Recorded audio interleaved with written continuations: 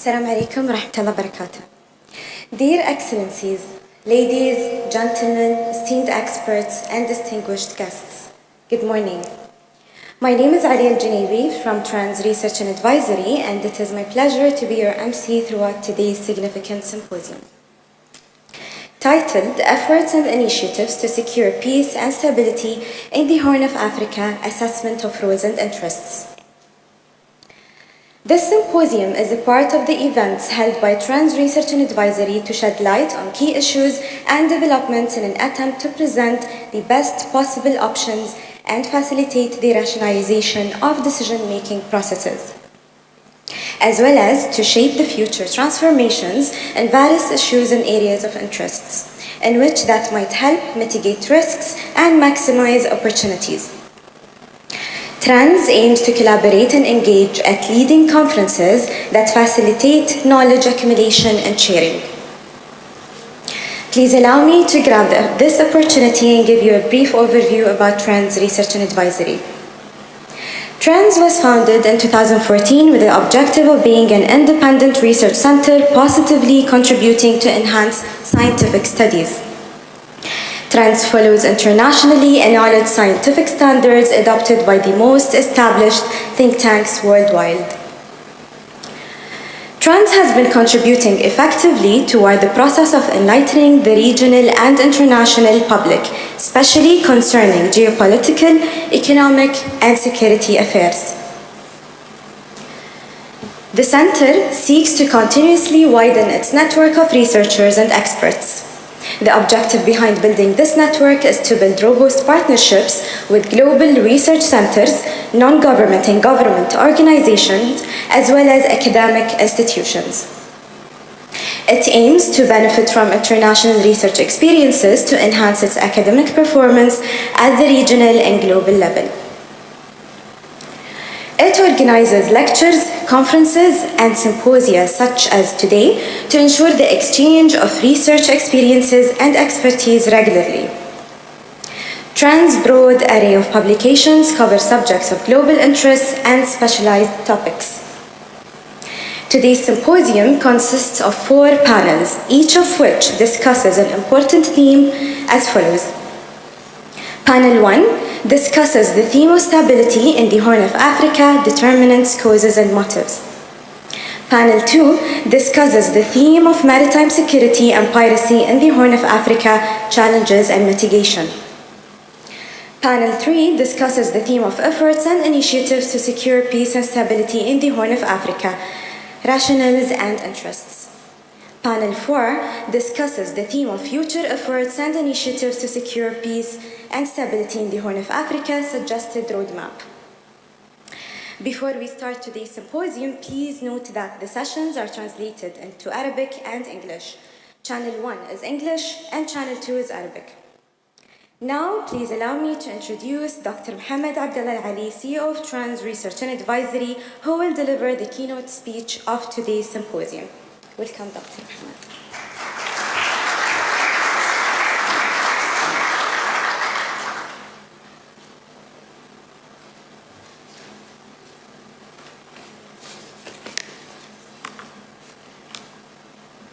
السلام عليكم ورحمة الله وبركاته.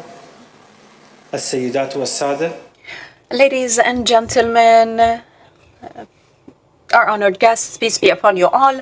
It is my great pleasure to welcome you all to this symposium, which will discuss an issue that has received much attention by intellectuals and politicians equally, namely how to achieve stability, peace, and development in the Horn of Africa, a region of great strategic importance for Africa and the Middle East and the world, along with aligning the roles and responsibilities and foreign roles in order to achieve best results possible. The geostrategic importance of the region is known for everyone. It stretches from the southern boundary of the Red Sea into the Gulf of Aden and Indian Ocean, and therefore it sits on one of the most important international routes, whether terrain or over the seas. So the Bab el-Mandeb Strait, which includes between 4 to 5 million barrels of crude oil and refined petroleum products, as well as many other supplies, and about 20% of the world trade passes through the strait. The region's proximity of the oil-rich Arabian Peninsula makes it of vital importance to the Arab Gulf states, as evidenced by the efforts to restore legitimacy in Yemen. The region is also a vital connection point between the economically and technologically rising East and the developed West, making it an important link in the global supply chain. In addition, that it has diverse natural resources and great economic potential. Due to its geostrategic importance, the Horn of Africa has become an arena for political competition between regional and international powers seeking to have presence and influence in the region to safeguard their interests, including the United States of America, China, the United Kingdom, who have sent special envoys to the region, underscoring the importance of the region to their global strategies. Meanwhile, the region has been going through a myriad of crises, putting its security and stability at risk. First, there are the civil and interstate conflicts that have ravaged the region, increasing political and security risks. Then there are the acts of piracy in its waters, which have promoted many countries to strengthening their security presence in the region to protect their ships and trade routes, all within the region.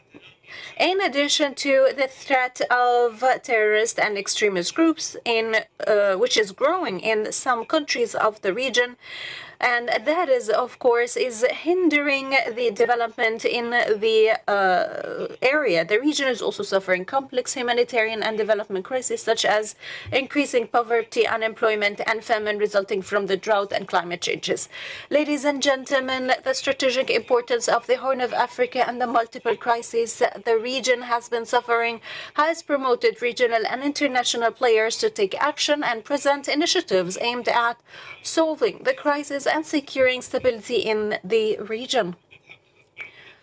Some of those efforts have achieved important success, such as the UAE-Saudi initiative to end the long conflict between Eritrea and Ethiopia and the signing of the historic peace agreement between them. Other examples are the role played by external parties in confronting piracy in the region, especially the European Union, which played an important role in this regard, as the EU's Operation Atlanta succeeded in reducing the volume of attacks on ships from 168 attacks in 2008 to only 3 at the end of 2014. Also, an important thing was the development aid and investment projects provided by several countries to support the development efforts and confront humanitarian crises in the region. Despite those successes, the momentum of competition and sometimes conflict of interest between some of intervening international and regional powers have limited the anticipated results of the various efforts to achieve stability in the Horn of Africa. They even sometimes contributed to the exacerbation of existing crises. This raises serious questions about how to reconcile and coordinate the efforts and initiatives to external parties in a way that would ultimately enhance stability and development in the region. Ladies and gentlemen, Trans Research and Advisory organized this symposium with a view of bringing together leading experts, academics, specialists to shed light on the determinants of instability in the Horn of Africa, the efforts and initiatives of external parties to achieve peace and stability in the region, and how to address the numerous crises, especially that of piracy, which threatens trade and the navigation movement in the region. This symposium also seeks to draw a roadmap for coordinating those efforts in order to achieve peace and stability in the Horn of Africa. Our efforts toward organizing this symposium within the framework of transmission to provide to better understanding and more accurate analysis of the various issues and developments taking place in the world to anticipate their potential implications and to make recommendations that serve decision makers and societies alike, as well as the development goals. I am fully confident that this symposium will contribute to our efforts in achieving security and stability in the region with the contribution of the experts and intellectuals, which will in turn contribute to the strengthening of global security. That will definitely strengthening the regional and global stability. Once again, I would like to thank all the speakers and participants for their time and for participating with us, as well as everyone who is attending with us here in the hall, as well as everyone following us on all of the platforms for trans and the various social media platforms. Thank you very much for your attendance, and peace be upon you all.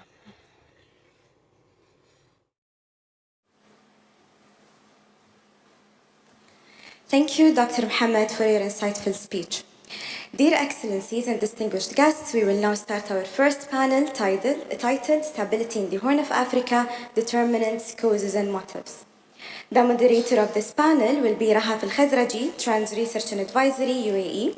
The distinguished speakers will be Dr. Alexei Lonin, Researcher, Center for International Studies, University Institute Lisbon, Portugal. Dr. Caleb Demirou, Doctoral Candidate, University of South Florida, US. Please join us to the stage. Thank you.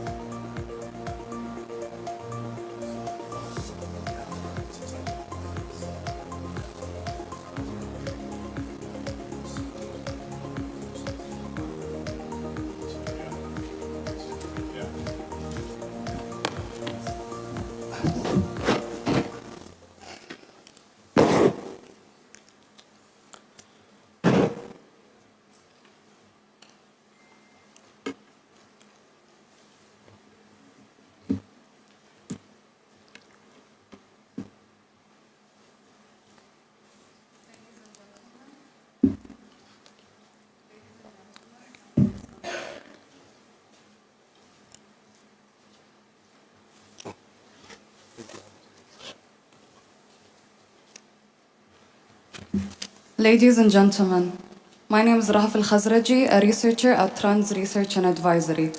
It's a great pleasure to welcome you all to the first session of this symposium entitled Stability in the Horn of Africa, Determinant, Causes and Motives.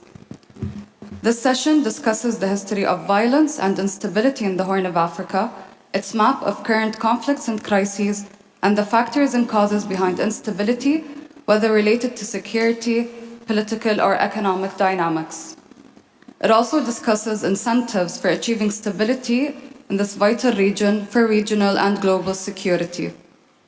Before I introduce our distinguished speakers, I would like to give you a brief overview of the importance of this region, especially in relation to the GCC. The connection of the GCC to the Horn of Africa is historical, based on centuries-long cooperation. The strategic importance of this region as a place along the Red Sea Quarter and as commercial and economic growth base has changed and shaped the GCC's engagement with the Horn of Africa. Strategically, the conflict in Yemen has raised the importance of securing maritime navigation in the Red Sea, as well as freedom of transport and general security.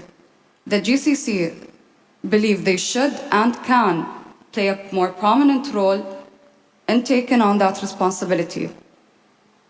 The importance of this region is not limited to the GCC only, as it is also important to Africa and the whole world, as mentioned by Dr. Mohammed Al-Ali in his welcoming remarks.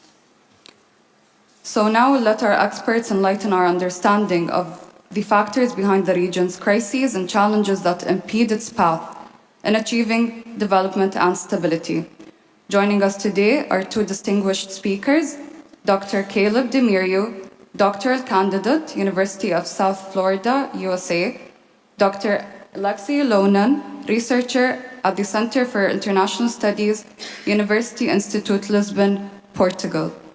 I will open the floor for each speaker to deliver a 15-minute overview inspired by their professional experiences, followed by an open discussion at the end of this session. We'll start with Dr. Caleb Demirio.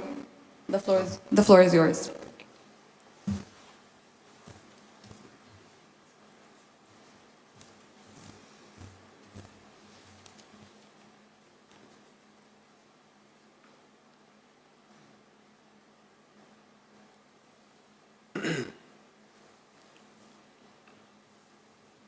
Good morning.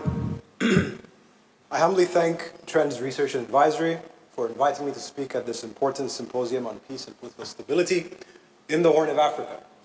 As many of you know, and as has been stated this morning, this region has been a site of tremendous conflict over the last few decades, much of it driven by complex political and economic factors. And in assessing the role of external stakeholders in this region, it is important to consider the institutional determinants of political order and stability. This is why I'd like to start with a very basic question. Why has political stability been so difficult to achieve in the Horn of Africa? I'd like to be clear in my own research what I refer to when I say Horn of Africa. There are more restrictive definitions that account for the four countries at the tip, namely Ethiopia, Djibouti, Somalia, and Eritrea. But increasingly, scholars have also taken to calling Sudan, South Sudan, and Kenya as members of the Horn. Certainly, there are certain cultural intersections between Kenyans on the coast and Somalis. And it's difficult to separate the experiences of the Eastern Africa community from the Horn proper. For instance, the Rwandan Patriotic Front, or RPF, during its rebellion was hosted by neighboring Uganda. The Tigrayan People's Liberation Front in Ethiopia, during its rebellion, solicited support from neighboring Sudan. The South Sudan Liberation Movement, the SSLM, or the South Sudanese People's Liberation Movement, the SPLM, also received support from the Ethiopian government during its rebellion, during its struggle for independence. And so, for this reason, I find it beneficial in terms of devising best practices and shared learning in enacting policies for sustained political stability in all these regions. It is important to draw comparative insight from as many countries as possible in this region that have these ties and similarities. And so I start with an expansive definition of the Horn, which some scholars have referred to as GHR, or the Greater Horn of Africa region. And indeed, various organizations, including the EU Commission, use this expansive definition for some of their projects. And second, before addressing what external stakeholders are able to do it's useful to start by contextualizing what they have done in the past. So the prevailing reality in undeveloped states is that institutional change is elite-driven, it's incremental, it's time-consuming, and yes, it's unpredictable. Whereas many of the proposals that we see that focus on things, ideals like democracy and justice and human rights, while well-intentioned, sometimes ignore the fact that granting of certain privileges and amnesties to actors for the sake of stability is inherent in the requirements for gradual institutional change. And so, oftentimes, interventions in the Horn of Africa have relied on a mix of liberal and security priorities with little basis in the internal body politic and complexities of the respective countries. So often, and again, understandably so, external stakeholders may want to prioritize things like elections, or human rights, or democracy, or even institution building from above. These are certainly laudable goals, but the top-down mechanisms for enacting these liberal provisions often undermine the very pillars of political stability in these states. So take, for instance, President Salva Kiir in South Sudan. Many well-intentioned observers often claim that the Troika, that is the group that is consisting of the United States, the United Kingdom, and Norway, responsible for peace transitions in this country, should apply more pressure and force Kiir to face accountability for poor governance decisions. What I intend to show with the example of countries like South Sudan, Ethiopia, and Somalia is that despite these good intentions behind the proposals, isolation and pressure sometimes may cause more instability in these countries than progressive change. We can explain some of these counterintuitive governance dynamics by way of reference to the idea of the development dilemma, which was developed by Professor Robert Bates, formerly at Harvard, and by the idea of the violence trap, which proposed by Professors North Wallace and Weingast at Stanford University. The first of these, the development dilemma, shows how ruling elites often prioritize security goods over development goods whenever the regime is insecure. So, if you take my previous example, South Sudan, excessive external pressure on the Sudanese People's Liberation Movement likely incentivizes President Kiir and his allies to invest more in security goods. The violence trap framework elucidates how these security goods are produced. In simple terms, in closed access orders, that is in states that lack a pluralistic legal regime for open political and economic access, stability is established through rents-based agreements between different groups. In other words, in closed access orders, ruling elites control the threat of violence by providing rents to contending elites, particularly those elites that pose the threat of violence. And in order to do so, ruling elites first monopolize the political and economic marketplace, then provide special access rights or privileges to different groups based on how likely the groups are to threaten regime security.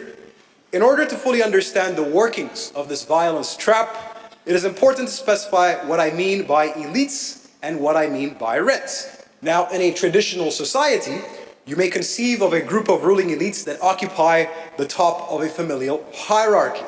Often this group will provide rents to a wider group of dynastic members with ostensible claims to the throne. And beyond that, rents will then be provided to landowning nobility, religious leaders, warrior elites, and so on and so forth. In this way, the traditional society maintains a sophisticated political order through highly institutionalized mechanisms for rents-based governance. However, the less institutionalized and the more personalized the rents-based arrangements between these different groups of elites are, the more unstable the political order. In other words, more institutionalization and codification of elite agreements is likely to result in more stability. This is what we learn from the violence trap framework. And you can think of a similar pattern emerging in modern societies. Here, ruling elites may first provide rents to a cohesive opposition political party that serves a role in legitimizing the prevailing order. And beyond that, rents may be provided to wealthy elites and educated elites. In many societies in the Horn of Africa, you are also likely to see tribal and religious elites play an important role in sustaining a given social order. Again, I want to underline that the implications of this framework are not necessarily that rents are bad or rents are destabilizing. Rather, the focus is on how personalized versus how institutionalized the rents are. So let me briefly consider what I mean by rents. One could think of political rents, such as political appointments or formal recognition of political parties. For instance, recently elected Somalian Prime Minister Hamza Abdi Bare recently appointed Mukhtar Robo, a founder of the terrorist group Al-Shabaab, as a cabinet minister in the country's new government. The rationale here is to capture reconcilable elements within Al-Shabaab and convince them to have a stake in the prevailing political order. More commonly, we may often also speak of economic rents.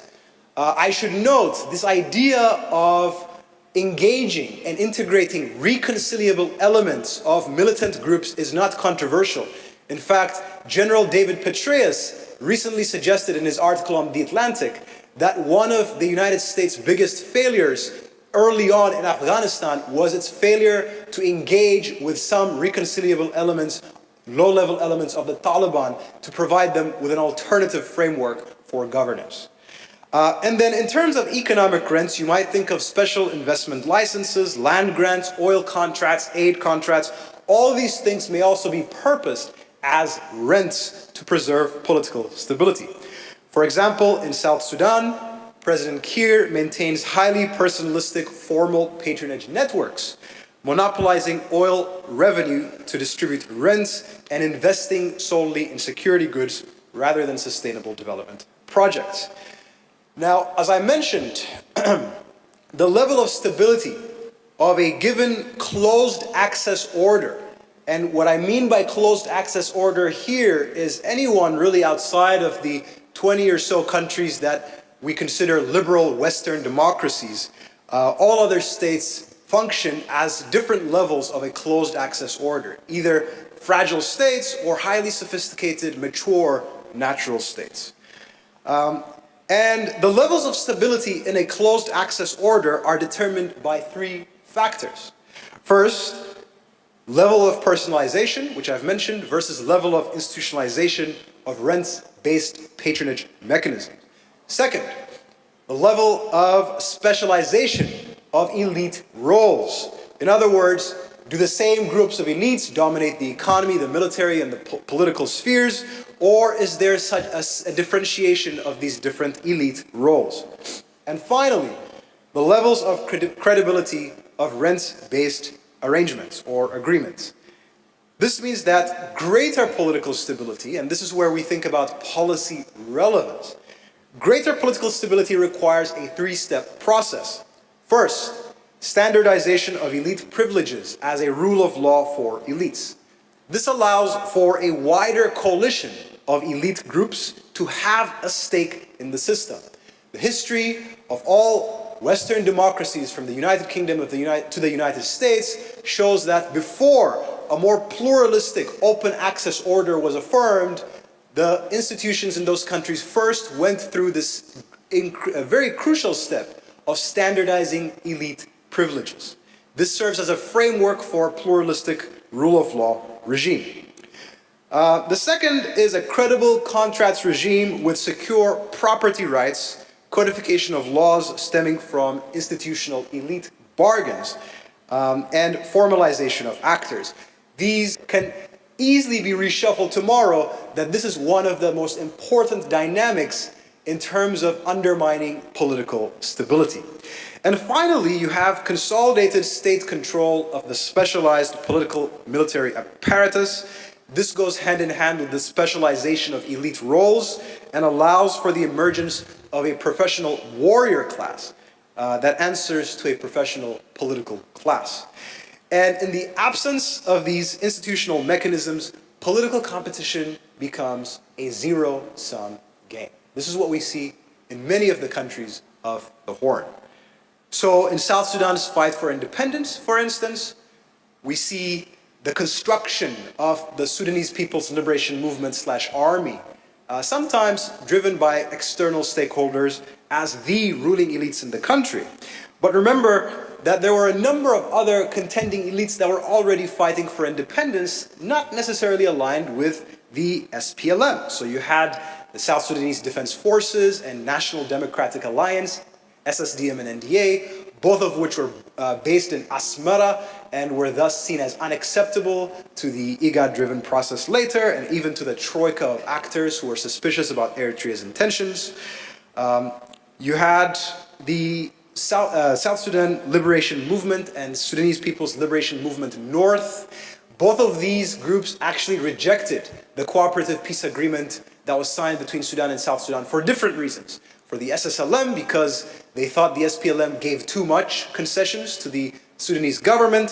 For the SPLMN, because the elite preferences there were different. Their preference was to maintain union with Greater Sudan, but still provide more autonomy and human rights provisions to the south. Everyone, in other words, all these elites had different preferences, and when time for bargains came, when it was time for negotiations, most of them were excluded from the peace process. In other words, it is not surprising, it's actually expected, quite rational in fact, from the violence trap framework, that South Sudan, 2 years after gaining its independence, would descend into a civil war. And even later, elite contentions within the SPLM would lead to further fractures, leading to the SSDM, or South Sudan Democratic Movement, under George Athor, and the Sudanese People's Liberation Movement in opposition. And you see similar dynamics in Ethiopia stemming in the Communist Revolution of 1974. Since then, you saw the proliferation of a variety of groups, from the Derg to the Mason to EPRP, and then later, starting in the 1980s into 1991, the Tigrayan People's Liberation Front, ANDM, OLF, OPDO, EPRDF. All of these groups share very similar leftist ideologies, but no elite consensus because of the lack of institutionalized mechanisms for elite bargaining, and because of the dilemma wherein ruling elites prioritize security goods over cohesive, inclusive, and in this case, elite-inclusive development. This is why politics in the Horn of Africa is often dominated by what I like to call the alphabet soup of political parties. More to the point, the violence trap framework helps us understand why President Salva Kiir and Vice President Riek Machar, who worked together to lead South Sudan to independence under the Sudanese People's Liberation Movement, would take on opposite sides in the civil war that would plague the country from 2013 to 2018. While many point to identity politics, given that the former is an ethnic Dinka and the latter an ethnic Nuer, the reason for instability in this case is not simply ethnicity, but the tentative and personalized nature of elite rent. Another example, in 2010, SPLM commander George Athor was promised governorship of Jonglei province, an oil-rich province in the northern part of the country. For whatever reason, Athor did not win the governorship. And as soon as he lost the election, he was able to subsequently form his own splinter group, the South Sudan Democratic Movement, again using personalized ties to recruit fighters, thousands of fighters that were loyal to him. So here again you have another militant elite group in line with the expectations of the violence trap framework. Again, these are not surprising, these are expected. On the other hand, President Kiir tried to increase the number of regional states in South Sudan from 10 to 28 in 2015 and to 32 in 2018, both unsuccessfully. His reasoning was that this would diminish ethnic politics.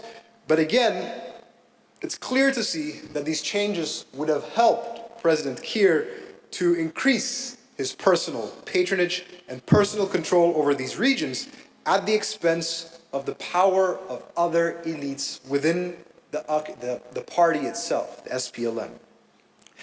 The outcome of these tentative agreements, the personalized nature of these institutional bargains, has been the displacement of over 1 million people across the South Sudanese territory, and tens of thousands living in makeshift protection of civilian sites across the country, in places like Malakal, where administrative bureaucracy has completely broken down.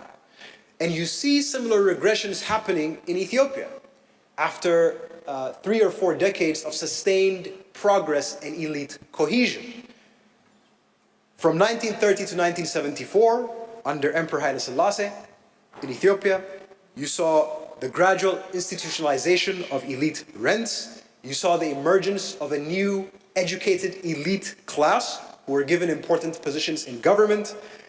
You saw education investment, specialized investment in a professional military or warrior class, and the granting of property rights to stimulate private industry and investment. This allowed for a broader consensus of different elite groups to share within these rents-based mechanisms. Of course, this is still a closed access order, but at a far sophisticated stage than the Ethiopia that we see since then. By contrast, when the Derg took over in 1974, it abolished property rights, all institutions, and the underlying elite bargains of the imperial era. In fact, seeking to dismantle the very conception of elites.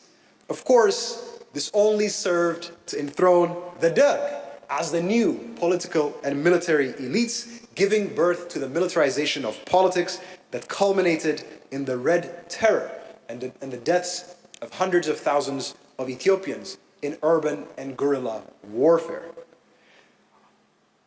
I'd like to leave some room for questions, so I'd like to conclude here with a somewhat counterintuitive policy prescription.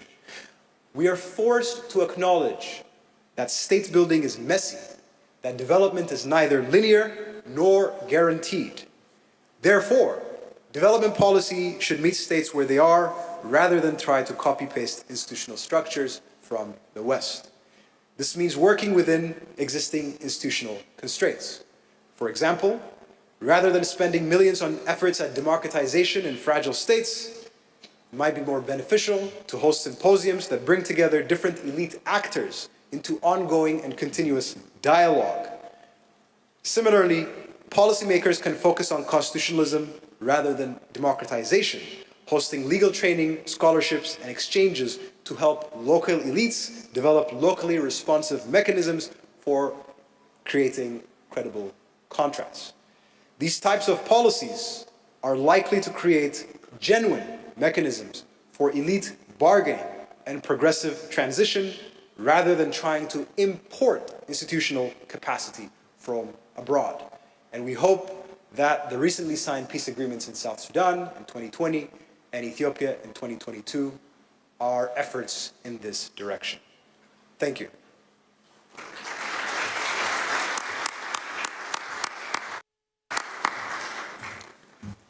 Thank you, Dr. Caleb, for your valuable contribution. We'll be moving on to our next speaker, Dr. Alexei Lonen. The floor is yours.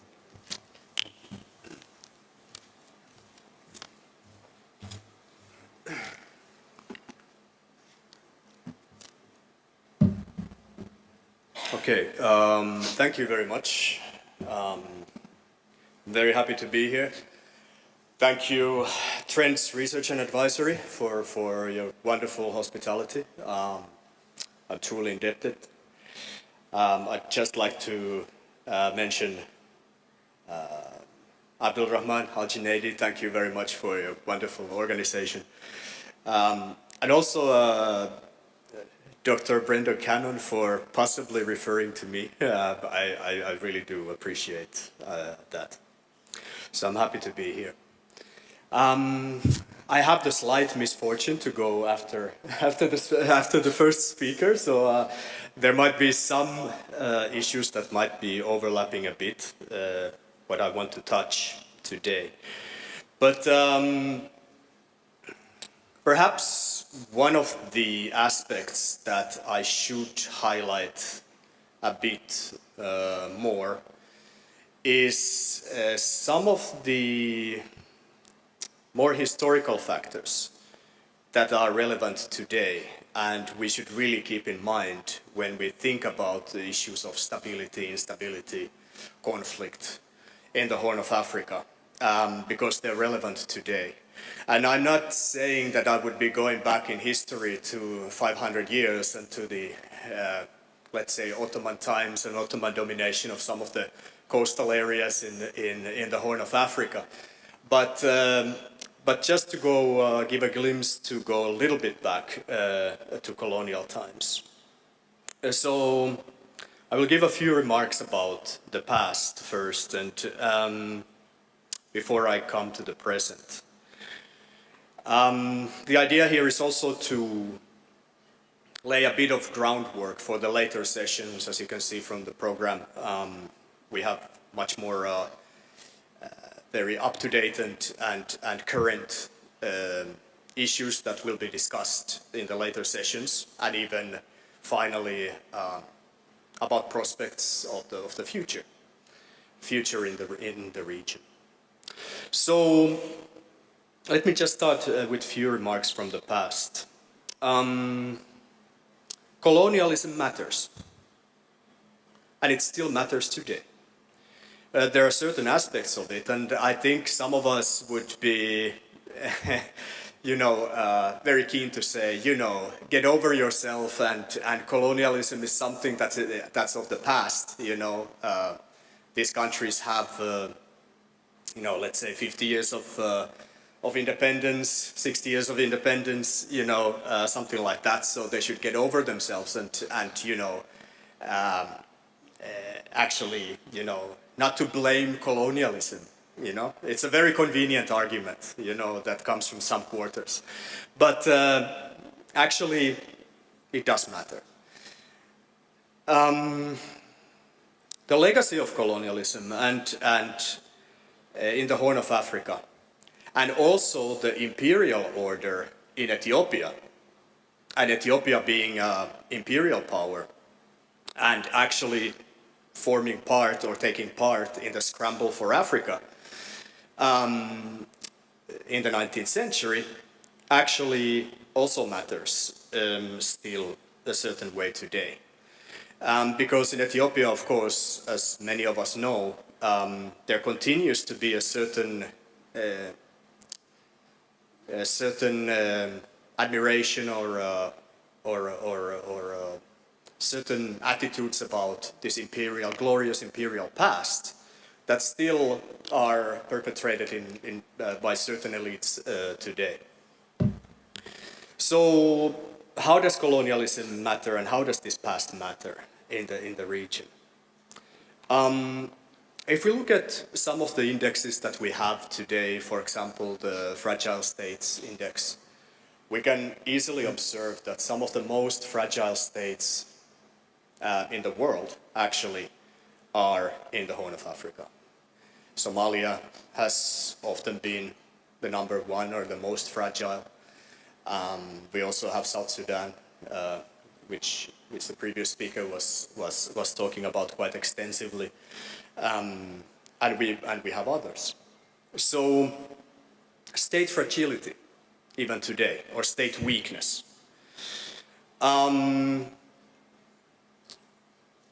Some of these legacies from the past, of course, we have very firm ideas about governance and authoritarian governance. And I'm not saying that authoritarian governance is something bad. It is just a different form of governance from what one might be used to in the West in terms of democracy. But it has certain dynamics that also contribute to instability and conflict. Minority rule, very restrictive minority rule, related identity politics, marginalization of majorities, marginalization of various identity groups. And this draws back to colonialism to a large extent. And I'm not going to give a lecture about colonialism more because I don't really have time for that today, but this is just to keep in mind, and perhaps in the questions and answers we can also think about that and later sessions. The issue of borders, colonial borders. These were agreements between external powers, basically colonial powers. Ethiopia was one of them.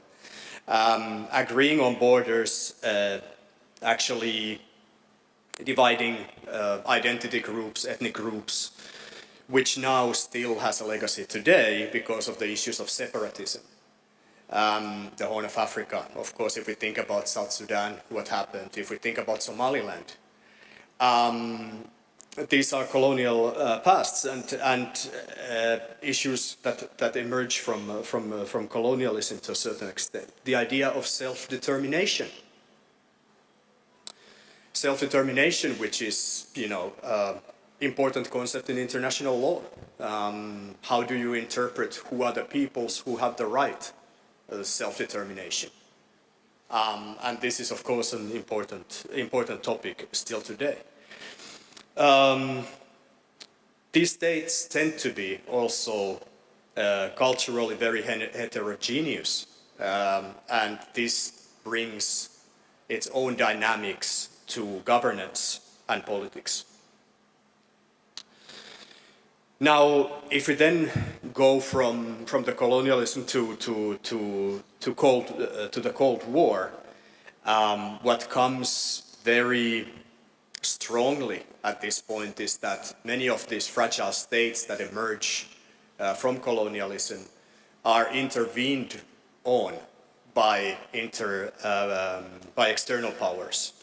And this happens already in the Cold War. We can talk about, for example, superpower competition, the proxy wars, and I don't really want to get into any more detail on that because I don't have time, but we can think about what was referred to, for example, the Ogaden War in the 70s. Many of insurgent groups that have been supported by external powers during that time.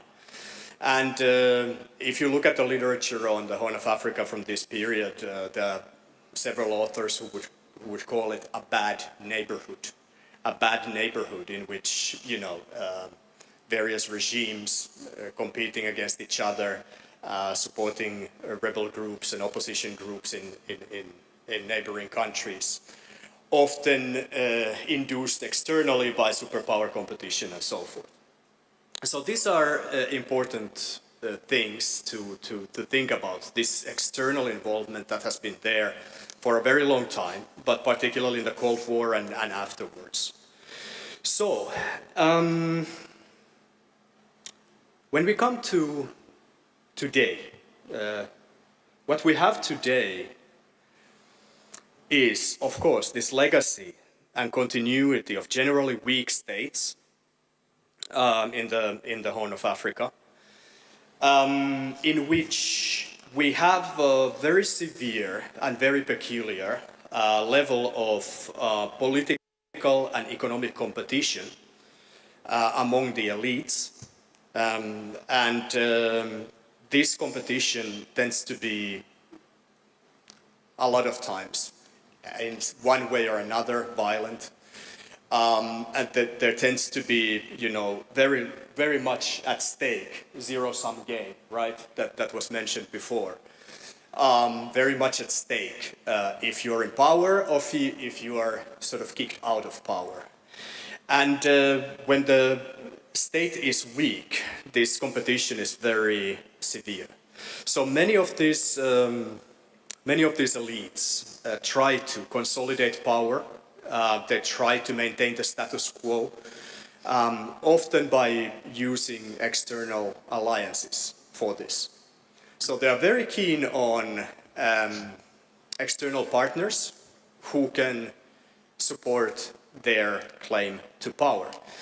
And this is very important to note, because oftentimes in international relations we look at Africa, as something that has been intervened on by external powers having their own rivalries, extra-regional powers, having their own agendas and so forth.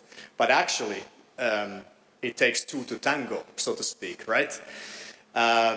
And it's oftentimes that these local elites being the state elites, tribal elites, regional elites within states, and so forth, even business elites, are very keen on buttressing their own position locally through external partnerships also.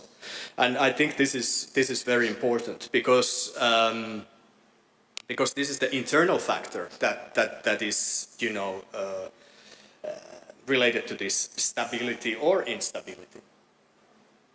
Then, of course, the external factor, which is the extensive penetration of external powers and extra-regional actors, which actually have their own interests, oftentimes their own rivalries. And because these states are structurally weak, they have ways of working with local actors that sometimes may undermine stability in these countries. So it is really a combination of the internal and external competition which is at stake here. So together, if we talk about instability, occasionally together these two create a sort of a toxic cocktail, if you will, which will push instability and conflict. But at best, they can also actually boost stability. So maybe suggest some of these possible remedies, you know, of this sort of chronic instability that we have today in the Horn of Africa. We have to recognize the state weakness there, and we have to also recognize the potential or possible negative effects of external involvement. So one important thing is really to try to boost state legitimacy within the Horn of Africa. And I'm talking about state legitimacy, not necessarily so much state authority through hard security measures, but actually winning the population on your side. It's important, legitimacy, that people actually feel that their state represents them, and that it's a legitimate form of governance. That they have a stake in the state, they can participate. They feel that there is actually something that, you know, the state also contributes to their well-being. And I think this is very important, and I'm not suggesting that this should be necessarily a Western type state structure, because we can, for example, look at Somaliland, where of course the UAE has been an important partner and very productive partner. But we can look at the Somaliland political structure, and of course Somaliland is a internationally not recognized state, but at the same time it has a very interesting political system, a hybrid way of taking some Western institutions, but at the same time having traditional local factor in the political system. And at the same time, interestingly enough, Somaliland is one of the most stable political entities in the Horn of Africa currently. It prides itself of political stability and security, which is actually very interesting when we look at, you know, some of the neighboring countries, for example. So in Somaliland, you could say that, you know, the state is very legitimate for among the population, and there is this important element there. So boosting state legitimacy, and then finally, just to conclude, in terms of the external involvement, I think it's important that external powers who want to be involved and are involved in in the Horn of Africa would really look at their own involvement in a sense that to try to shape it into as productive and useful engagement also for the local states. Of course, they have their own interests, but at the same time, trying to minimize the externally induced destabilization and rather try to work together as much as possible for the benefit of those local states. I think that would be in the benefit for all. I think they would be able to push their own agendas and get their own interests through, but it would be very useful for the local states in the Horn of Africa at the same time. So let me stop here, and I think we can have some questions and answers, I believe, and thank you very much for your time.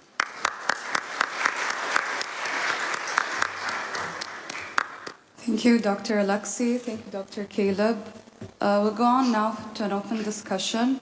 I have a couple of questions, but I'd like to give the audience a chance to ask first. So if anyone has a question, please raise your hand or let me know.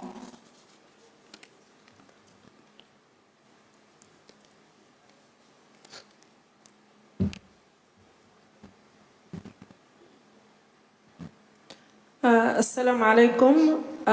الشكر الجزيل لمركز ترند للدعوة. أنا أمانة جعفر، منظمة جبر الضرر للسلام والتنمية.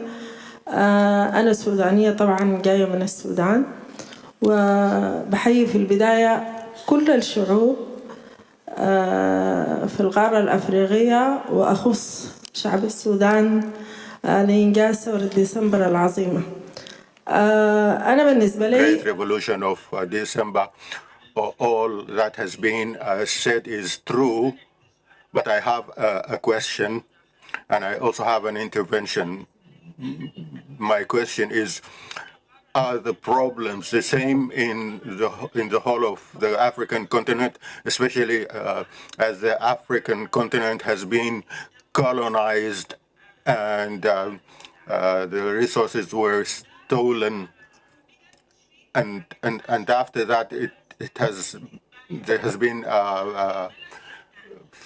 fragile. The political situation has been very fragile, and all the African countries suffer from political fragility. And if that is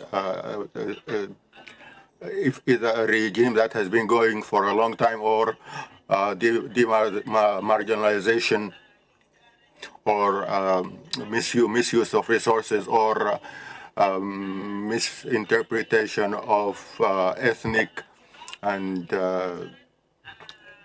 religious diversification, and the control of political Islam on many of the African countries. And also there is a problem that is evident in most countries of the question of identity. Are we Arabs or Africans? For us in Sudan, are the problems of the African country one and the same? Number one, and which is the most important now, there is a vision that has not been put forward, but it has solved some of the problems of the African continent and solved the problems of some parts of the African continent. For example, in Sudan, there was a suggestion by the Sudanese People's Liberation Movement. We have to know that the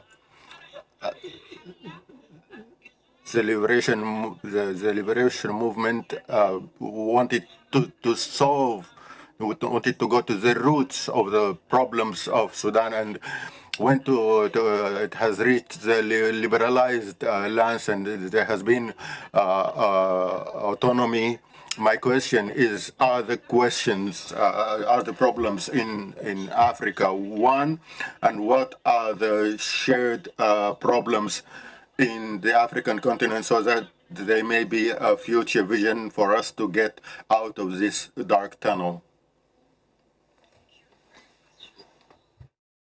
Dr. Caleb or Dr. Alexi, if you would like to answer.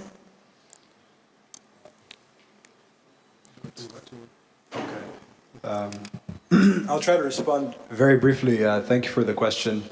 There's a question on the peculiarities of the revolution in Sudan and identity politics in the country, and also sort of a broader question about what differences and what commonalities do we see in terms of the African experience. I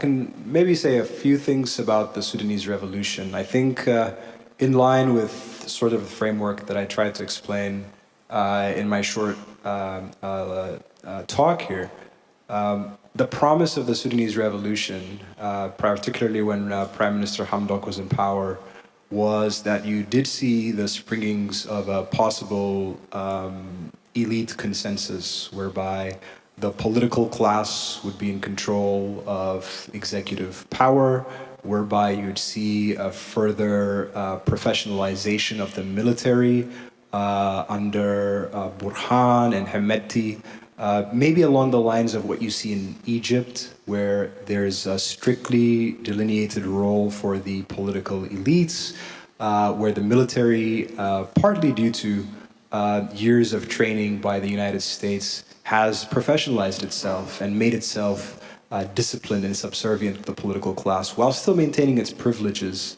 I think for many reasons that promise has been broken somewhat. It is broken particularly because we see here an attempt by two militant elite factions, this time forces loyal to Hemeti and his special forces, and forces loyal to Burhan, in this case, appending the powers of the prime minister and establishing de facto military rule under the Sovereign Council. It's not altogether surprising to see these transitions. It's certainly tragic given the costs that the Sudanese people have paid to bring change into the country. But I think it also forces us to pay attention to the importance of ensuring continuous and ongoing dialogue among wider and wider groups of elites. People have a voice and people can make a difference, but at a certain point, the decision makers are the ones responsible for enacting lasting change, and it is the incentives and constraints that drive them that allows us to see why revolutions such as the one in Sudan may be appended. But then more broadly about your question on the African experience, there's an interesting book. I sympathize with Alexi and some of you folks in the audience who talk about the importance of colonialism. It's certainly important. But in terms of policy responses as well, one of the lessons that Africa, certainly the Horn, has to gain from the Middle East, for instance, is a point that Fuad Ajami sometimes makes, is that the Middle Eastern countries that have been more successful in propelling economic prosperity, property rights, strict enforcement of contracts, elite bargains, are the ones that, instead of looking to an outside power to blame, started by looking within themselves, started to adopt the standpoint of hope and optimism in terms of projecting a vision for the future that all the elites could find a stake in. And I think we maybe see a little bit of that in Rwanda, in the African continent. But outside of Rwanda, it's very difficult to see a visionary leadership which has been able to stage, and this also, of course, goes to great lengths in terms of supporting the state legitimacy project that Alexi has very capably opined on already. So the short answer to the question then is, no, the problems are not, I mean, the African countries are not all the same, but interests are always interests, elites are always elites. There's different groups of them. They may be, they may come to power using different means, but they all have preferences, they all have interests, and bargains, the specificities of bargains may look different, but bargaining, trade, political and economic transactions are something that have existed since the beginning of time. So these are commonalities not just African countries have with each other, but that they have with other societies throughout history as well. Thank you. Hello, hello. Yeah, okay, good. I think that was a very comprehensive answer. I think there are maybe a few aspects I could highlight as well.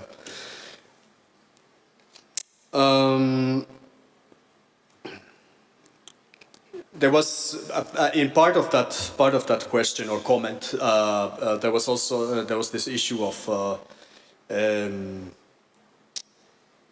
governance and particularly the long-term governance of certain individuals in power for several terms. I mean, we can think about Djibouti, for example. I believe it's the 5th term right now that OIG is in power in Djibouti, and so forth. While then we have other states where that hasn't been so much the case. So I would just like to say that there is definitely differences and in the actual political systems. Like I referred to earlier on, Ethiopia being an imperial power, it was never colonized.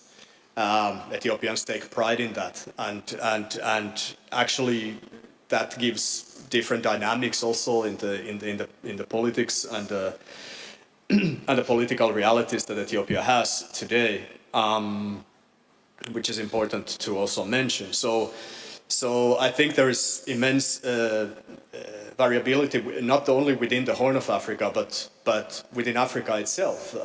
We're talking about 54 states. 54 states part of the African Union. I mean, that's an immense number of states. If we think about the European Union, which is, much fewer states.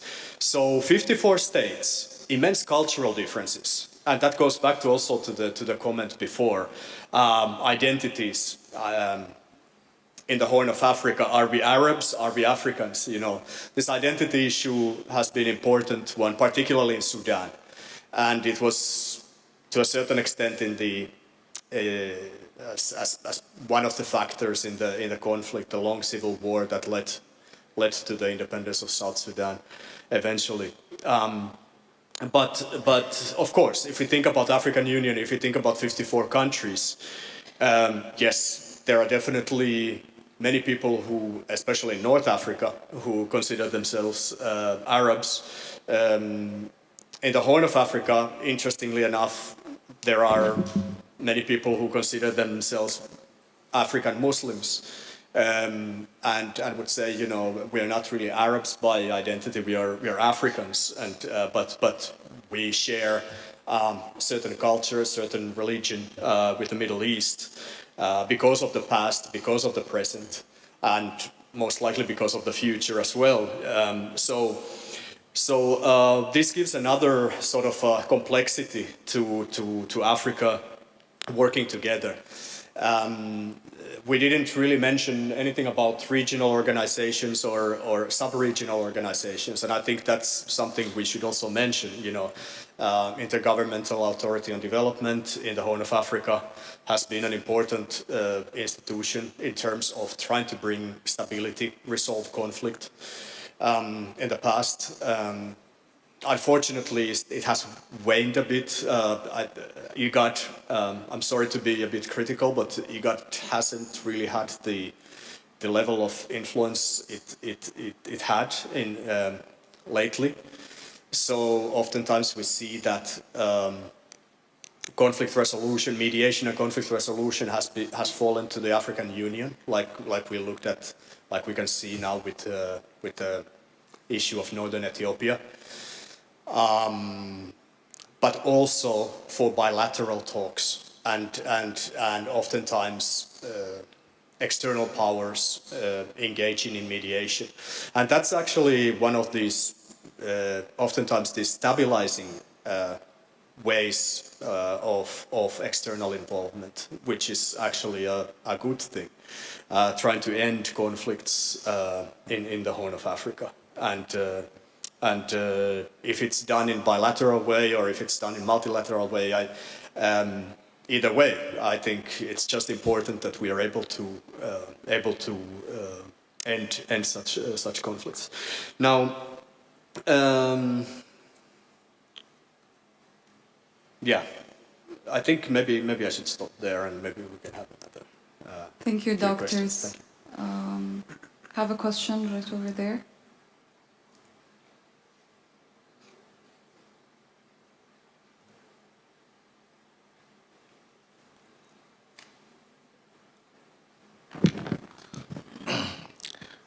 Thank you very much for giving me this opportunity. My name is Ambassador Mohammed Ali Guyo, IGAD Special Envoy for Red Sea, Gulf of Aden, and Somalia, and also now with a special focus on the resolution of the conflict in Ethiopia as a special advisor to His Excellency President Uhuru Kenyatta, one of the mediators. I have several observations. I hope can just run them through. Talking about stability in the Horn of Africa is a very important question, especially when it is discussed here in Abu Dhabi. Because communities in the Horn of Africa, the government and the people, have a special connection to the Arabian side. The Arabian side also have a special cultural, religious, geopolitical connection to the Horn of Africa. So the big question is, how can we leverage these important elements that binds the Horn of Africa and the Arabian Peninsula for purpose of prosperity and stability? That is the big question. Then the other important observation is, we are talking about the Horn of Africa region. I think for one to understand the Horn of Africa region, there are certain things that needs to stand out clearly. This is a region that is surrounded by regions with a complex geopolitics. It is sandwiched between the Sahel in part of Sahara, Africa, the North Africa, the Arabian Peninsula, and the Great Lakes of Africa region. This is a region surrounded by this important complex region with the different security realities, politics, economy, and so on. And of course, these regional realities, the different geopolitics, impact on this region in a great way. And then, of course, the other issue about this region that we need to know is the Horn of Africa is a region in transition. The countries are in transition, the leaders are in transition, the government are in transition, the climate is also in transition, and of course the conflict also is in transition, because what we consider as a local conflict now has a global dimension, like the one in, for example, Al-Shabaab is a local conflict with global dimension. And then, of course, also there is localization of global conflict in this region. Then the other important aspect for the Horn for us to understand is succession of power. This is a region whose succession of power from one government to another is not predictable. Only in a few cases can one say that the succession of power is predictable, like recently in Somalia. Then, of course, the other one is also recently in Kenya. So the region, this region suffers from a lot of issues, colonial issues, which has already been stated clearly. But the colonial issue plus internal contradiction has created this region to have a complex instability, where the region has become synonymous with self-determination, breakup of state, high-risk portfolio, and many, many other things that I cannot, enumerate all of them. But the way forward is let us discuss about what the question I posed already for the two panelists. Thank you.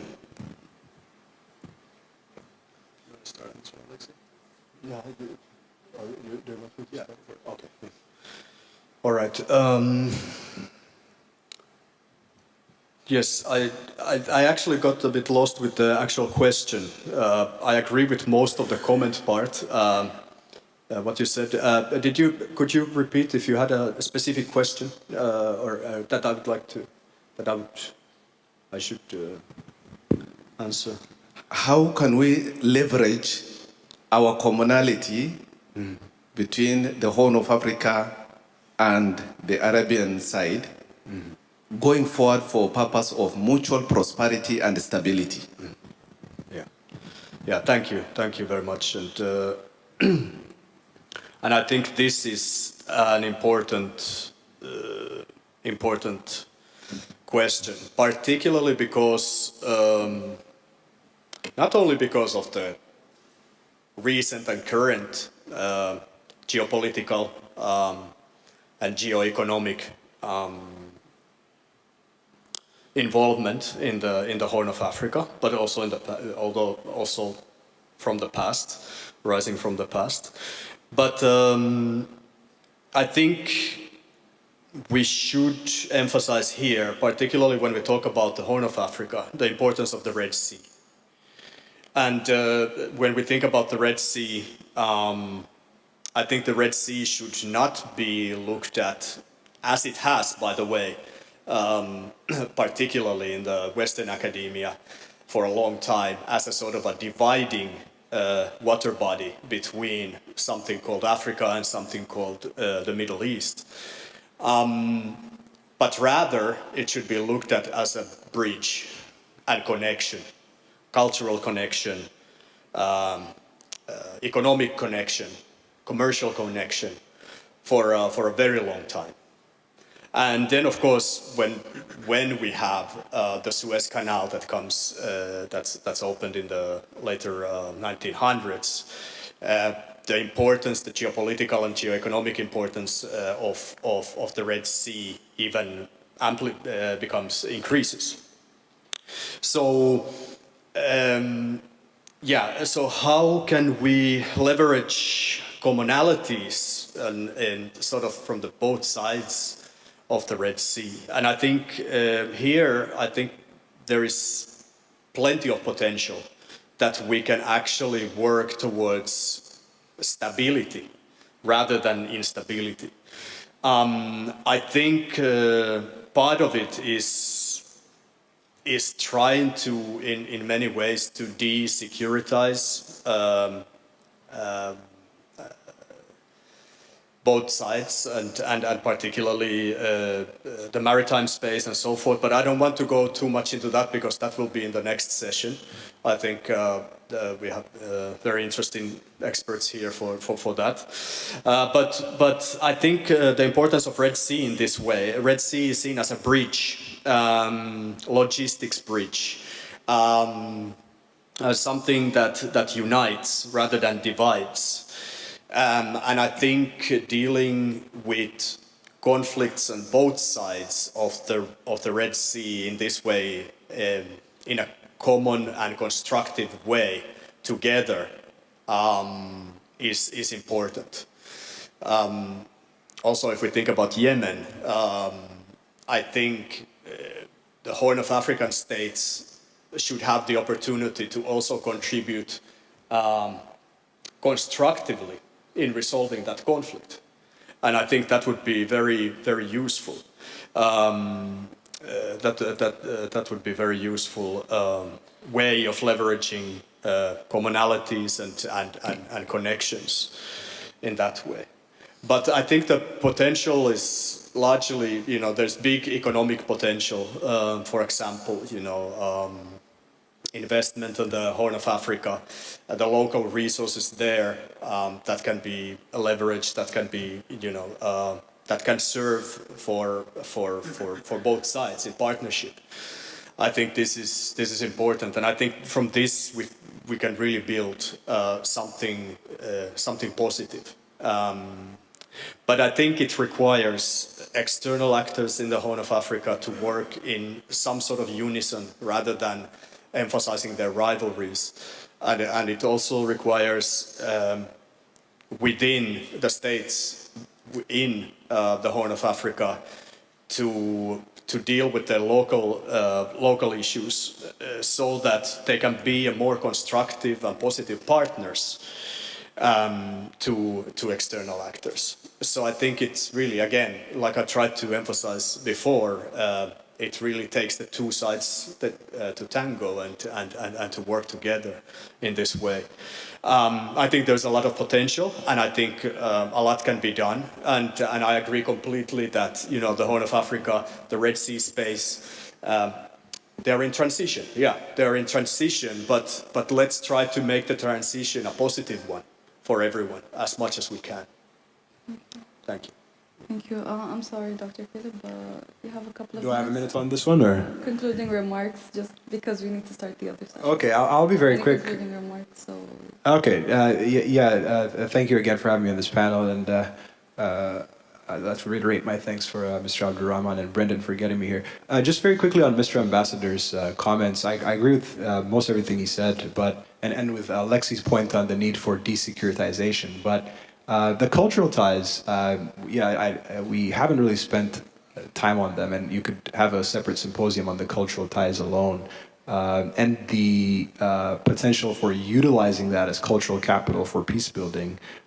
We know that when the Prophet Muhammad was persecuted in Mecca, he sent his followers to the land of the Al-Habash in Ethiopia, and that became the first hijrah, and that the first Muslim communities in the Horn were actually the first refugees from Mecca, who established the Emiratis of Afar, of Harar, that lived under the Solomonic dynasty.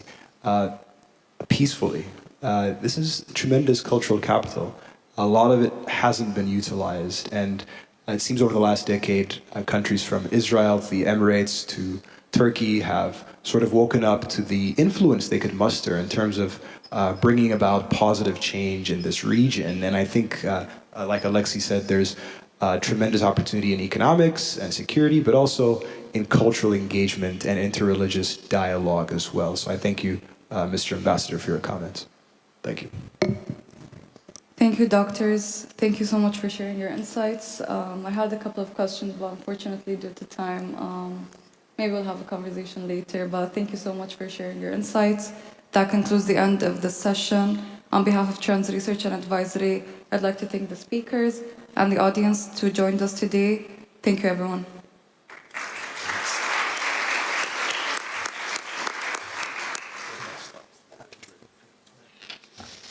Your Excellencies and distinguished guests, we thank our speakers for such an insightful panel and yourselves for the questions.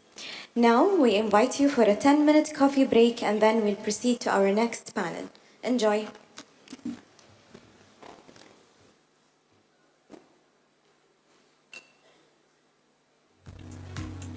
Now proceed to our second panel, titled Maritime Security and Piracy in the Horn of Africa, Challenges and Mitigation.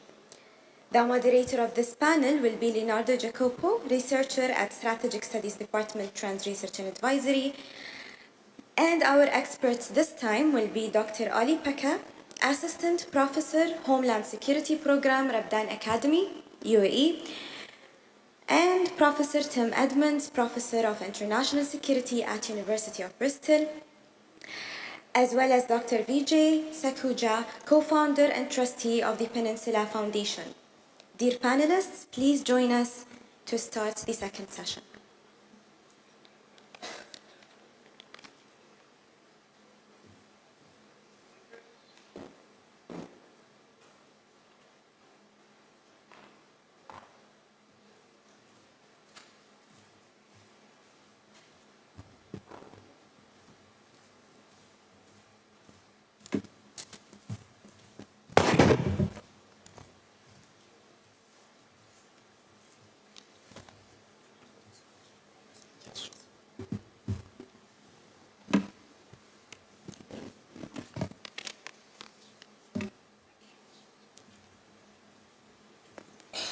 Good morning, ladies and gentlemen.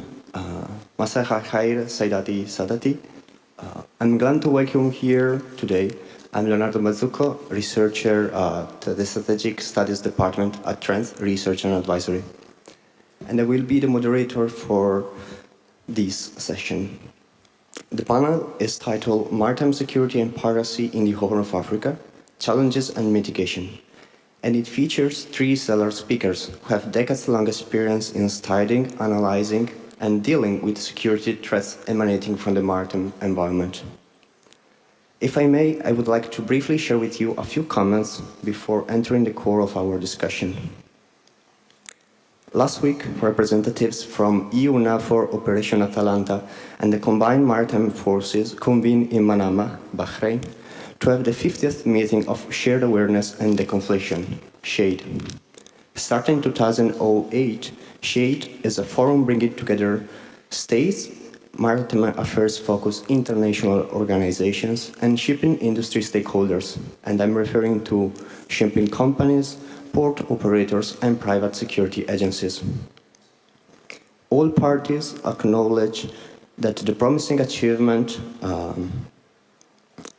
of fighting piracy of the Gulf of Aden, of the Western Indian Ocean, and the Gulf of Oman have been strongly secured by the different security platforms inaugurated in this area. However, there were also a widespread consensus among the different participants in recognizing two main points. The first one is, while piracy has undergone a steep reduction over the past 14 years, and that sea harassment episodes have become a less urgent and less menacing concern than they used to be a couple of years ago, piracy threat has not been completely eradicated. Indeed, criminal networks thriving on the political and institutional turmoil breaking havoc ashore in the Horn of Africa still hold significant operational capabilities and practical means to jack up instability and ultimately favor a spillover of tensions in these busy waters. Second, the offshore dangers that seafarers and mariners face on a daily basis have become more complex, nuanced, and more difficult to tackle in a proficient and efficient way. As I mentioned before, this session will discuss past and current threats looming over free navigation and the unabated flow of commercial vessels in the Western Indian Ocean. What strategies and tools have been implemented to defuse these menaces, and we will also attempt to cast some light on the future trajectories for maritime security in the waters of the Somalia coast. Since time is tight, without further ado, I will move to introduce our panelists. At my left, there is Dr. Olli-Pekka Suorsa. He is an assistant professor at Rabden Academy here in Abu Dhabi. Dr. Suorsa has a several years-long expertise in defense and military affairs.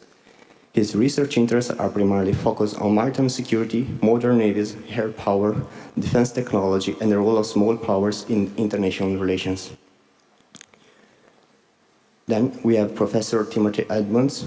He is a professor of international security at the University of Bristol and the director of the Global Insecurities Center. Professor Edmonds is a world-known scholar focusing on transnational organized crime at sea. He is also co-director of Safe Seas Network, which is a Denmark-based non-profit association uniting researchers with consolidated expertise on the maritime security and ocean governance, especially blue crimes, maritime security governance, naval operations, capacity building, and infrastructure protection.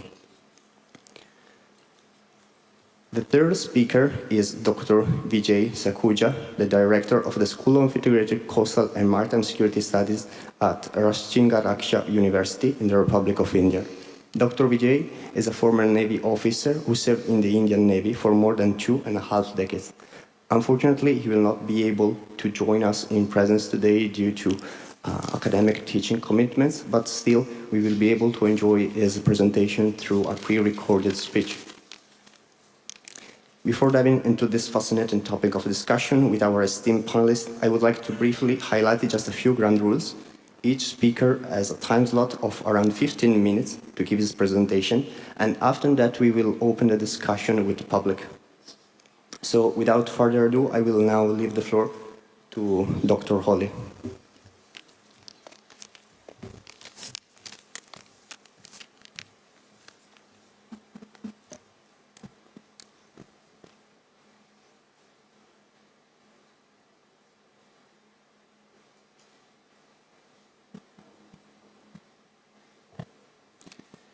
Okay, Assalamu alaikum. And let me start by first thanking Dr. Mohammed and the Trends organization for the very kind invite once again to one of your prestigious events. Very pleased to be part of these events once more. What I will be discussing to you today is to sort of set the scene for what are we talking about in maritime security of the coast of Somalia, and really bringing it to the bigger picture that we understand how significant this particular area is for global maritime connectivity. And I will end with three key propositions that I want to highlight for moving on toward the future. So, as a way of setting the scene for this panel as well, I would like to highlight really the importance. So when we are looking at the Horn of Africa, Gulf of Aden, we should not focus on that particular point on map. We have to understand that for maritime security and for our maritime connectivity, for maritime space, this is a bigger issue. We are looking at broader connectivity between Asia and Europe, with the Middle East having the connections to both directions as well. So this is a vital maritime thoroughfare. At the same time, what we are seeing is one of the most dangerous bodies of water. So coming down from the Red Sea to the Bab el-Mandeb, or as we know in English, the Gate of Tears, very fittingly, and to the Gulf of Aden. So these are some of the most dangerous maritime choke points and sea lanes of communication simultaneously. When we are discussing piracy, and piracy in particular in the Gulf of Aden, I need to start by mentioning that there's very few incidents anymore. Since 2018, we haven't seen any verified piracy cases in the area. This is due to many reasons, some of which have to do, as the event today is talking about, the third parties, external parties' influence in addressing these problems. So foreign navy presences, having multinational naval groups addressing these issues. Since the highs and lows in piracy incidents, the shipping industry famously established what we know as high-risk area. So this high-risk area was very important in highlighting to the international community the dangers, if you will, of these waters. We have seen this high-risk area since then being shrunk and made smaller time after time, depending on these ups and lows of piracy incidents.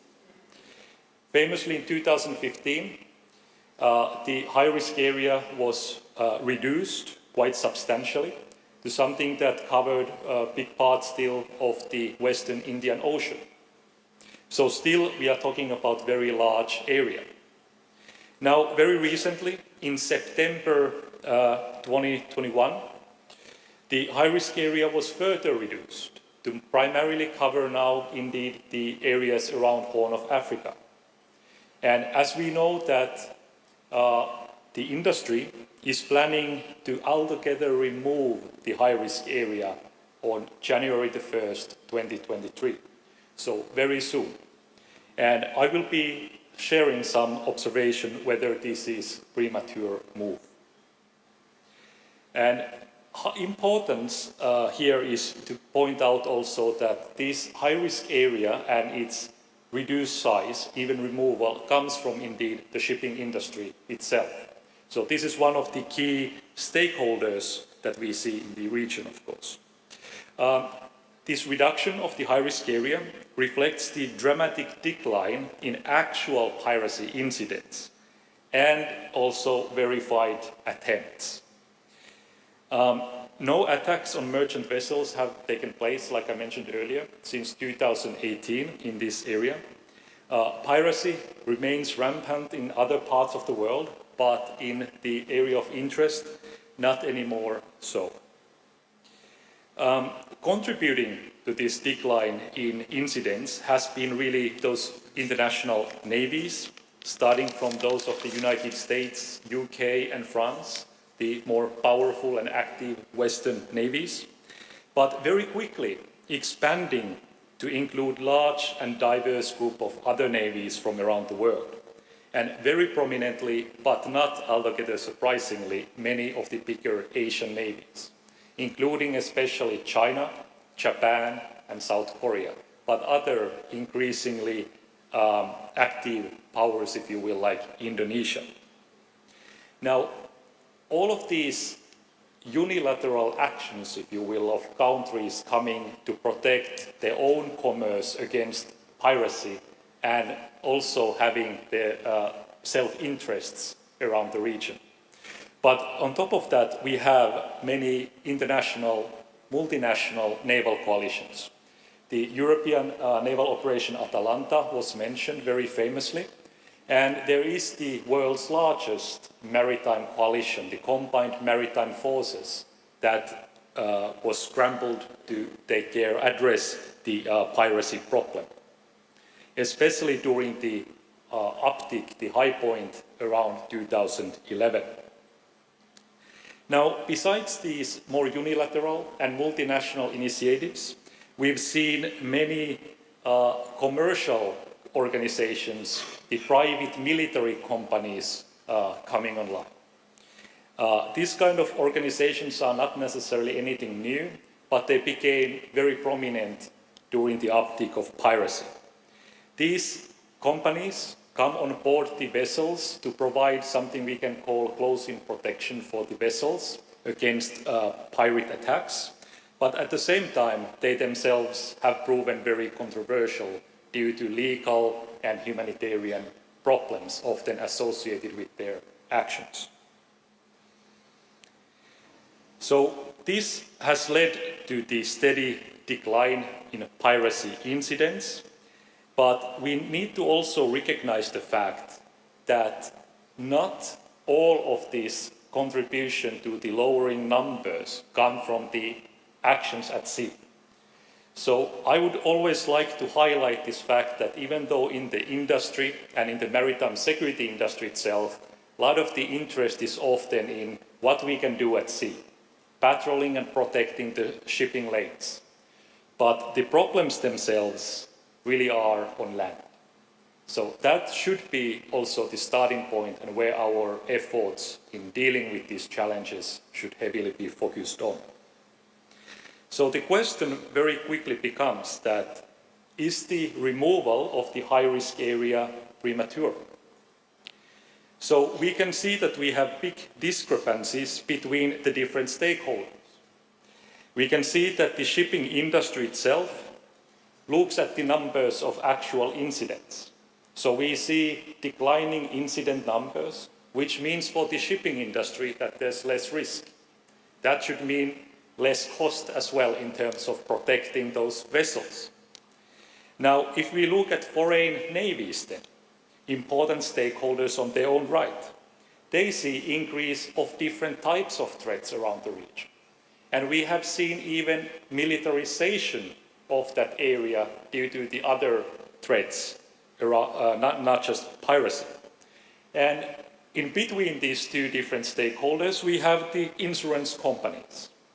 So despite the fact that we are removing very likely the high-risk area by January 1st next year, insurance companies have already voiced that they are not going to remove the higher premiums as of now. What we can look at that despite the decline of these piracy incidents, especially when we move from Gulf of Aden, and again looking at the bigger picture of this maritime space, and especially the Bab el-Mandeb, we have seen terrorist activities, we have seen especially the Houthis launching attacks against both military and civilian vessels, and using means that used to be only available for state actors. So we have seen attacks, whether intentional or otherwise, using sea mines, using limpet mines, anti-ship missiles, and using drones to attack shipping. So this is a significant development in the sense that all of these used to be only the means of navies and powerful states. Now this is available for non-state actors as well, and threatening the freedom of navigation and peaceful shipping through these critical maritime choke points. Moreover, when we say that we have witnessed the decline in Somali piracy, it doesn't mean that these groups have somehow gone away. What we have seen is that their modus operandi has also changed. And this has largely to do with the naval patrols by external states. But what we now see is that many of these same groups are now engaged in other illicit activities, and most prominently perhaps smuggling of arms and contraband to war in Yemen. So now we again recognize how these different areas and different conflicts are connected in many ways. And this is again linked across the Gulf of Aden and Bab el-Mandeb. So it becomes a serious maritime security challenge. Now, as I mentioned earlier, that it is really important to highlight the fact that how these problems come from the land. So dealing with the symptoms only at sea is not really sufficient. We really need to deal with the insecurity, the instability, and the societal, social problems at sea. We have to deal more effectively with economic disparity, lack of job opportunities, and I will highlight also the illegal fishing that many say pushed the Somali groups to piracy. So it is also about desperation. So dealing with these activities, these problems, we are dealing also with these broader issues from piracy to smuggling and these conflicts around the region. As we learned in the previous session already, it is indeed the fragility, the violence in this neighborhood that is causing a lot of these problems for a very long time already, and very likely not going to end, unfortunately, anytime soon. Now, let me move on to 3 quick propositions before I conclude. My first conclusion is more relevant to the industry, the maritime industry. My second proposition is more aspirational indeed. And my third proposition is related especially to academia and with policy relevance. So my first proposition is related indeed to the high-risk area, whether it is premature to get rid of that high-risk area. So I would hope to see that the high-risk area is indeed maintained. This is because we should not be focusing on blindly, if you will, on the piracy issue in regarding the high-risk area. We should instead see the broader maritime insecurity. And therefore, because we see that the maritime insecurity is really prominent still today, it's just taking different forms. So that we keep the high-risk area and use it as the platform for our many responses. Now, the second point that I mentioned is more aspirational. It is indeed related to what I have now mentioned 2 times, that we need to have greater efforts to deal with these problems, the root causes of this maritime insecurity on land, and not just dealing with those symptoms at sea. My third and final proposition, like I mentioned, is more academic, but with great policy relevance, is related to the data itself. So we need to be really transparent about the data and scrutinize that data of piracy incidents, the maritime security incidents, so that when we publish records of how many piracy incidents, or indeed verified incidents, that we have to be really careful that we are actually talking about actual incidents, actual attempts.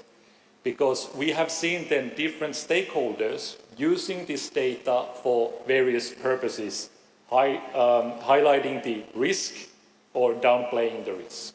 So it is really important that we remain transparent about that data. And a big part of this is that when we look at these incident numbers, we need to increase our understanding of the patterns of life around that region. That way we can be more accurate in assessing whether these suspicious activities around our vessels is actually attempted attack or not. With these brief remarks, I conclude here, and I thank you very much for your attention. Thank you very much.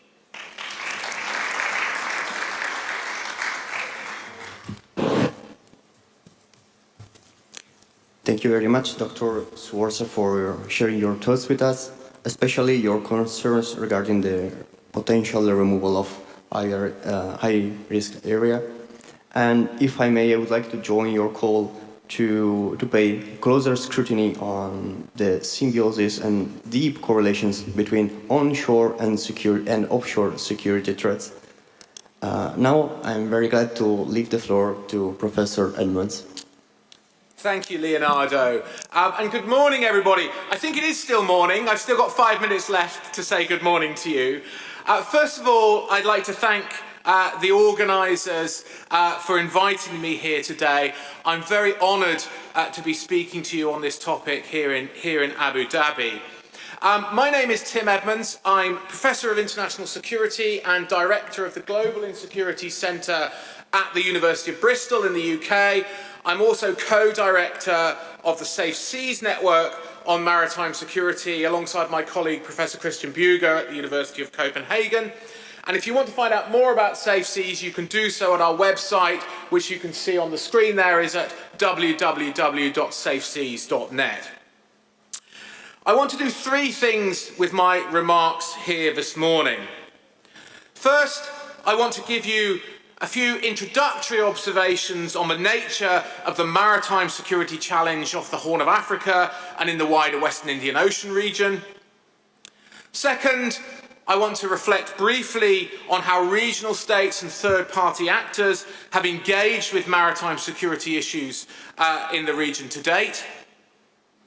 And finally, I want to consider what further actions should be taken to strengthen maritime security in this part of the world and what the priority areas and challenges are likely to be in future. Now, I'm going to pick up on some of the same themes as Ollie, but hopefully I'll kind of build on them and add to them, and I'm not going to contradict them, which is really good to hear.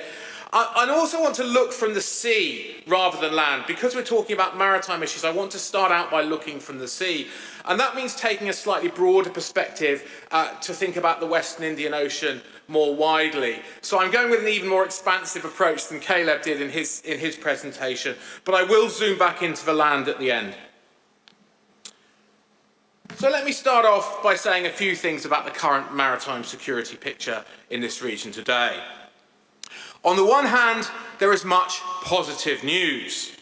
We've seen a major decline in piracy since 2012, with only sporadic or small-scale attacks since then.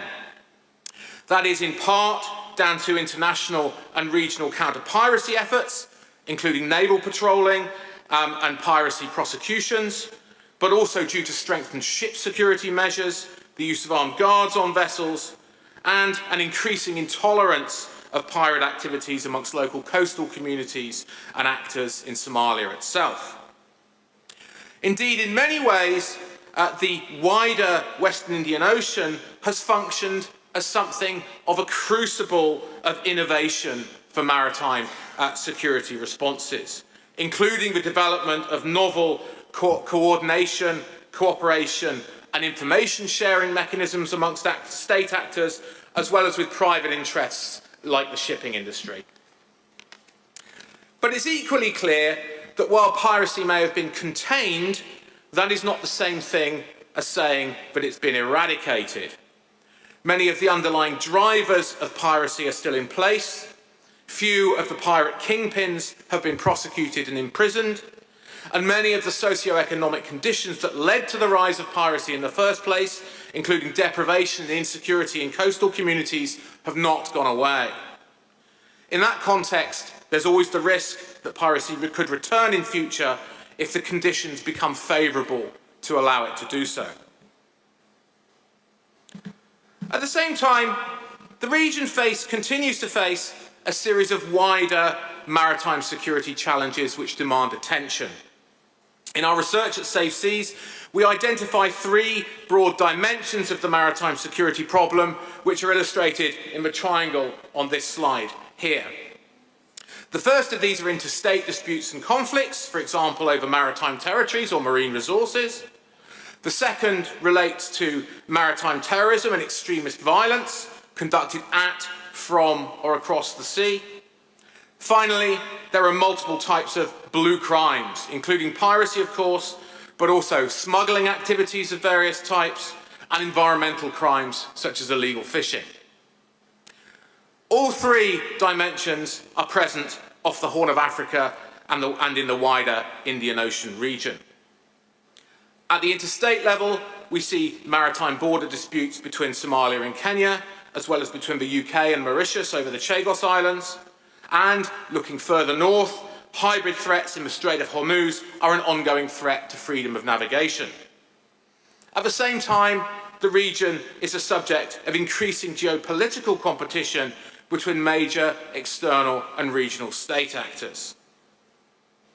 Terrorists and political extremists continue to pose a threat, both in relation to the maritime spillover of conflicts on land, as has been the case in Yemen and Mozambique, but also because extremist groups such as Al-Shabaab have been shown to engage in maritime crimes such as smuggling to help fund their activities. The threat of an Al-Qaeda or Daesh attack on shipping also remains a possibility.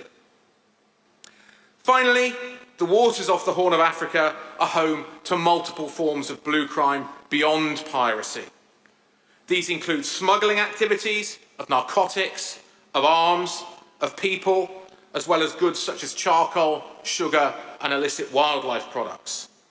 Environmental crimes such as illegal fishing and pollution, generally carried out by actors external to the region, are also rampant.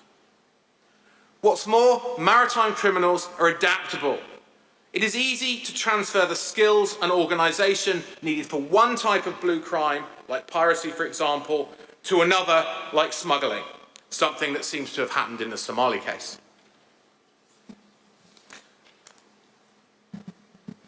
All this means is that even with the decline of piracy, maritime insecurities off the Horn of Africa are not likely to disappear anytime soon. So what can and should be done? Well, the first thing to say is that much has been done already. I've already mentioned the measures that international and regional actors put in place as part of the counter-piracy response in this region. These included multiple multinational naval operations, CMF, EU NAVFOR, NATO's Operation Ocean Shield. They included the formation of new networks, of new mechanisms to coordinate and deconflict operations between the navies of multiple different countries, most notably the SHADE platform, but also at the diplomatic level, the recently renamed Contact Group on Piracy off the coast of Somalia, as well as other formats like the Djibouti Code of Conduct. They included the creation of a new legal transfer system to allow for the trial, prosecution and imprisonment of piracy suspects captured on the high seas, and they entailed the establishment of multiple capacity building activities to assist regional states in strengthening their own maritime law enforcement structures.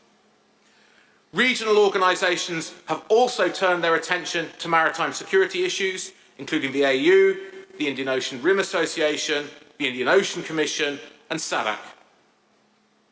Now, what's remarkable about these formats is that so many of them have endured in the period since piracy's decline, often shifting their attention to some of the other forms of blue crime that I identified earlier. It's notable, for example, that the Contact Group on Piracy was recently renamed to the Contact Group on Illicit Maritime Activities in the Western Indian Ocean. These initiatives provide a ready-made architecture through which to respond to maritime insecurities in the Western Indian Ocean. However, they face the challenge of how to translate the unity of effort which underpinned the counter-piracy response into action on a more diverse range of maritime security challenges and in the context of heightened geopolitical tensions.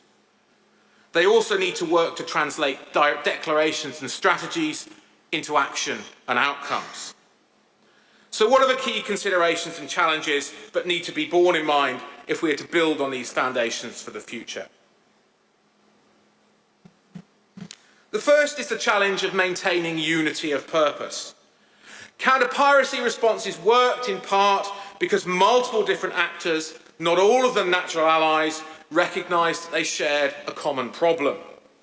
Piracy impacted on trade for Western nations, for China and Asian states, and for countries in the Gulf and the Middle East, as well as the shipping industry. It impacted on the maritime economies of African countries too, especially those like Seychelles, Mauritius and Kenya, with strong fishing and tourism interests. The picture is not quite so clear for some of the other maritime security challenges I've mentioned today. Different actors have different interests and priorities in maritime security.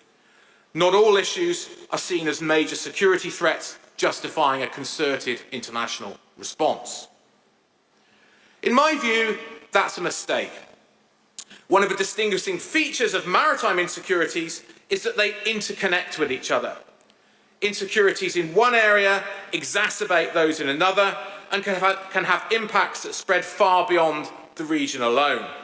At heart, these are shared problems that need to be addressed collectively. In this context, it's important that the collective maritime security architectures established in response to piracy are not allowed to fragment and dissipate. The region needs working institutional formats for coordination and political dialogue, both to avoid duplication and fragmentation, but also to manage growing geopolitical tensions. Existing forums, like the Shade Mechanism and the Contact Group, should be nurtured and supported. There is an important role for regional states, including smaller states in this picture. Not only are these most affected by maritime security threats, they can also be effective brokers and facilitators for strengthening and sustaining regional maritime security architectures outside some of the geopolitical concerns that impact some larger states' engagements. We also need continued efforts to increase the level of awareness of maritime security challenges amongst political elites and citizens, and that requires better education, media work, and civil society engagement.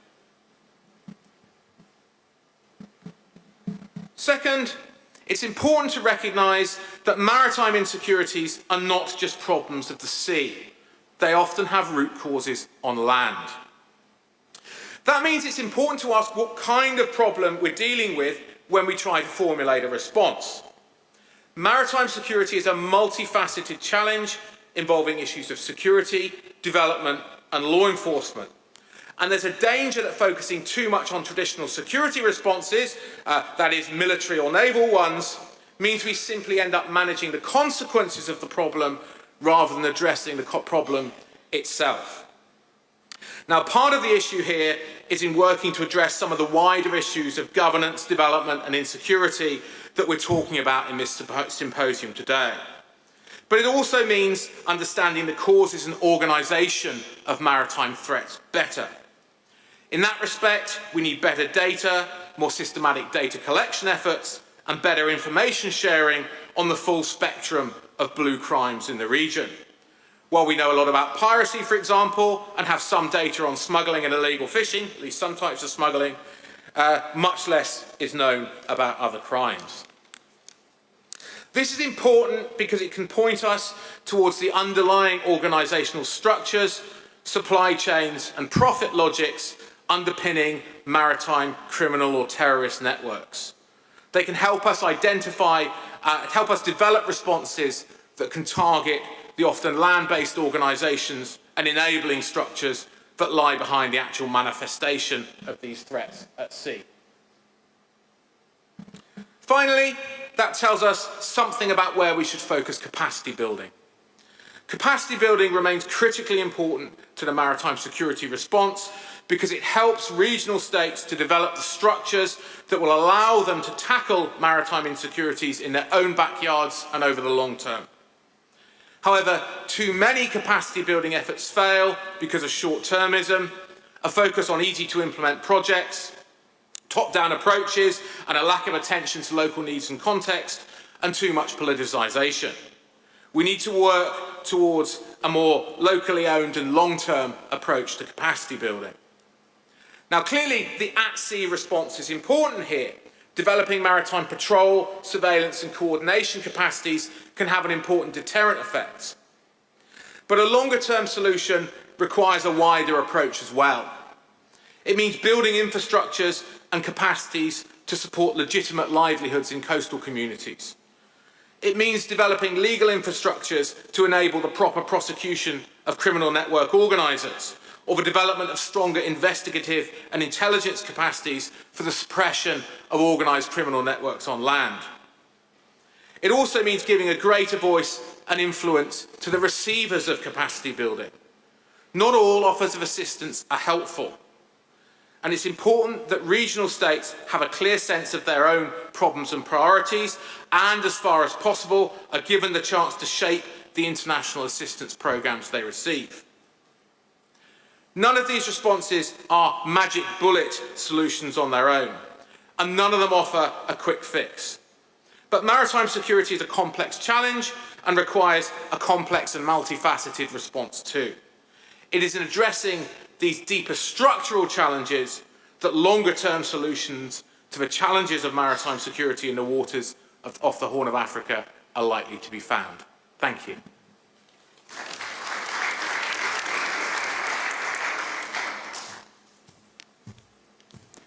Thank you very much, Professor Edmonds, for your insightful presentation. And if I may say, I really appreciate you spent some time highlighting how providing deterrence-based maritime security initiatives is just one segment, one tier of a broader approach to achieve meaningful and long-lasting results, aiming to provide a secure environment for mariners and seafarers to operate and navigate.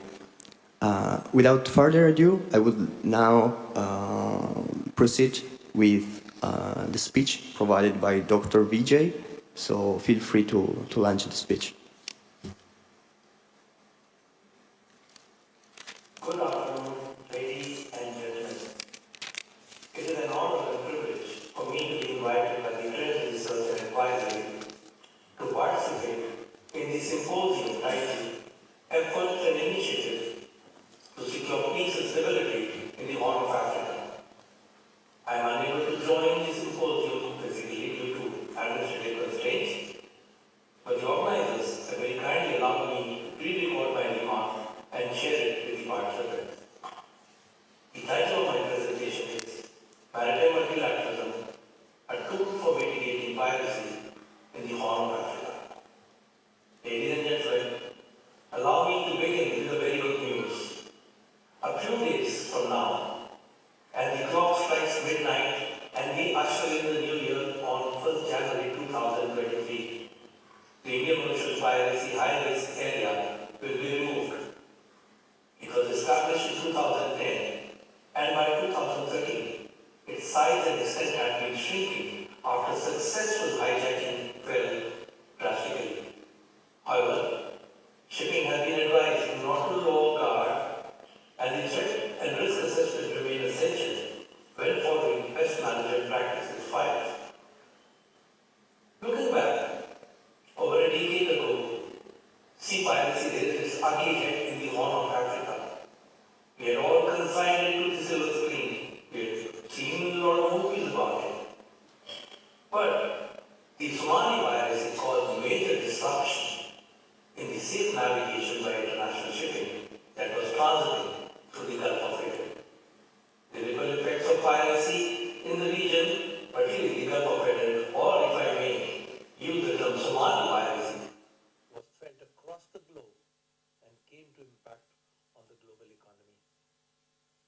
peak piracy time, the shipping industry was paying nearly 7 billion annually to help protect its vessels. Today, however, the number of piracy incidents have significantly reduced from over 300 in 2009 to really none, which is a very, very encouraging news. There are at least three distinct trends that emerged from the Somali piracy. First, the international community was visibly concerned about sea piracy, and the issue began to feature prominently in the United Nations debates, summit-level meeting where the leaders came forward and expressed concerns over sea piracy. Of course, ministerial discussions had this high on the agenda, and what followed were joint statements by countries concerned. Leader groupings too argued for bringing a favorable maritime environment through bilateral and multilateral agreements, for bringing order at sea by countering piracy. In fact, the states took upon themselves to deliver public goods at sea in the form of counter-piracy operations against Somali pirates. Many countries dispatched their navies and law enforcement agencies to the region and committed to international counter-piracy operations. What emerged were multiple task forces comprising of diverse navies. Some chose to conduct counter-piracy operations individually, while others preferred limited cooperation. Prominent among these task forces was, of course, the US-led Task Force 150, 151, and 153 that followed, because it was quick to bring these task forces very quickly into the region because US Navy was already operating in the area. EU NAVFOR, Somalia, Chinese Task Force 525 were all there. Even my country, India, chose to go into the region, but they preferred to go it alone. But they were not short of cooperation, either with task forces led by the US or with the EU or with the Chinese task force. I'll discuss that a little later. The second trend that I observed emerged from the Somali piracies, and over a dozen piracy monitoring agencies have mushroomed and are thriving. I think that's very good news. Some of these are UN-led agencies and initiatives, such as, to cite a few, UNODC, that is the United Nations Office on Drug and Crime, Global Maritime Program, IMO, Global Integrated Shipping Information System, United Nations Conference on Trade and Development, UNCTAD, and their maritime and supply chain security reports. Regional groupings too began to support global efforts to counter piracy. For instance, Somali piracy featured in the annual IOLA, Indian Ocean Rim Association, led Indian Ocean Dialogue that is held annually.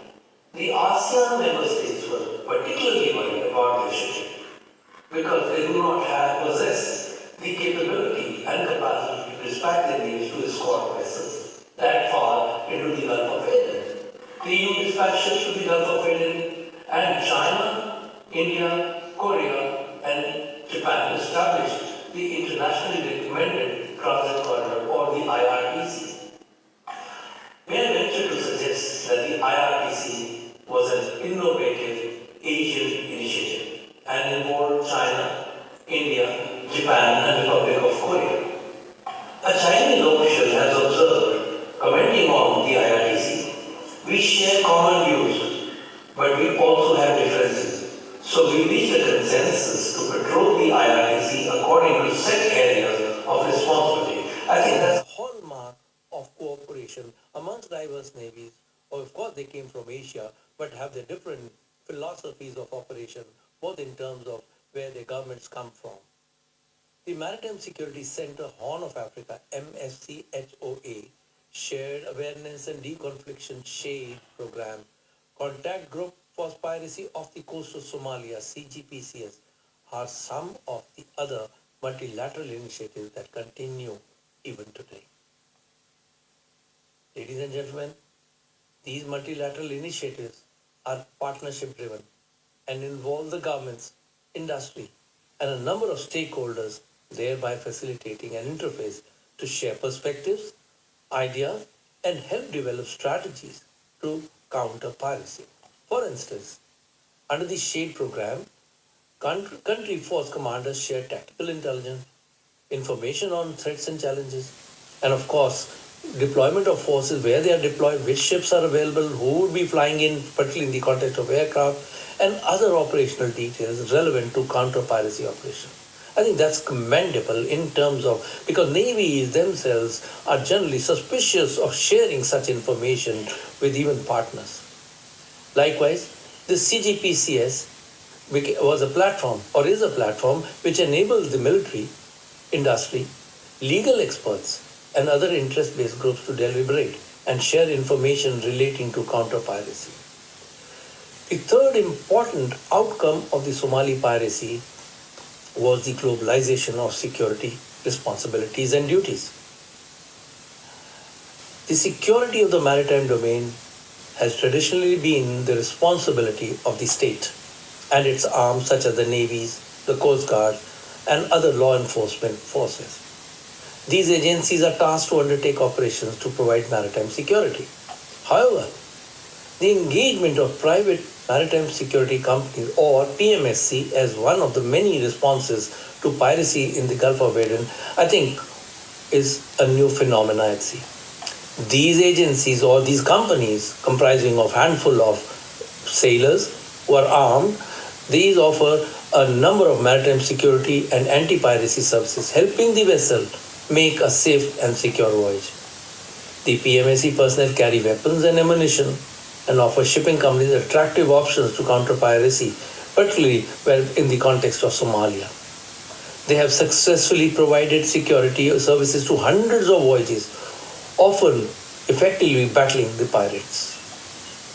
According to market data, maritime security market was valued at US dollars 20.6 billion in 2021, and it is expected to register a cumulative annual growth rate of over 6% during the forecast period over the next 5 years, that is from 2022 to 2027. At another level, ladies and gentlemen, the industry, businesses, and corporates have also taken upon themselves to contribute to global efforts to counter piracy.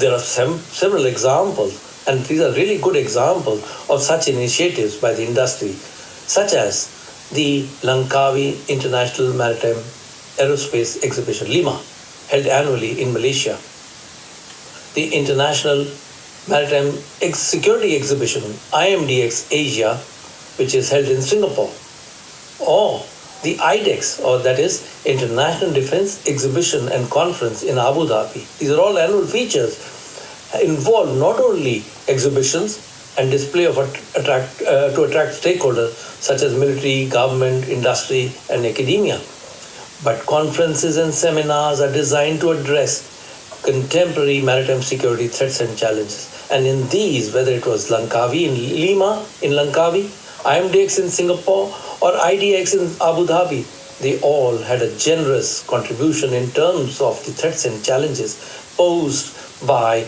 piracy in the Gulf of Aden. The events are labeled, as I may suggest, as must attend and are part of the global naval and maritime security calendar. These have been important instruments, and to my mind, they turn into important stakeholders. Here, let me take this opportunity to compliment Trends Research and Advisory, which has chosen to highlight the issue of sea piracy in this symposium. Ladies and gentlemen, the success of any maritime security and safety initiative is predicated on cooperative agendas and willingness of states to undertake capacity building of others. I must also add that common security concerns are best addressed through maritime multilateralism, which to my mind and belief is the best paradigm for multilateral security cooperation and should find reference in foreign policy articulation by maritime states. Over the past decade and a half, Somalia, the traditional, as we would put it, heartland of Indian Ocean piracy, has undergone considerable reforms. The country was a case of combination of underdevelopment, poverty, violence, corruption, lack of good government, which all triggered piracy in the Gulf of Aden. The significant combined international anti-piracy efforts have led to the dramatic fall in the number of piracy incidents in the Indian Ocean and, of course, in the Gulf of Aden. However, adverse conditions continue to persist in the wider region, particularly in Yemen, which remains engaged in a state of civil war. Ladies and gentlemen, let me leave you with a thought. Now that Somali pirates have gone home or have been defeated at sea, is it time for the navies to depart from the Indian Ocean? It's a thought-provoking question. My own belief is that these navies must continue to be deployed in the Indian Ocean, given that the region is prone to numerous other non-traditional threats and challenges such as maritime terrorism, drug running, gun smuggling, illegal migration, etc. Thank you very much for your attention, ladies and gentlemen. I wish the Symposium and Trends Research and Advisory all the very best.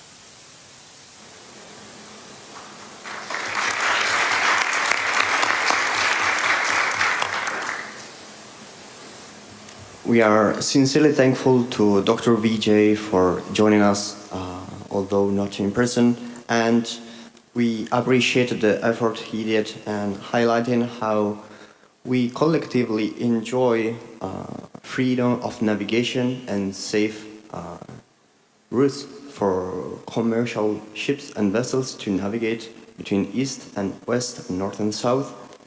And his idea of presenting the maritime environment as a public good. However, this comes with strings attached, as we know. So, as collectively we enjoy this privilege, as collectively we suffer if the maritime environment is threatened and under menace. And since time, unfortunately, is running up, and to be honest with you, I would like to enjoy my privilege as a moderator to ask several questions that I prepared for the speakers. I think that it's better to end that privilege to who really matter here, that is the guest. So please feel free to raise your hand and someone from the wonderful staff of Trends will reach you with a mic, and so we could enter properly the Q&A session.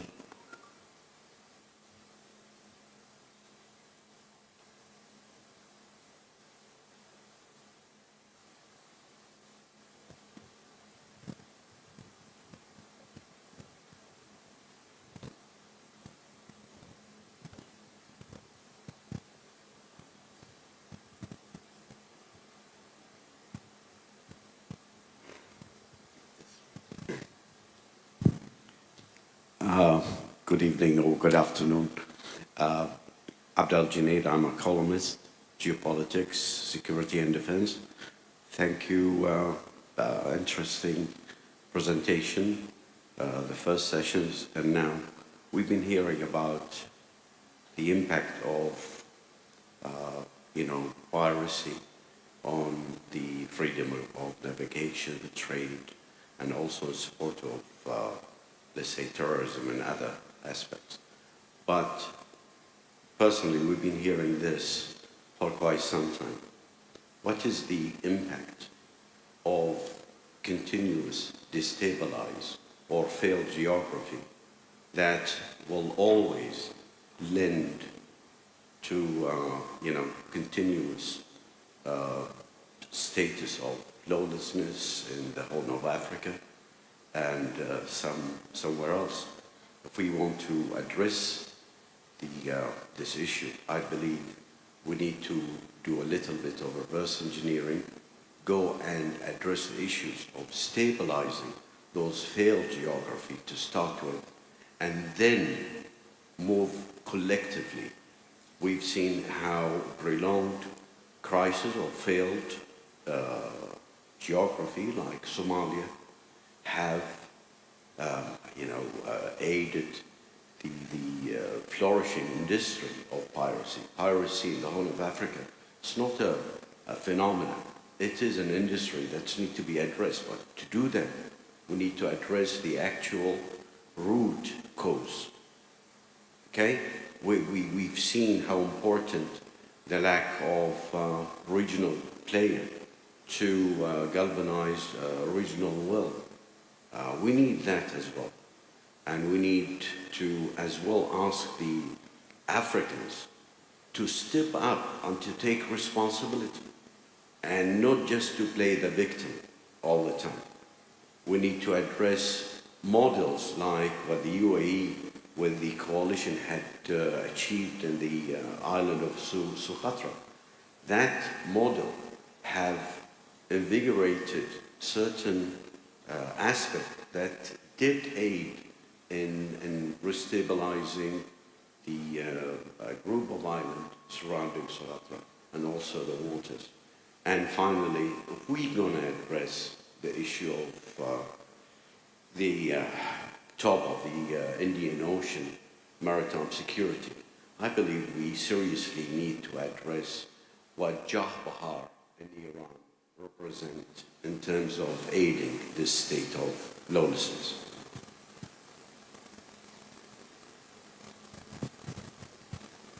Please, Dr. Holly and Professor Edmonds, feel free to join the discussion as you see fit.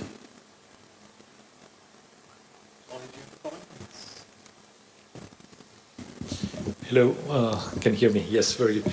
Thank you very much for those comments and questions. I totally agree with you on your remarks, and especially having to deal with these problems on land primarily. And the fact that maritime security problems or the overall maritime insecurity is probably not going to go anywhere. There will be different forms of that maritime security in future as well. But I do agree very much on the premise that we need to build stability in those countries that are fragile. We need to build capacity to empower those coast guards and navies, security services to take better care of their own coastline. The big problem right now, what we see in that broader region, is also the fact that there's broader lack of any capacity. So there's very little naval or coast guard power in most of those countries. So that also makes it possible that we see so much lawlessness at sea. So what we need to see is very comprehensive capacity building effort, something that we could discuss probably in greater detail how to actually do it and its dangers. But what I would like to really emphasize here is that when we look at this capacity building in the region and actually around the world, we shouldn't be always asking great powers, the major powers, to do the capacity building. We have very adept smaller and medium-sized countries, including UAE, who is doing a stellar job in different parts of the region, building that capacity, training, providing capabilities. So the answers for many of the countries who really need that capacity may indeed come from the smaller powers who have also developed and answered those questions of capacity from the perspective of smallness, if you will. That will be very difficult for major powers to always acknowledge and recognize these challenges that are very different for smaller countries. So I would be indeed suggesting more for the smaller and medium-sized but advanced countries to take lead in many of these capacity building efforts. Thank you very much. Thank you. Thank you for that question. I concur with much of what Ollie just said, so I won't repeat it. I agree that in part the solution to maritime insecurities in the Horn of Africa lies on land. It involves questions of capacity building, and it involves issues of coastal livelihoods and addressing the conditions that lead people to engage in maritime crimes in the first place. But I also think that's not the whole story. And I think if you look, for example, at the piracy issue, one of the comments from a lot of Somali actors when piracy was at its height was, look, these international coalition is spending a lot of time on countering the problem of piracy that originates in Somalia. But what's happening about illegal fishing, for example, in our waters? What's happening about pollution in our waters? And I think if, for example, you look along the whole of the eastern seaboard of Africa, the issue of illegal fishing, or indeed overfishing under license, is absolutely critical, because it's precisely one of those exacerbating factors that increases the socio-economic insecurity of coastal and fishing communities. So I agree entirely that the solution, the underlying solution to a lot of these root causes lies on land, but I do think that there are things that external actors could do better. If you look at where the illegal fishing fleets or the overfishing is coming from, often it's from the EU or it's from Asian countries. These are countries from outside the region. So not all of the maritime security problems the region experiences are just African problems.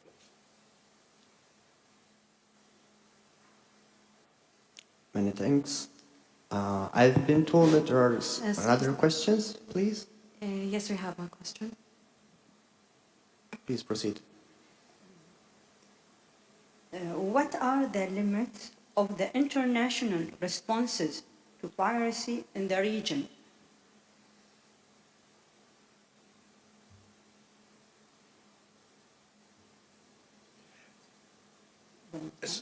Was that, sorry, what was the limits or the merits? The limits of the international responses to piracy in the region.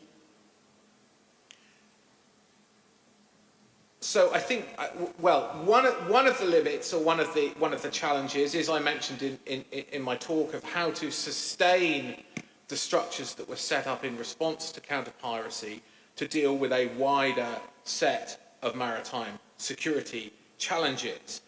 I do think another limit, or another issue to think about in terms of going forward, relates to some of the points Ollie made around the kind of the militarization of the region and in relation to counter-piracy. Because regional states do not have the capacity to police their own waters, external states have come in to do so. External states from all over the world. Now, the danger here is that in doing so, there is a risk that external geopolitical tensions are also imported into the region. And I think one of the challenges for thinking about maritime security in the Western Indian Ocean over the next 10 years is how those geopolitical tensions can be managed, particularly given the wider geopolitical picture in the Indo-Pacific, for example, but also within this region too. Okay, I could build a little bit on that. I totally agree with what Professor Edmunds mentioned. Some of the limitations for those multinational coalitions is definitely the fact that when many of them were started with the optics of piracy, right? So the problem became very quickly now that when the piracy incidents have declined, so the premise why they are there has gone away. So they were focusing entirely on piracy. So we have seen some of these coalitions now going away, some struggling with maintaining their viability, if you will, and legitimacy, very importantly. Why are they still there?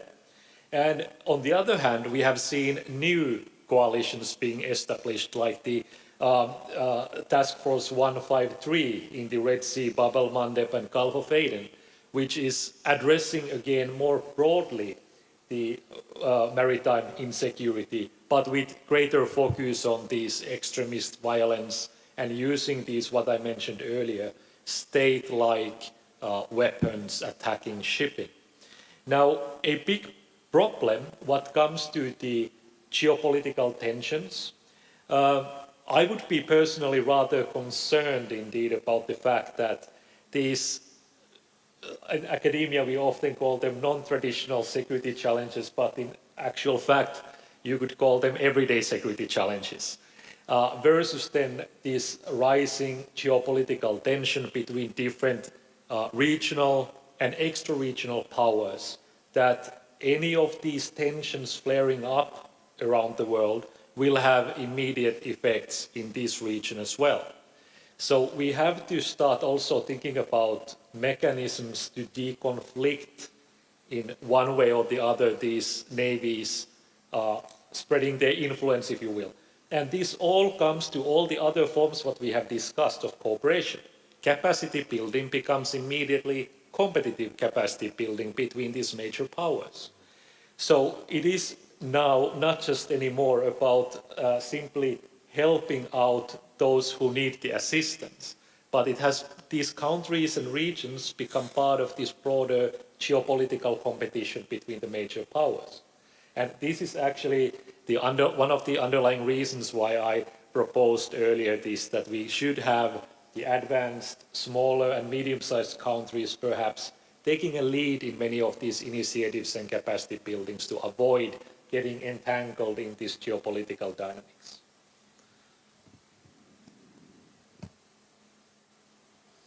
Many thanks, Dr. Holly and Professor Edmonds, for sharing your thoughts on this Q&A session.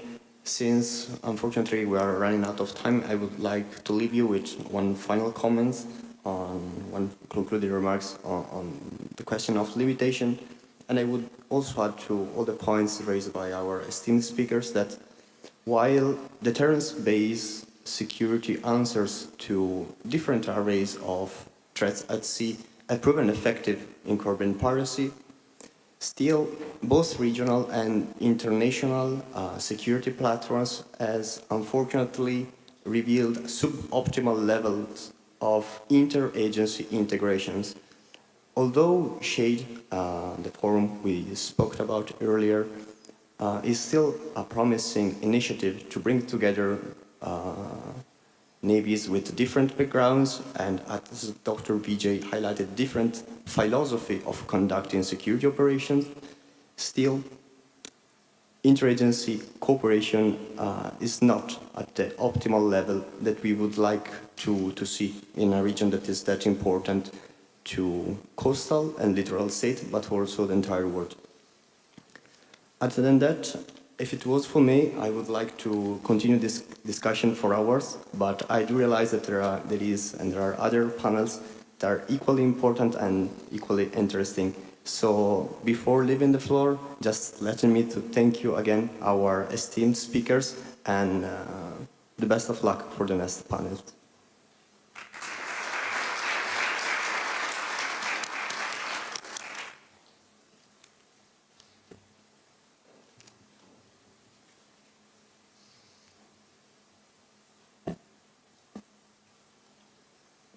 Ladies and gentlemen, we thank our speakers for their rich discussion and our distinguished guests for their questions.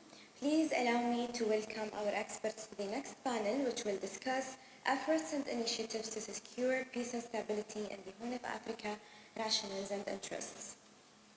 The moderator of this panel will be Sultan Al-Ali, researcher and acting deputy head of the Global Barometer at Trans Research and Advisory.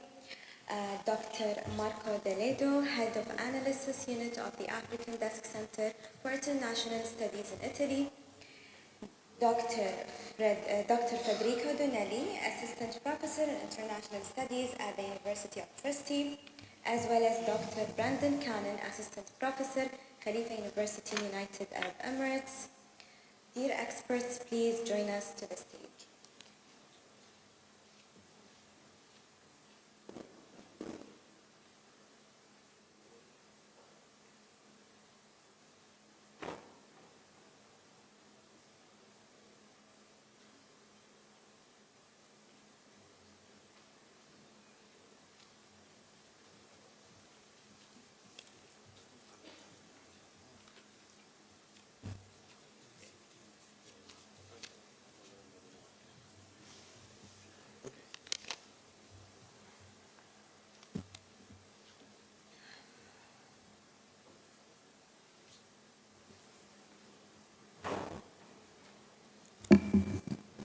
Assalamu alaikum. Ladies and gentlemen, good afternoon. My name is Sultan Majid. Today I'm going to be the moderator for this panel. It gives me a great pleasure to be among pioneer researchers and officials and our guests whose knowledge and experience will certainly shed light on this panel topic. the effort and the initiative by third parties to secure peace and stability in the Horn of Africa, rationales and interests. Now, the drivers behind the unstable history of the Horn of Africa illuminated amazingly. The preceding panelists show us the potential for conflicts in the Horn to pull neighboring countries and affect the entire region through refugee flow and political instability. We will therefore seek to examine the efforts and initiatives of third parties on national, regional, and international levels as well, and to try to assess whether these efforts have been effective in preventing conflict escalation and establishing the groundwork for future peace and security. Accordingly, on today's panel, we have three experts who will enlighten us upon this topic. Our first speaker will be Dr. Marco Di Lodi. He is the head of analysis unit at the African Desk Center of International Studies in Italy. The floor is yours.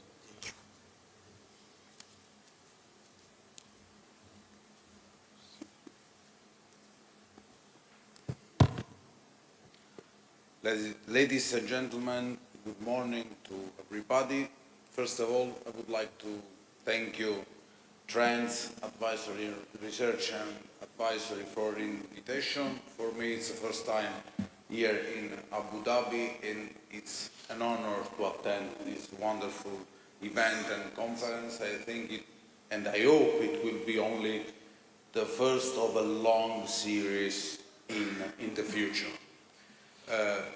Today I will address in my 15 minutes a very complex topic about the action of these external actors in the Horn of Africa, aka China, Russia, United States, European Union, and special guest, my country, Italy. And I would like to mention the Italian foreign policy in the Horn of Africa because as a formal colonial power in the region, I think I must do that, also to underline the limitation of Italian foreign policy in the Horn of Africa, but also the opportunity of developing new strategies and cooperation both with regional partners and other actors. I am not an academic, I am an analyst, so my approach can be a little different. I'll try to go straight to the point, and I will start with giving you just these 5 points and these quotes that try to make a synthesis of the main indicators and the main line of foreign policy in the Horn of Africa of these actors. First of all, I should tell you that according to our analysis and according to my view, in the next year we should take a decision about what will be our strategy in the Horn of Africa, because it will come an age of competition between external actors or an age of cooperation. I think that we will have the both. I mean, some actors can build a cooperative approach in order to protect their interests in the region and in order to exploit together the opportunities that Horn of Africa can offer, including the opportunity of stabilization of the region, but other actors maybe, for the same reasons, I mean to exploit this opportunity, will be more in the position of not finding cooperative approaches. We have an elephant in the room when we talk about Horn of Africa, external actor actors' action in Horn of Africa. And the elephant in the room is, of course, China. China is, as an external actor, I think the most influential actor in the region. And the strategy of China on the geographical point of view has three pillars: Djibouti, Ethiopia and Kenya. And the geographical pillars are deeply connected with the interests of China that are still based on natural resources exploitation and infrastructure development. But that was the old era of Chinese strategies in the Horn of Africa. I say old era because in 2021 in Dakar, in Senegal, there was the FOCAC meeting, so the China-Africa Summit, we can call it like this, 2021, in which a revolution in China strategy toward Africa and toward the Horn of Africa just started. This revolution was built on one particular concept, the concept of governance. It is very important, the concept of governance, because that means that China will like to change its approach in Africa and in the Horn of Africa in particular. Since 2021, the strategy of China was more or less political, neutral. So, going in the Horn of Africa, going in all the African continent and try to exploit, to develop its business and its economical activities without deep political and social engagement and commitment. This strategy works until the late part of the 20s, so until 2018, 2019, but then some problem emerged. And these problems were at the face of anti-Chinese movements and protests in some part of Africa, specifically in Angola and in Zambia, were the most vocal cases. Beijing learned from that protest and that problem in relationship, changing its strategy, and decided to invest in a more specific way in social and political activities. They started with Nigeria, but then they had, and they have in the Horn of Africa, the most important laboratory for the changing of the strategy. So, continuity in business, but expanding in political engagement and security engagement. And we have a proof of this change. For the first time in the history of Beijing, the Foreign Affairs Minister, the Chinese Foreign Affairs Minister, decided to create a special envoy for the Horn of Africa. And this is a very important commitment. Also, in one of the documents approved in the China-Africa Forum in Dakar, there was the China-Africa Strategy Vision to 2035, in which Beijing and the African partners of Beijing introduced the concept of governance improving.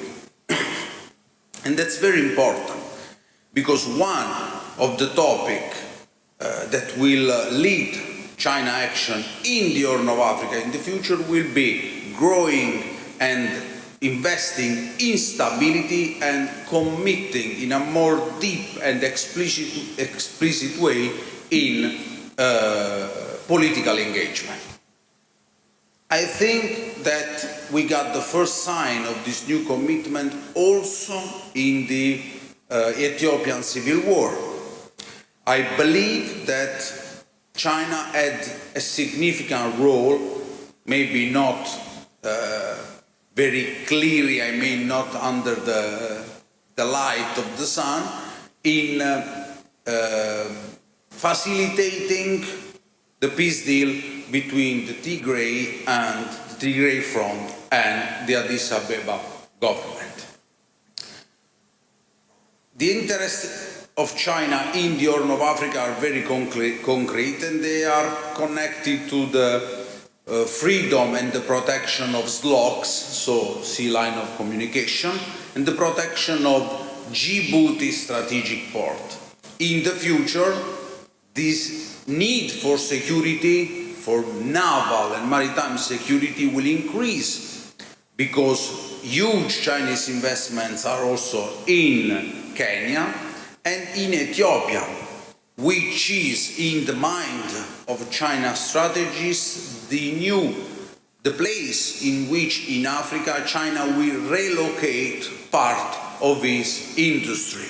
So China will become more and more focused on IT technology and would like to relocate part of the industry in Ethiopia. So Ethiopia will be, according to China, the new engine of African industrialization.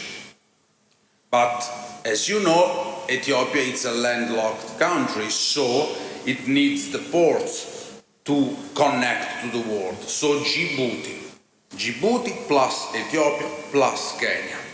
But if you want to establish security, you have to participate in the first, in person, you first. So we have in Djibouti the most important Chinese military facilities abroad.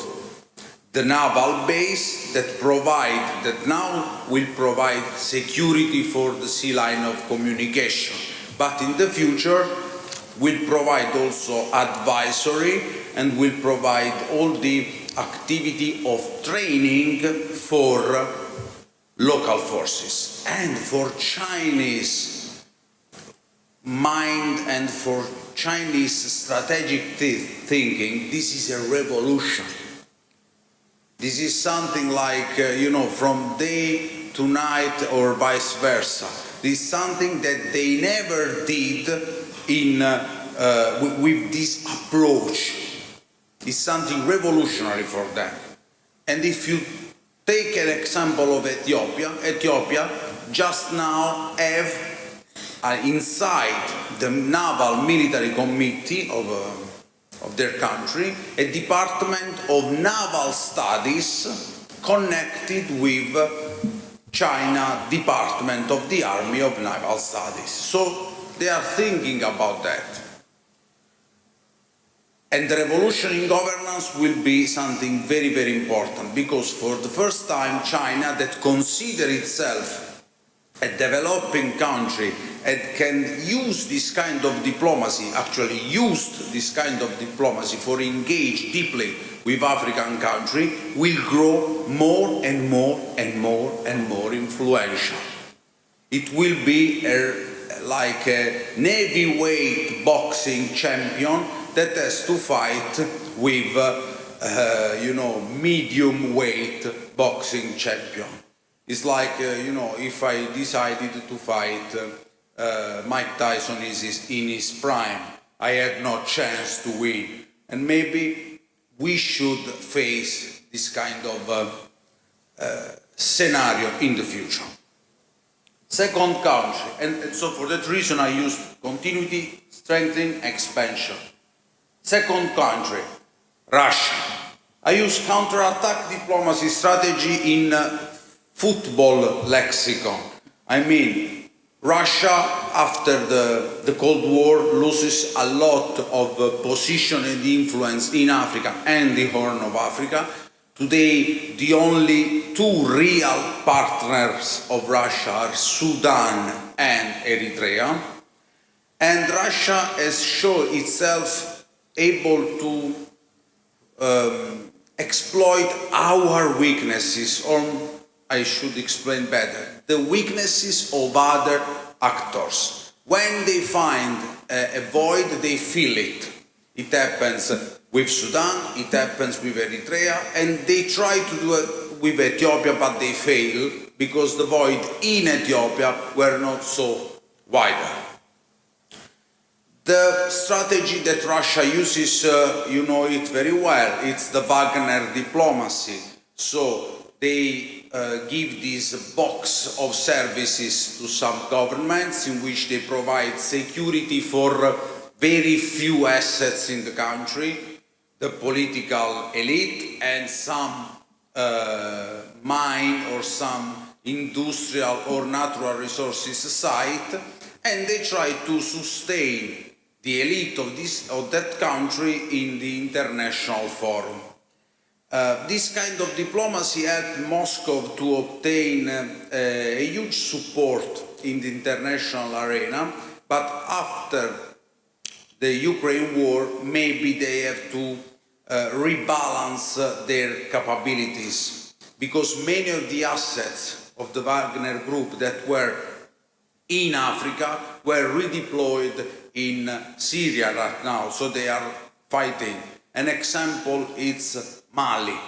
But generally speaking, the strategy of Russia is more focused on Sahel, Libya, Mali, Burkina Faso, a little bit on Nigeria. In the Horn of Africa, they don't have the instrument, the tools and the weight to act in deep. United States, a new commitment. The United States policy to Africa, I say it's a passive strategy. I mean, they try always to react to something. In the last decade, the main focus was terrorism and violent extremism. So basically, a lot of action under the military umbrella to fight extremist and terrorist organizations, also in Horn of Africa. They succeed, sometimes yes, sometimes not. Today, the new focus of United States agenda in Africa is countering China.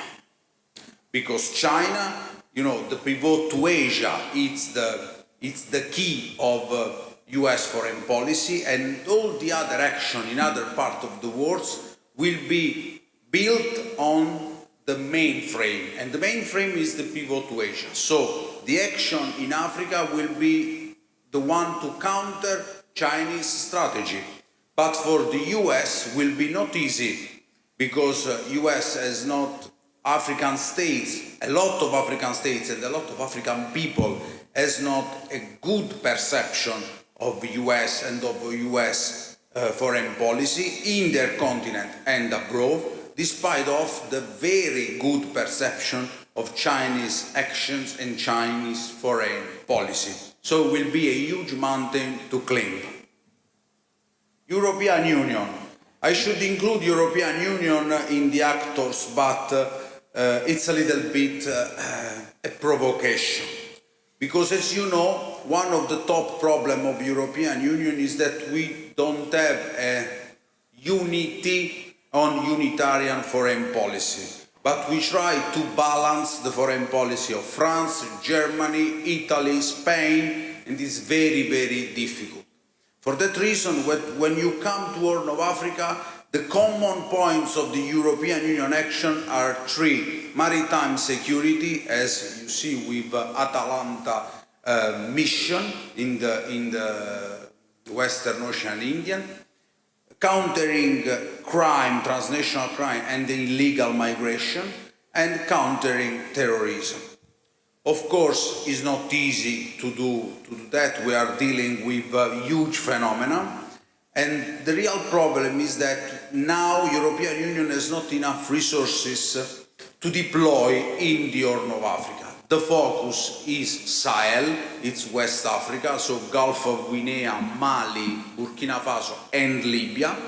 And after the pandemic and after the Ukrainian-Russian war, for European Union will be more and more difficult to have a strategic action and coherent action in the Horn of Africa. It's a declining actor. Last of all, my country. We have limited resources, but with soft power and with our diplomatic capability, we were able to still retain some gold spot in the country.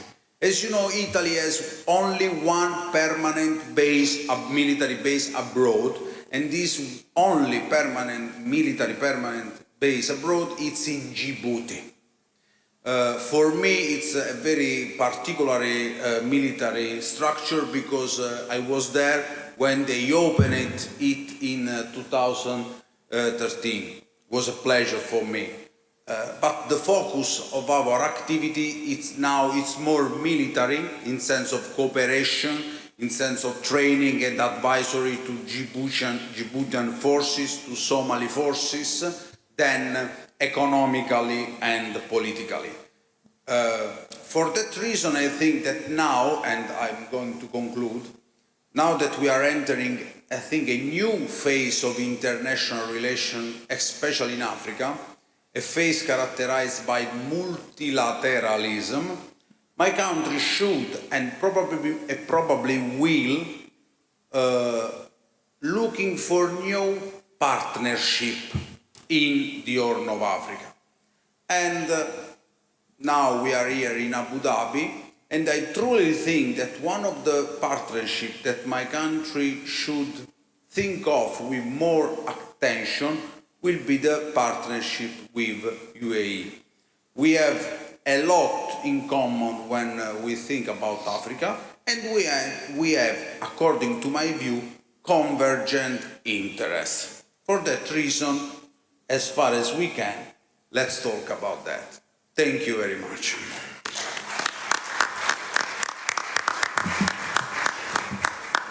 Thank you, Dr. Marco. It's quite noteworthy that you have mentioned and described the U.S. foreign policy more into as a reactive upon a specific agenda that happens in Africa. Now, please, Dr. Federico Donnelly, he's going to be our second speaker. He's an assistant professor in international studies at University of Trieste. The floor is yours. Thank you, Chair, and thank you, everybody. And I would like to thank you, of course, Trend Research and Advisory team for organizing such interesting symposium. When they asked me to take part, to attend to this conference, I thought for a while on which topic I have to focus my presentation. So I decided to analyze from the perspective, from more international perspective, what the Horn of Africa is and how important the Horn of African complex in terms of security is. I appreciate the presentation of my colleagues on the former panel because all of them in some way touch the point of the importance of international system. Mr. Ambassador before mentioned about the complex geopolitics. That is a label that I really like it. So I would like to focus on this point for me. I just try to, if it works, it doesn't work. Anyway, if we analyze the international system, we have to consider that the international system has passed through many changes during the last 2 decades at least. Okay, that's perfect. Okay, so if we see the many change of the international system, we have to consider that Africa is part, in general, Africa is part of this wider complex system, and there are some security dynamics that are strictly related to Africa, and in some way, and this is an important point, I believe that when we analyze African security, we have to consider that is a two-way relationship. I mean, we have to consider the effect, the implication that the international events have on Africa, but at the same way, we have to consider the effect and the implication that African events have on the international system. Usually, when we discuss about the security dimension in Africa, we always talking about this so-called scramble or new scramble for Africa. New Scramble for Africa is, of course, a sort of label that try to catch all the dynamics related to the post-20, to the post-2008, 2009 financial crisis and the growing involvement of new actors in the African These new actors are what usually we as a scholar call a non-traditional extra-regional actors. Non-traditional extra-regional actors, of course, are mainly related to China, India, so the great powers, great emerging powers, but we have a variety of new players, new small and middle players that are trying to carve out some space in the African context. And among these players, of course, we have Gulf monarchies, we have Turkey, and we have also some European countries that are trying to find a different way of approaching in the African context. Some other call these as a post-colonial geopolitics. Post-colonial geopolitics because they want to in some way to enlighten how the new emerging players are trying to present themselves as a completely different in comparison with the traditional players because they don't have a colonial past. And that is an important point, especially when we talk about the trust building. So for the trust building process, the lack of the colonial past is something useful in many African contexts. Of course, the consequences of this new structure, of these new international structures, are related to the context, to the single context, so to the regional context, where we have new dynamics and new patterns of relationship. And these dynamics and patterns of relationship, again, are not in one way, but are in two ways. Because sometimes when we discuss about Africa, I think that we do not give enough importance to the African players. Anytime we discuss about Africa, we are talking about what China is doing, what the United States are doing, or what European Union. But we have to focus also to the African actors. In that context, we have to consider the idea or the so-called theory of extraversion. The theory of the extraversion is a theory related to the dependence of African states toward the global financial market and toward the extra-regional actors. And just to summarize, the idea is that also the African elite in some way contributed to this relationship of dependence in order to gain as much as possible. For what? For their power within domestic sphere. So in some way they try to play also with the competition, the global competition, the extra-regional rivalries in order to gain as much as possible into the domestic sphere. When we consider, and I try to briefly apply this idea to a single case study that is, of course, is one of the most important disputes in the Horn of Africa, that is the dam, the mega project, the Ethiopian dam, so the Ethiopian mega project, and the controversy, especially with Sudan and Egypt, but with the involvement also of the other littoral countries, because many times when we discuss about the Nile issue, we forget to say that there are also other African states involved in that issue. If we understand this GERD issue, we have to consider the complexity of that issue. We cannot consider only the regional countries, or to better say, I'm trying to categorize the players in two macro categories. The first one is the regional players, and within these categories we have, of course, state actors, so Ethiopia, Sudan, Egypt, Kenya, and many others. But at the same time, we have non-state actors. And when I'm talking about non-state actors, I'm talking about organization, regional organization, but I'm talking about also movement, political parties. As the first panel showed, there are many different players within the domestic sphere as well. So, and they are stakeholders also into disputes, into the controversy. At the same time, in the other macro category, I put together some extra-regional actors, and usually we discuss about global politics and global great power politics, so China, United States, but again, there are also many other actors, middle and small powers, and at the same time, we have to consider the macro-regional dynamics. When we talk about Horn of Africa, we are talking about a region that is in between many macro-regional systems. I mean, the Sahel, the Maghreb, the Arabic Peninsula, so the Red Sea, the Indian Ocean, and all of them plays a role into security dynamics of the Horn of Africa. During the last 5-6 years, we have many different attempts to solve or to try to find a solution for the GERD issue. Nowadays, the problem is more related to the filling of the dam, so the timing of the filling of that dam.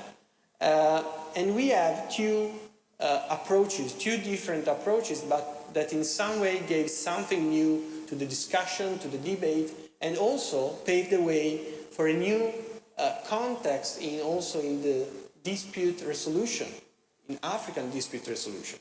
The first attempt was related to Turkey. Turkey is among one of the players that are trying to, we can say, to build a new status in Africa, more in general, at the international level, but in Africa especially. And Turkey has tried to leverage its growing influence in the north of Africa in order to find a solution also to the GERD issue. There are some important aspects related to the Turkish approach. Some of them are related, for example, to the water politics. You know that Turkey has many different water disputes, especially with Syria and Iraq. So in some way there is sort of expertise in addressing all the water politics disputes. So in some way the Turkish approach tried to give something to the discussion in that terms. At the same time, the Turkish approach exploited many limits, and among these limits there was the idea to, we can say, to find a solution by staying on the Ethiopian side, especially on the Ethiopian side. And that, of course, was related to the, again, to the geopolitics, because at that time Turkey was trying to influence the Horn of African dynamics by siding with a single country, in that case Ethiopia, and we know there are still many relationships between Turkey and Ethiopia in terms of trade and also defense and security. Why it failed? Why this attempt failed? Because there was a poor conviction by the Turkish mediators. Turkey at that time has also other problems, has other crises, more primary focus, and at the same time there was a limited outreach towards the other two main contenders that are Sudan and Egypt. So the idea to get involved more Ethiopian than the other was a limit. The second approach is related to the UAE approach to the dispute. Also, UAE decided to adopt an original approach to the GERD issue, and the key point of this original approach is to understand that you cannot tackle just the Nile issue without consider all the other disputes that are related to the countries involved in the Nile issue. And that's why UAE decided to promote, first of all, an agreement on the border dispute between Sudan and Ethiopia, the Al-Fashaga issue. So the idea was to find a solution or a sort of preamble agreement between Sudan and Ethiopia, and then put together with a more comprehensive approach to the Nile issue. At that time, the approach of UAE, the benefit of this approach were related to the idea to the fact that UAE understood the dynamics. They better understood the dynamics in comparison with Turkey, but at the same time, they present themselves as a neutral mediator. So in this case, UAE in some way creates some misunderstanding with Egypt, for example, on the GERD issue. Why they failed? They failed because Sudan and Egypt show intransigence with the proposal. So they didn't want to find a comprehensive solution. At the same time, Ethiopia decided to agree on a comprehensive solution, but without binding guidelines. Okay, so that was the reason why. To conclude, and I would like just to summarize some of the key issues related to my presentation, and I would like, of course, to give some food for thought for QA and other panel. There are some limits to any mediation attempt in the Horn of Africa, and these limits we can see from the lack of trust. That's really hard. Anytime there is a dispute, if one player would like to try to present himself or herself as a kind of mediator, there is a general lack of trust. The second constraint is related to the equidistance. So the fact that if you want to play as a mediator, you have to be equidistant with all the contenders, or you have to present yourself as equidistant. Another important thing is the extraversion. So these new geopolitics, these new complex geopolitics in the Horn of Africa also paved the way for a new market of extraversion. So the African players try to gain as much as possible, and they play on the competition, on the interest and rivalries of extra-regional players. So this is a dynamics that if you want to play as a mediator, you have to fully understand. And finally, the permeability. The permeability means that the Horn of Africa is one of the most conflict-ridden regions in the world, because there are, in many cases, we have that rules of international relation that the enemy of my enemy is my friend. So many times the lack of trust among African players is related to the fact that some African state contributed to generate instability in some other African state. So the permeability of the system. The learning lesson from these approaches is that the best approach is a comprehensive one. So consider not only in the case of GERD, the water security issue, but also social, economic, political issue related to that, and also other disputes like the border dispute. Another thing important is the knowledge. All the mediators usually lack of a deep knowledge of the African players, the African socio-political environment. So that's why also this symposium is a good opportunity to exchange a thought about it. And finally, the transparency and the multidimensionality. So any kind of attempt, mediation attempt, should be related to, in some way, to deal with the multi-dimension of the dispute. Okay? So this is another important step. So I conclude here and I leave the floor to my colleagues. Thank you very much.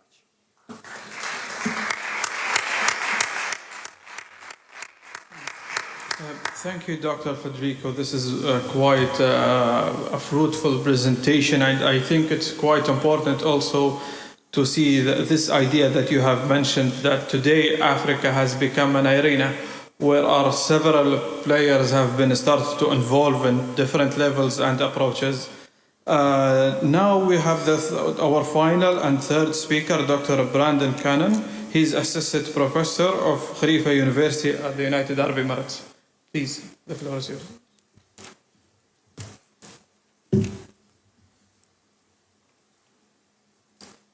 Good afternoon. It's a pleasure to be here. Thank you, Your Excellencies, Dr. Mohammed, the staff and analysts at Trends, the organizers, for putting together this conference. It's wonderful to see friends and colleagues here, many of whom I have known for a number of years but have never met in person. So it's wonderful to have you come to Abu Dhabi and be able to meet you here. Trends is offering, I think, what is some of the best that Abu Dhabi has to offer. It's a truly global think tank now with a truly global footprint, and I think that the individuals who have participated in this conference are a testament to that. So I'm delighted to be here and delighted to be the last speaker today. First of all, I'm going to look at something that is mostly African here. We're going to look at African actors and specifically looking at the most recent peace deal between Tigray and the Ethiopian federal government.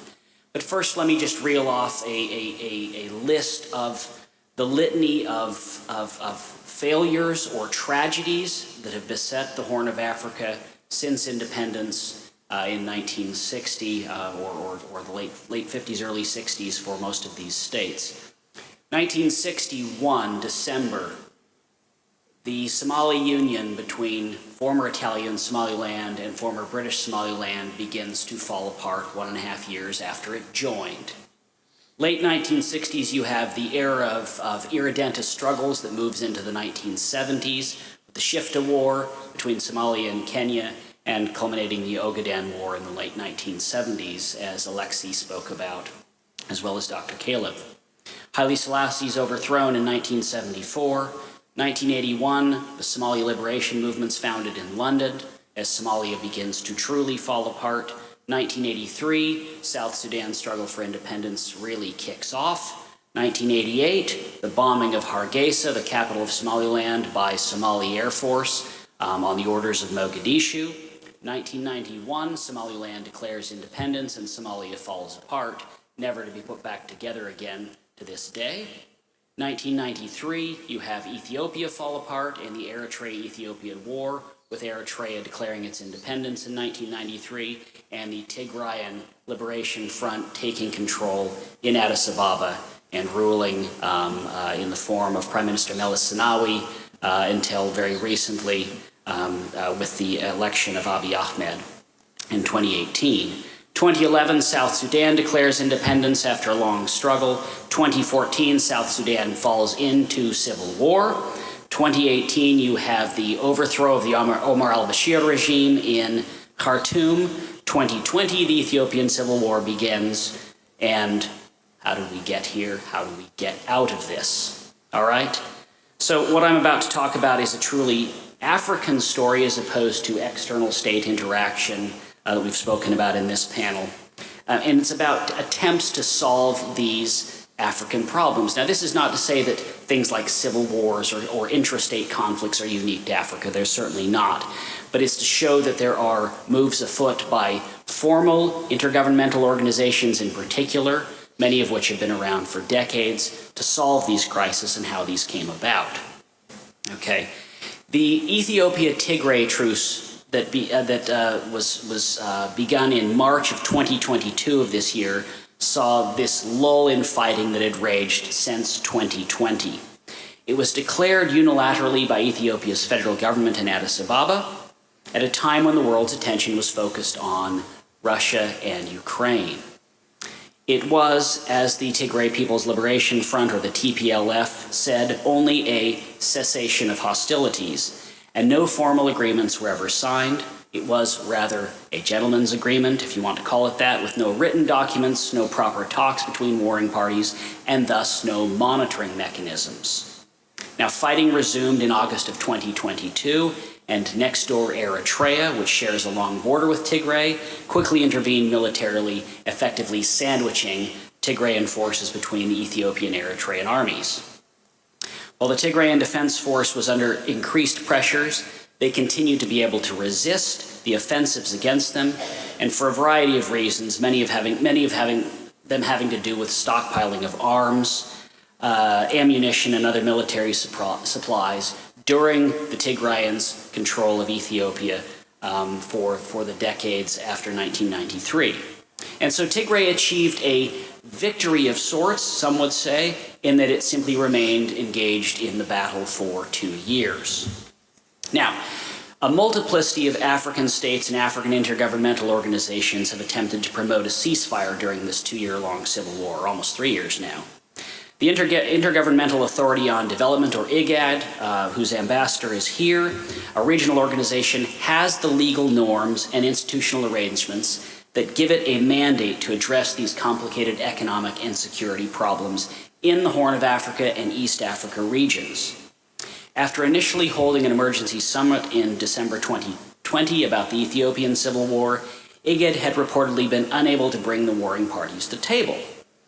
This has much to do with its institutional capacities, as well as a lack of power being devolved to the IGAD Secretariat by its member states, a common problem in intergovernmental organizations. Instead, the sovereignty and national interests of states like Kenya, Somalia, Djibouti, etc., initially led to disjointed and often at odds measures to address the conflict. Nevertheless, IGAD did play an instrumental role in July of 2022 to diffuse the political crisis in next-door Sudan with Ethiopia, which had seen several soldiers and civilians killed in the Al-Fashaga border region. Interestingly, a lot of these conflicts have had, we've seen excellent analyses written for trends, some by the very people in these rooms. So this is one more building block of getting information out about this that Trends is offering. Now this IGAD brokered deal allowed Ethiopia and Sudan to focus on their internal problems, significant internal problems, but it may have inadvertently led to resumption in hostilities between Ethiopia's federal government and the Tigrayans in August. Now, it was this interconnected, it was into these connected disputes that the UAE stepped in 2021 to act as a mediator between Sudan and Ethiopia. The fact that the UAE maintains very good relations with both the regime in Khartoum and the Abiy Ahmed-led regime in Addis Ababa is helpful. Because of this, and the UAE's close and generally warm ties with Egypt, Abu Dhabi has also offered to mediate between Egypt, Ethiopia, and Sudan over the Grand Ethiopian Renaissance Dam issue, which Federico discussed a little bit. Now, while the Al-Fashaga dispute has lessened for the time being, the problem still remains, and countries like the UAE may be able to play a constructive role in at least achieving a modicum of stability and peace in that region. The same can be said for the Ethiopian dam dispute, which multiple state actors, including the US under President Donald Trump, tried but failed to mediate successfully. Back to Tigray, as far back as February of 2021, a group of Tigrayans composed of the National Congress of Great Tigray and others issued a joint statement listing 8 preconditions for peace. Because it was a unilateral action and because it failed to satisfy any of Ethiopia's federal government's demands, it went nowhere in mid-2021.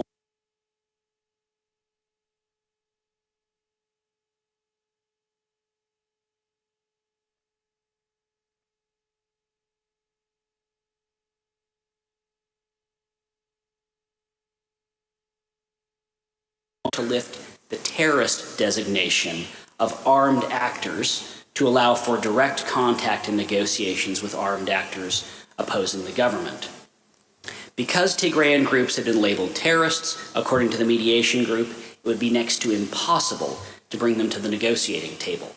Unfortunately, this African-led effort also went nowhere and fighting continued. Now, most recently, pressure from the African Union and its commission chair, Musa Faki Mohammed, for peace talks between Ethiopia and Tigray became stronger.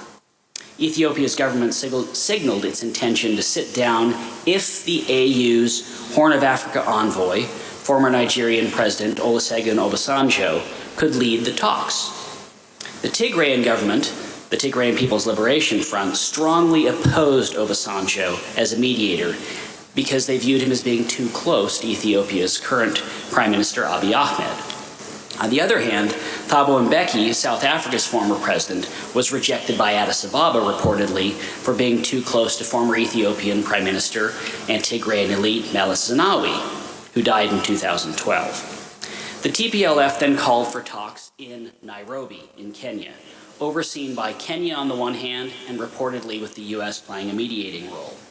However, Pretoria in South Africa became the eventual venue of the talks, with the addition of Kenya's former president Uhuru Kenyatta and South Africa's former vice president.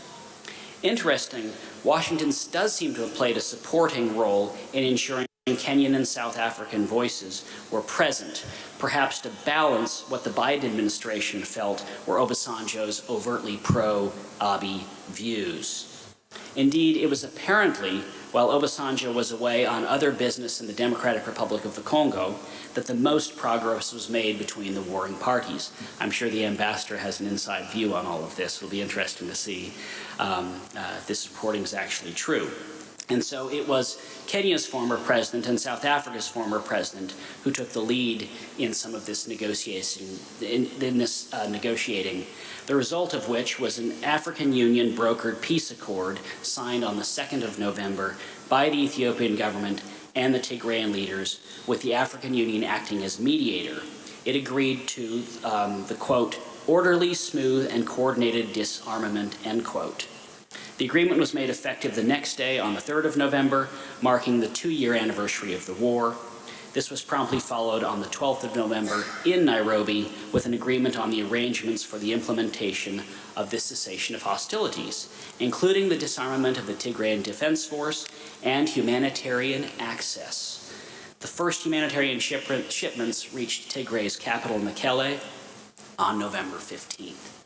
All of this extremely recently.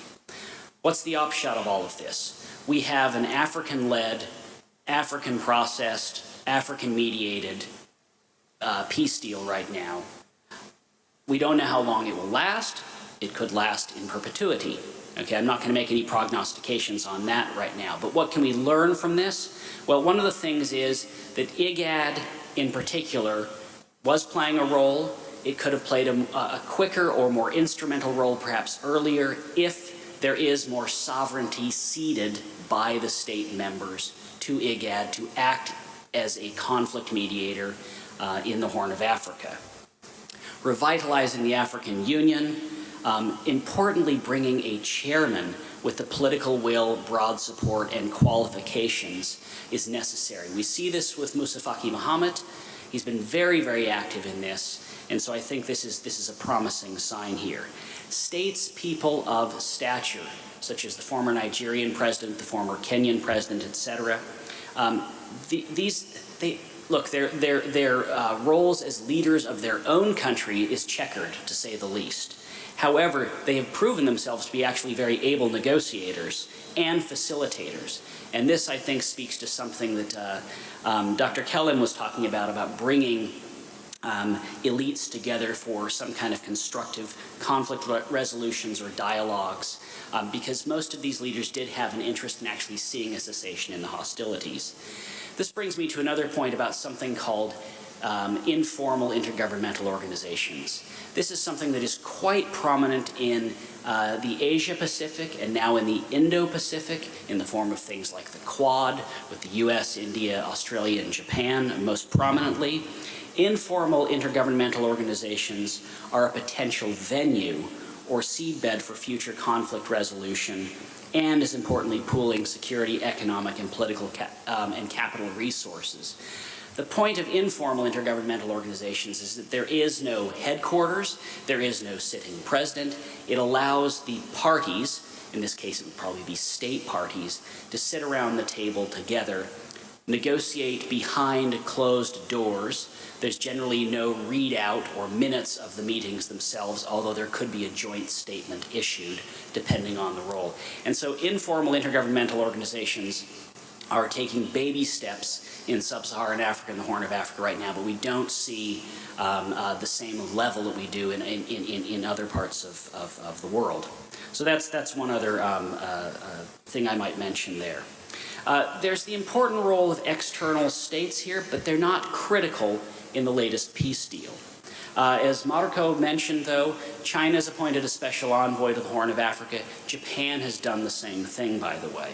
Okay, and we have with the UAE the Africa envoy, His Excellency Shahbuz bin Nahyan Al Nahyan, who's also playing an instrumental role in some of this conflict resolution. So we see a lot of interest from external states that seems to be constructive for the time being. Okay, and so the bigger point of that, the external state aspect, is that geopolitical competition cannot and should not derail conflict resolution in a place like the Horn of Africa. Rather, say, parties with competing interests, such as Japan and China, both have interests in seeing a conflict in Ethiopia, for example, solved constructively. And so playing a mediating role or a supporting role to African-led efforts might be a way forward there. So a lot of food for thought. Again, I'm grateful for the opportunity to speak to you today. Thank you so much.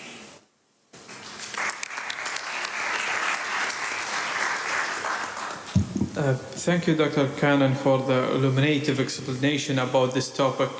At this stage, I believe our distinguished guest might have several questions.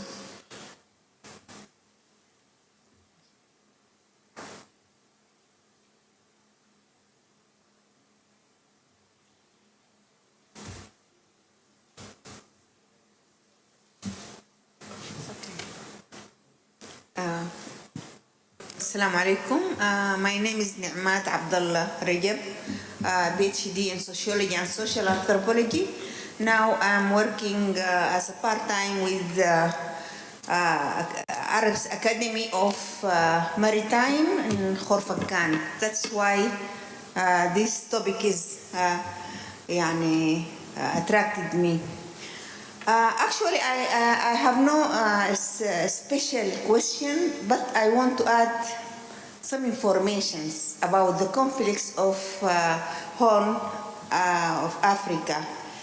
I observe that the speakers concentrate in certain countries, maybe Ethiopia and South Sudan and Djibouti to some extent. Lakin I think the problems is covered all the African Horn. I think that the Horn of Africa is clearly one of the most conflict-prone regions in the world.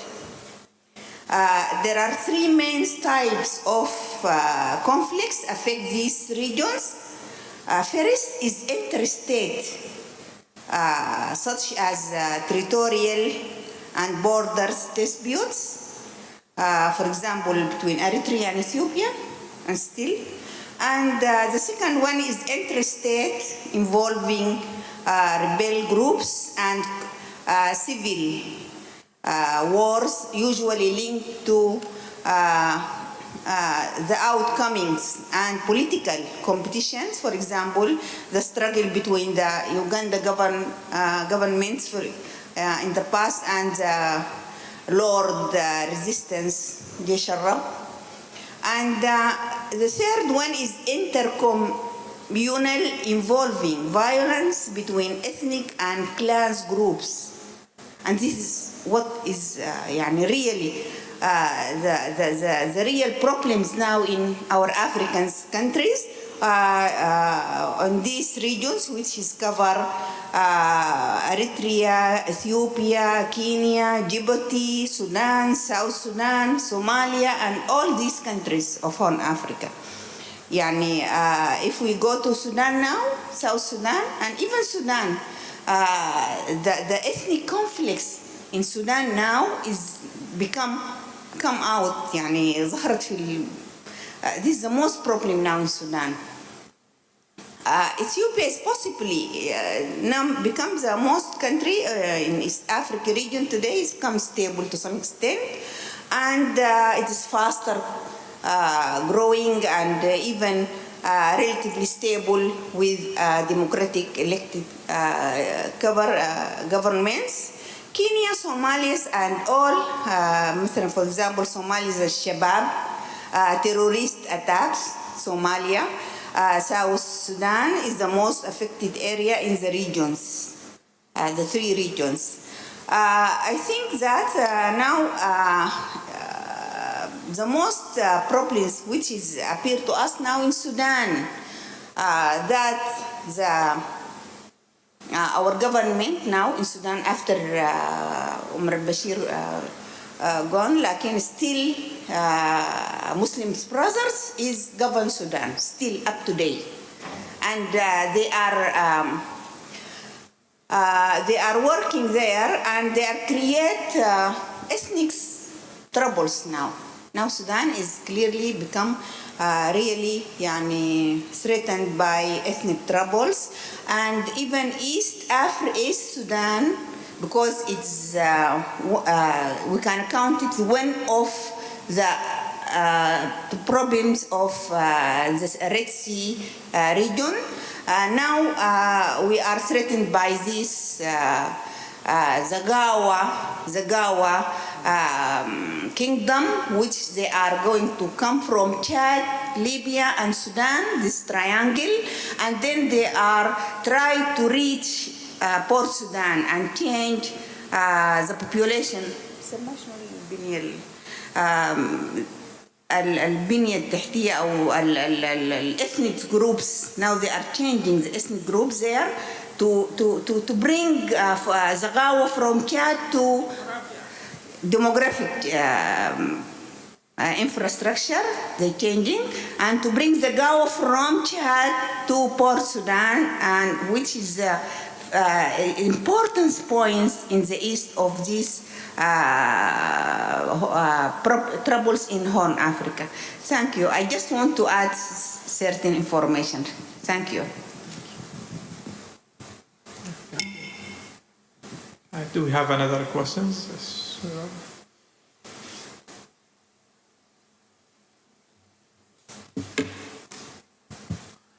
Thank you for this great panel.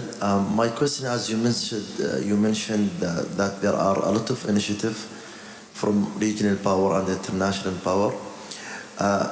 I'm wondering if there is any coordination between like this regional initiative and international one. If not, should this initiative be coordinated? And my last point also, I'm wondering also if it's good or bad to have like multiple initiatives in the Horn of Africa, adhering that countries have different interests, different also objective in the region. Thank you.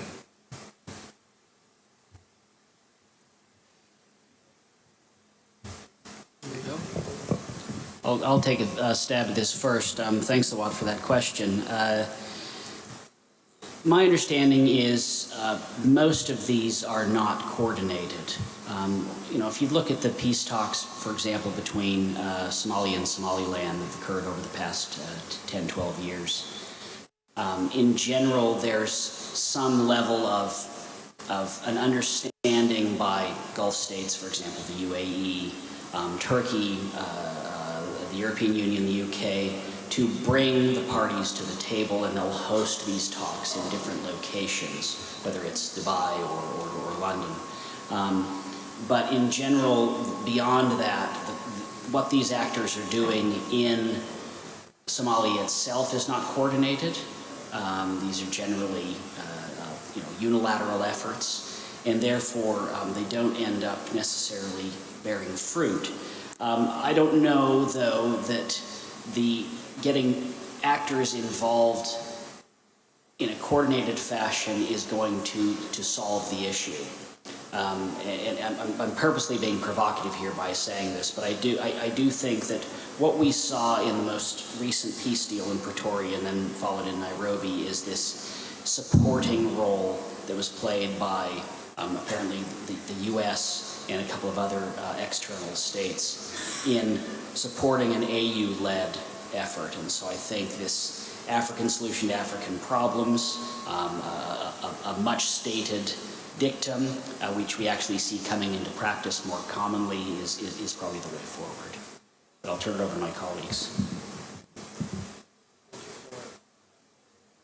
Thank you for the question and also for the comment, because both are interrelated, because the complexity of the conflict and the dispute is also related to the complexity in which different players are trying to promote different solutions.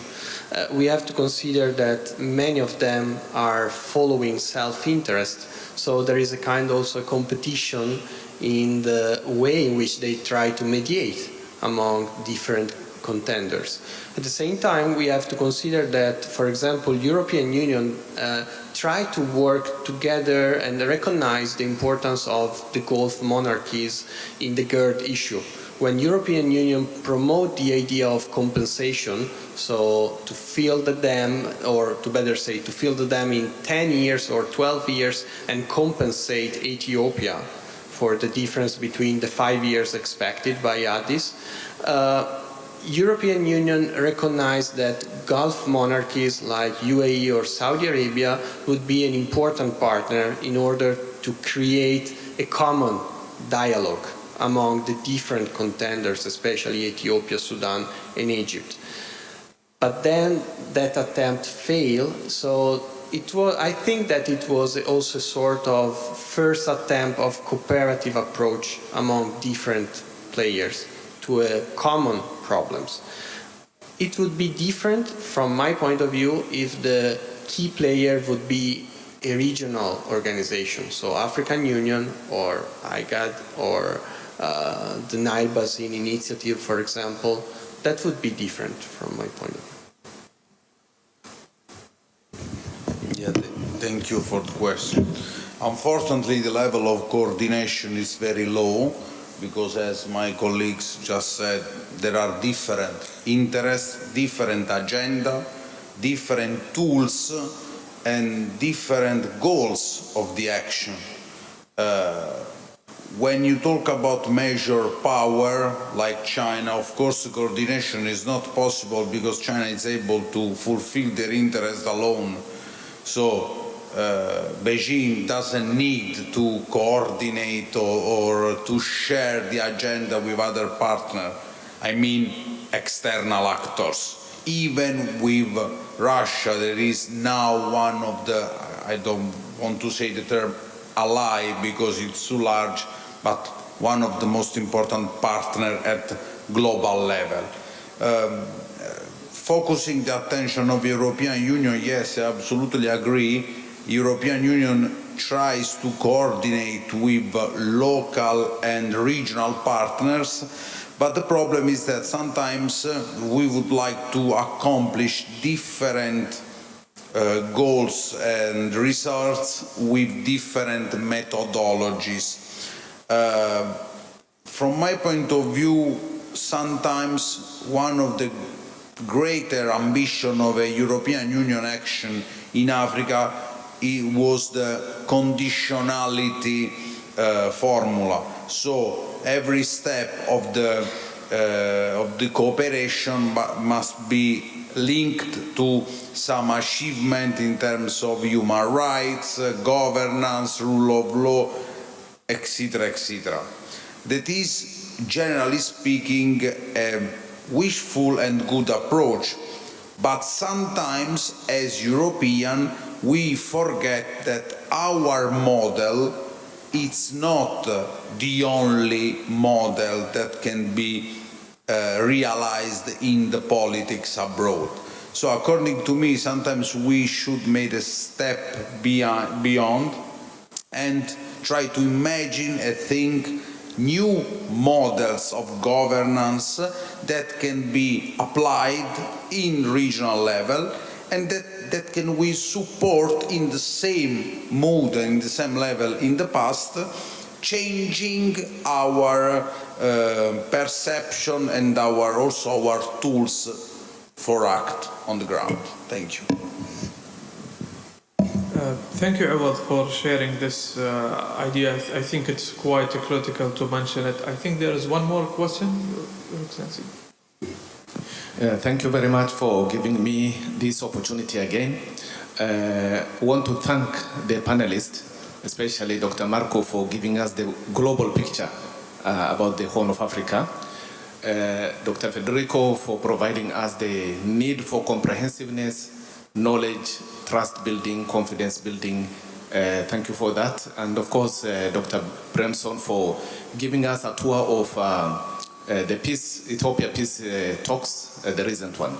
Now, I have several lessons that emanated out of these peace talks. Number one is this negotiation was done by a panel of three, all of them bringing different political capital, different diplomatic capital, both with the parties in the region and across the globe. So those are the capitals they brought to the negotiation table. Number two is the importance of back channel. Back channel diplomacy is very critical. A lot has happened behind the scene. Here in United Arab Emirates, the role of back channel initiative by His Highness Sheikh Shakbut is very prominent prior to the negotiation and during when the negotiation was going on. The other one, of course, is what Dr. Branson, you have already stated, informal intergovernmental conversation. This is very important. I want to add informal, eminent personalities conversation is also very important for this.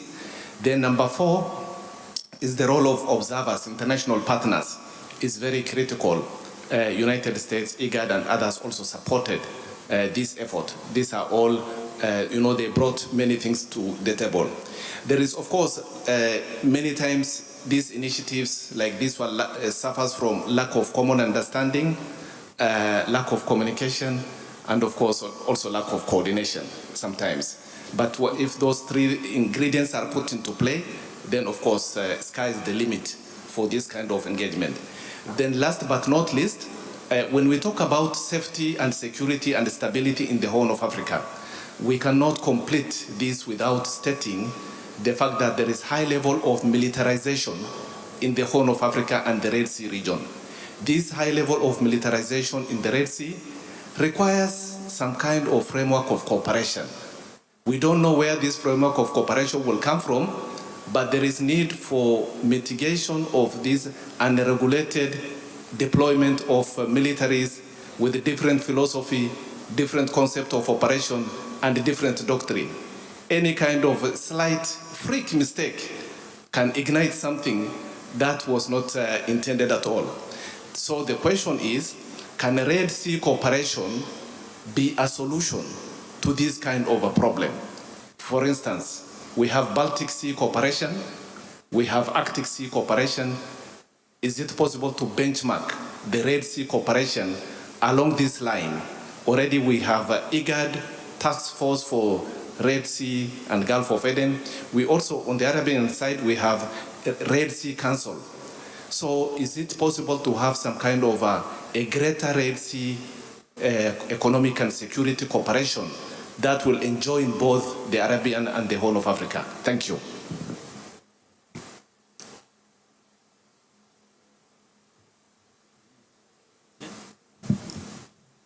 Thank you very much, Ambassador. I'm going to add a 6th point to your 5 points, which is the warring parties need to exhaust themselves sufficiently, and they need to be offered a way out. So we hear rumors in the news right now about this occurring with Russia and Ukraine, back-channel diplomacy. So all of the 5 points you mentioned, but obviously they need a way out, and that's what the diplomacy is all about here. It's fascinating you brought up the Red Sea, and especially the council that Saudi Arabia spearheaded in particular. We had a student write his master's thesis on this very topic last year. And the answer is a qualified yes, it can play a very constructive role. I'm talking about Riyadh's efforts here, supported in part by the UAE, even though it's not a member. And the other Red Sea states. The problem itself is, of course, the political and geopolitical dynamics in the Horn of Africa that hinder this. You've got a couple of states that are either not members or not fully involved. So first and foremost, you have an independent but unrecognized republic in the name of Somaliland that is not part of this council. And that's for purely political reasons. It's for a variety of international reasons, et cetera, et cetera. I'm not saying this is an easy obstacle to surmount. But with a very lengthy coastline on the Gulf of Aden, this is highly problematic. And so for a council to really operationalize solutions to some of the issues that bedevil the Red Sea, it's going to need to figure out some solution to the Somaliland-Somalia conundrum. And this is where I think a group like IGAD could play a very, very critical role, the African Union as well, but there needs to be some kind of movement on this issue here. So I'll leave my comments at that, because I'm sure my colleagues have other insights. No, I just want to say something related to the last point. So the idea of the council, or a cooperation of the Red Sea, I completely agree with you. That could be a good chance to, in some way, to create coordination among different players. But the point is that we cannot be naive, and we have to consider that even within the organization, power politics works. So if there's no balances among the different members, that would be not the solution. That's my point. And again, as my colleague mentioned, you cannot create such kind of council without some members that maybe are not Red Sea countries, like Ethiopia, for example, or other members that has growing influence in the Red Sea, UAE, or we can also say about something about Israel that was not part of the council at that time. And you cannot do in this way. That's my opinion. But yeah, generally speaking, that could be a way.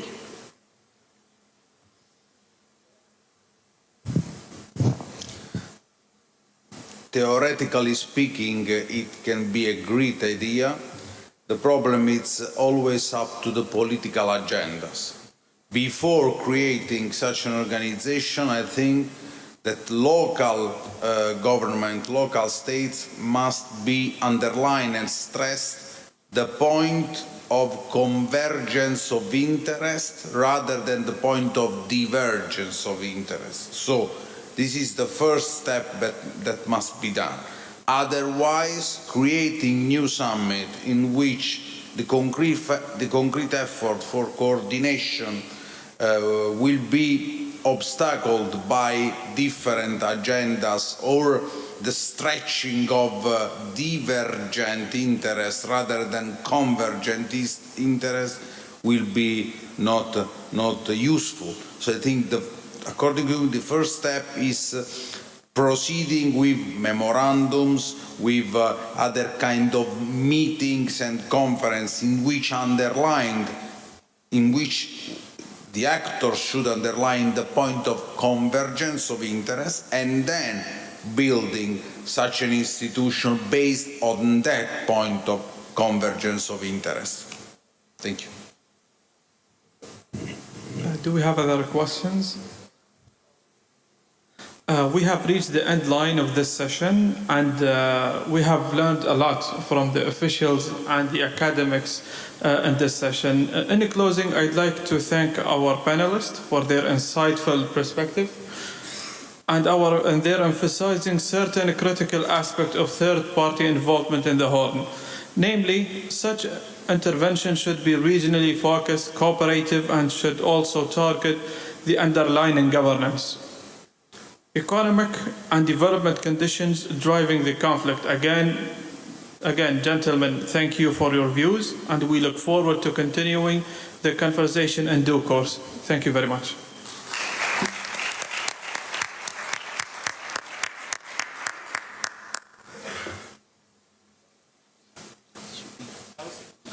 Okay.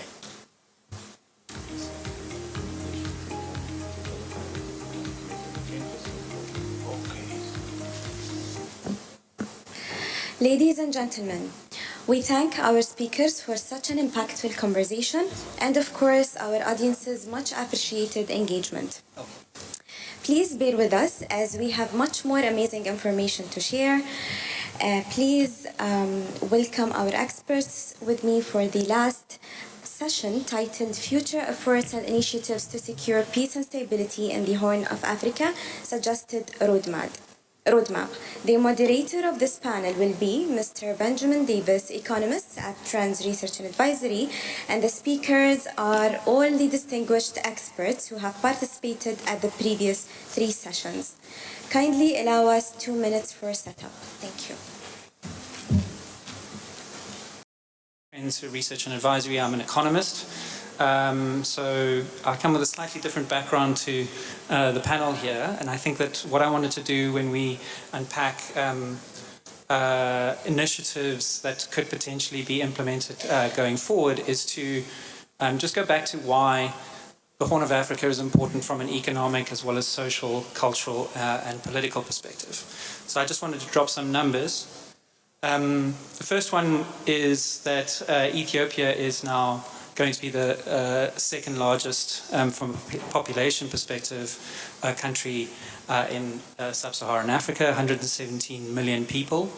The investment that has gone into Ethiopia has been significant, the most recent being $850 million paid by Vodacom and Safaricom for a telecom license and a financial services license in Ethiopia. It's highly likely that the second license will probably be sold for a similar amount of money. And that just talks to the huge potential for financial services and telecommunications in Ethiopia. So everybody knows the potential in Ethiopia, but the other opportunities are significant in the other markets. So I don't know if you know that Somalia has the third largest wind renewable energy profile in the world after Russia and Oman. And so there's very significant potential for renewable energy generation coming out of Somalia. The potential that comes from being adjacent to the Nile Basin and the investments that have been made from an agricultural perspective over centuries allude to the huge potential that South and Sudan have in terms of generating economic activity for their communities. So there's very significant potential investment opportunities that the UAE is already involved in. As an investor, DP World is invested in the region at the moment. So I think what's critical is to try and identify how to frame a variety of initiatives coming from a range of different dimensions on what could be done to improve the stability and reduce the level of conflict in this space. And I thought that Khalid's point that he talked about at the beginning around institutionalization is a good framework to start from, and maybe in the process butcher a framework called Maslow's hierarchy of needs, which talks about how one can't focus on higher order needs like self-actualization without actually being able to feed yourself. So maybe using that framework, Khalid, I was wondering if you could unpack for me which countries are at which stage of institutional development, and as a result, where are they on the Maslow's hierarchy of needs? Are they focusing on the basics like food? Are they focusing on security? Are they focusing on economic activity or self-actualization? Okay, yeah, it's working. So thank you for that question. I'm less familiar with the psychology literature, but I'll sort of try to draw an analogy with the framework you've provided me there, Maslow's hierarchy. I want to start with what I mean by institutions. A lot of times when we think about institutions, we think of buildings or professionals. In my research, what I see is institutions are nothing more than agreements. The smallest institution is a contractual agreement between two parties. That could, in international relations, that could be a treaty between two countries that serves as a de facto institution. And when we go away from that definition of institutions as credible agreements that were reached by two autonomous agents towards a framing of institutions as something that is built top-down, I think we sort of miss the mark on how institutions may influence political development or political stability. So having said that, then we can think of institutions being at maybe three stages to draw an analogy to Maslow's hierarchy. You can think of the very fragile state of institutions that I've spoken about with regards to where South Sudan found itself from 2011 to 2018, where the Ethiopian Derg regime found itself from 1974 to 1991. It's not necessarily just that the population is destitute at these stages, but also that institutions are at a very pre-contractual phase. Agreements are based on the person of individuals, not on the professional roles that they occupy. So in other words, for instance, if the president can, with a sweep of a pen, extra-constitutionally remake 10 regions into 32, or conversely reappoint 4 regional governors in the northeast region of the country. I'm talking about South Sudan in this case. What you have is a fragile state, and the reason it's fragile is because institutions are easily changed. The agreements are easily changed. They're tentative. There's nothing fundamentally stable about them. And at a second, and so what in terms of policy intervention, what obviously the country would need at that stage is not necessarily things like democratization. It's just getting the major stakeholders. And in this case, when we're talking about Horn of Africa, the stakeholders all have violent potential. That's what makes these issues suboptimal. There are no perfect solutions. And sometimes, I hate to say this, there are really no win-win solutions. There are going to be losers in these institutional bargains. There always are. But when you can find a way, in the case of these fragile state contexts, to bring together a large swath of stakeholders, whatever you want to call them, elites, and get them to agree on a framework, this is what I call constitutionalism, then you can at least have the basis for gradual transition into a more stable institutional order. So what does that look like? I can go to the next stage of sort of the analogy I'm drawing here. And this is the stage where you do have some consensus among the elites, where you do have some specialization of political, economic, religious, social functions. So you don't have one authoritarian person in the middle intervening in all the social and religious and economic functions of a given state. And at this stage, you have some semblance of a stable political order. At this stage, you can think about things like economic investment or specialized economic investment, integration. You can, at this point, of course, talk of things like property rights. And because this is the stage at which we've already seen that there's a broad consensus, the question at this more stable stage is, how do you expand the framework to include greater and greater numbers of stakeholders? How do you allow for periodic adjustment of the coalitions that occupy this group that we call elites? How do you create friction and differentiation? At the final stage, you have an order, and I beyond maybe Rwanda or Botswana, maybe Kenya, I can't think of a country that has reached this final stage of a closed access order, where you do have sophisticated independent enterprises, where you do have a periodic readjustment of elite coalitions, where you don't have necessarily ethnic basis for elitehood.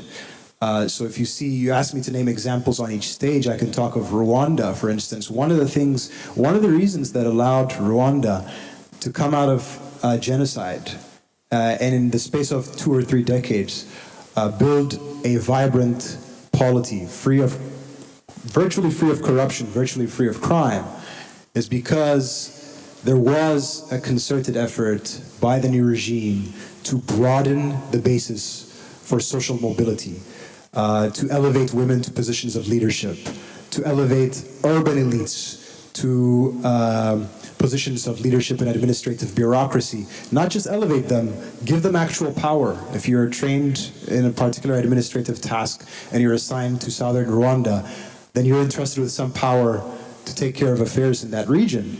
It doesn't matter if you're a Hutu or a Tutsi. In fact, you're not allowed to say that. Not to say Rwanda is a democracy by any means, or an open access order, or a liberal democracy, to use a more accurate phrase. But its political order has been framed in such a sophisticated way that it is unthinkable to think that Rwanda will go back to the conditions that led to the genocide. It's fundamentally stable, although some observers disagree about the extent to which it is stable. Comparatively, if you're talking about other countries in this region, it's at a stable order because of these things, because it has gone through these successive stages rather than trying to jump from one or the other, or trying to privilege external interests at the expense of genuine bargains within the Rwandan political, economic, and financial stakeholders themselves. So at that stage, perhaps you can talk of things like democracy, But yeah, so I guess in the real world, these things are not so broken up and linear that external stakeholders can decide, well, okay, we can't really invest in this country at this given point. Let's focus all our efforts on constitutionalism or elite bargains. So it's not quite as simplistic or parsimonious as I'm making it to be. But I think there's a thing to be said about organizing principles for external intervention, and those organizing principles can at least be focused on the needs of a given polity at any given point in time. Great, thank you. Just to extend on that, I mean, so obviously there was a lot of talk about instability within the institutions in the markets that we're talking about, different levels of maturity. One interesting market for me is obviously Ethiopia, which seemed to be on track to have a process of heavily institutionalizing their governance. Brendan, would you be able to comment on what's going to get Ethiopia back on track and potentially translate that into possible interventions from a tactical perspective that one should potentially focus on? So to encourage that on. Sorry, to understand correctly, what gets Ethiopia back on track as far as moving beyond this current conflict? Yes, and what interventions? I'll take it. I'll give you the question after that, but probably going to be answered by somebody else. Is what are the interventions from a multilateral and bilateral perspectives that could be implemented to get Ethiopia back on track? Okay, big question. Yeah, look, it's I think critical right now to look at this AU-led peace initiative and how that is implemented. The parties have agreed in Pretoria and now in Nairobi how to potentially implement this. This is not a quote-unquote gentleman's agreement anymore. There are actually steps laid out that both parties have to take. There's implementation efforts that are ongoing, and of course there needs to be some kind of monitoring going on. All right. U.S. President Ronald Reagan famously said, "Trust but verify."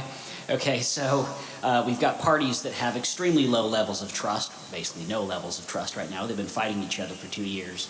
And so thus, that critical role led by this panel of three that the ambassador talked about, the former Nigerian president, the former Kenyan president, and the former South African vice president, their continued role in this process is probably critical. But it's a great sign that we've seen humanitarian aid reach Mekelle, Tigray's capital, for the first time in 2 years. That's a very, very promising sign. We've got a couple of elephants in the room that need to be addressed. What is the role of Eritrea in all of this? Okay, Eritrea has been a belligerent party. Eritrea, to many countries, is a pariah state.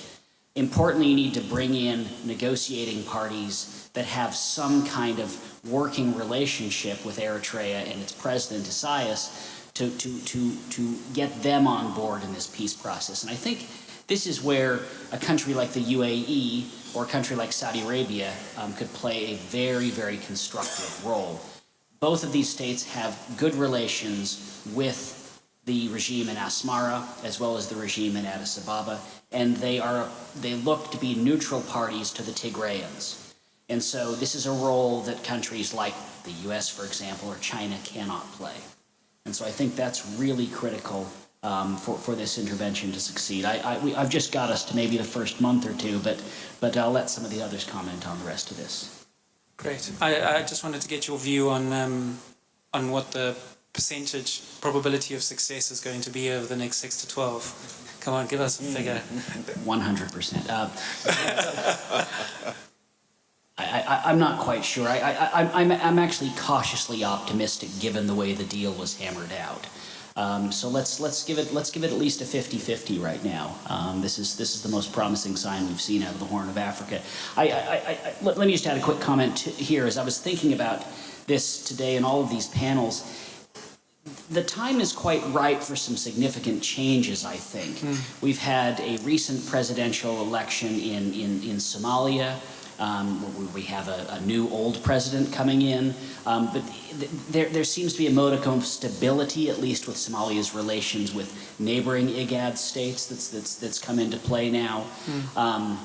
And we have the cessation in hostilities here between Eritrea, Ethiopia, and Tigray. We have the simmering Al-Fashaga dispute, but it's not what it was a few months ago. So I think that on the back of this AU-led effort, we might have a chance to see some better days ahead. Yeah, so I'm going to digress. I was going to ask the Yes, sorry. I just want to add something to the comment of Brandon related to Ethiopia, because I think it's important for the future of the agreement, because there is another elephant in the room, and that is the mismatch that seems to be between the TPLF, so the authority, the Tigrayan authority, and many of Tigrayan people. So many of them are against the agreement, many of them feel in some way betrayal by the authorities. So I think that any implementation of the agreement should be linked with a strong involvement of both government, Addis government, but also extra state actors, so for example extra regional players, in order to in some way to show to the Tigrayan people that they will not be marginalized by the Ethiopia future. And that, I believe, is also an opportunity. This, I don't know if... Yeah, that was a fabulous comment, because I actually was going to use Somalia as an opportunity for an extra territorial organization to get involved in, for example, driving discussions between Puntland, Somaliland and Mogadishu around how they could coordinate economic development, and using a foreign investor to potentially play that role on a major renewable energy project or something along those lines. But I think Ethiopia is in exactly the same position. You've got to show value for the institutions that you're building. It's got to be tangible to communities.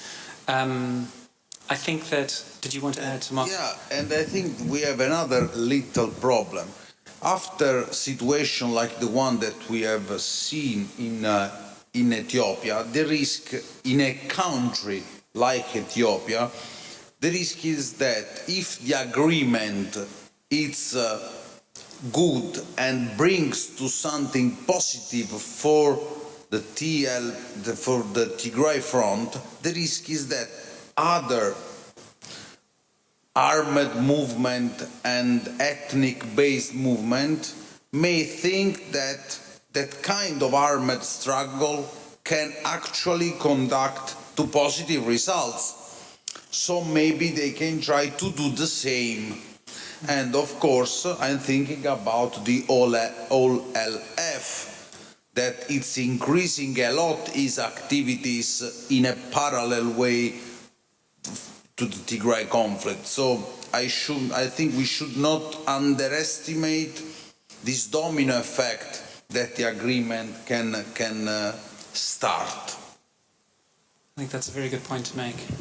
How would you potentially solve that? Because obviously what you want to do is that you want to ensure economic progress by reducing security risks and moving people onto the next stage in their Maslow's hierarchy of needs, without necessarily degrading back to focusing on security by encouraging bad behavior, essentially. What is it that you... I think that the Prime Minister should be ambitious, and Abiy Ahmed should be ambitious and should try to act before a potential crisis with OLF become worse. Because OLF it's now one of the issues, but we have also all the movements in the western part of the country connected with the claims for land rights and all the problem with the Nuer community and Murle community in Gabella.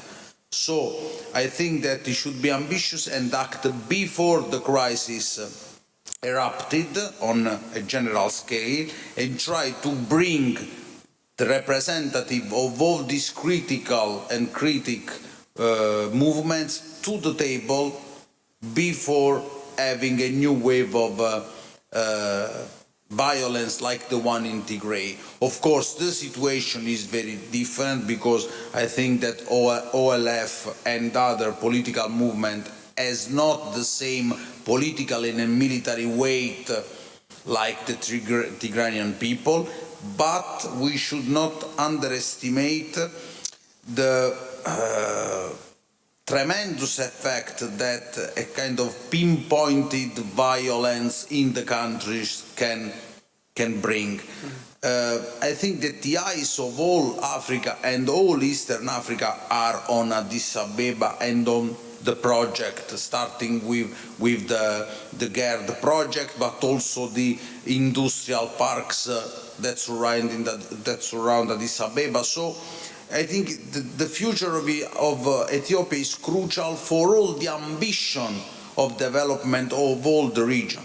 Because if Addis Ababa will be able to provide a good example, more will follow. Yeah, I think that segues quite nicely into the next theme that I wanted to pick up, which is piracy and the control of piracy and the securing of maritime traverse ways has provided a framework for cooperation at major levels across geopolitical, regional, as well as local groups. Tim, maybe start with you. Are there any lessons that we can take from what's been learned on the sea into land? Thank you. I don't know if this is working. There we go. You can hear me now. Lessons. So on one hand, I'm kind of sceptical of lessons learned because context always matters.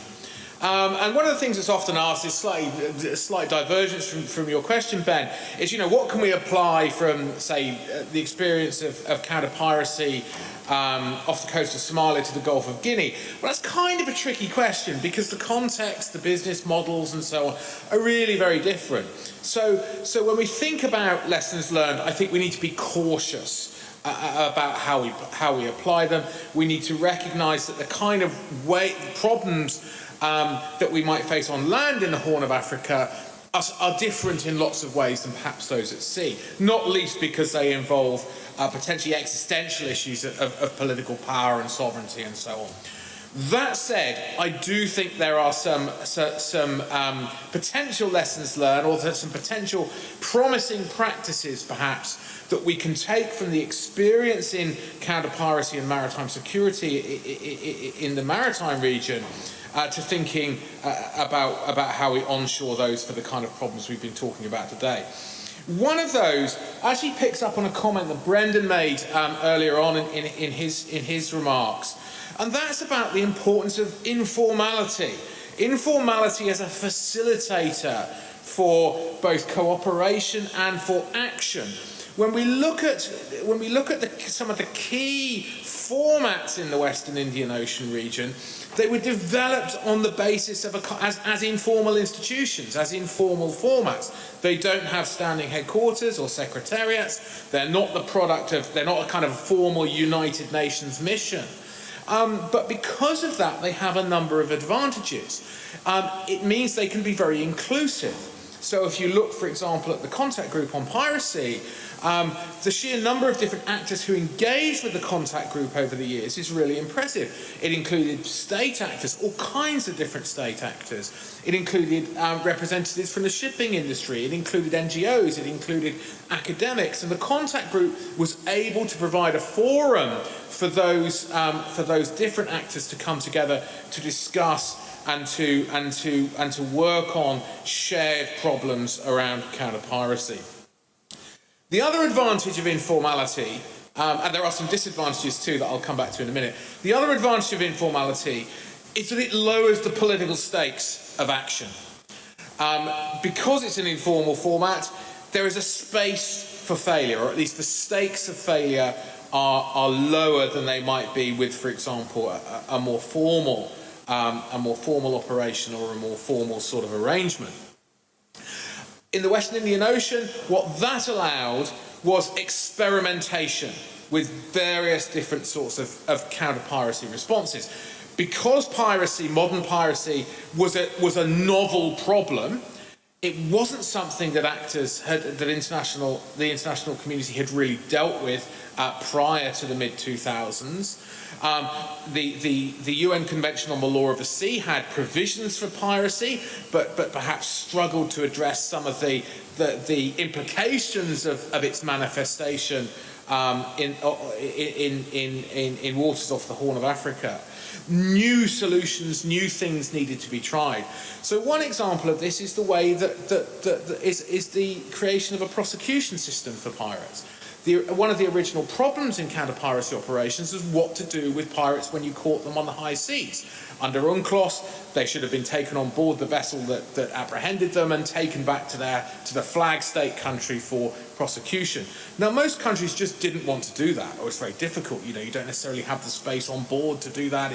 It involves, looking after prisoners and all this sort of thing. So there was a tendency to just release pirates once they'd been caught. Through the contact group was able to experiment with a new format in which piracy prosecutions took place in Seychelles and Kenya, with those who were found guilty being then transferred for incarceration in Somalia, supported by capacity building activities in the Somali penal sector.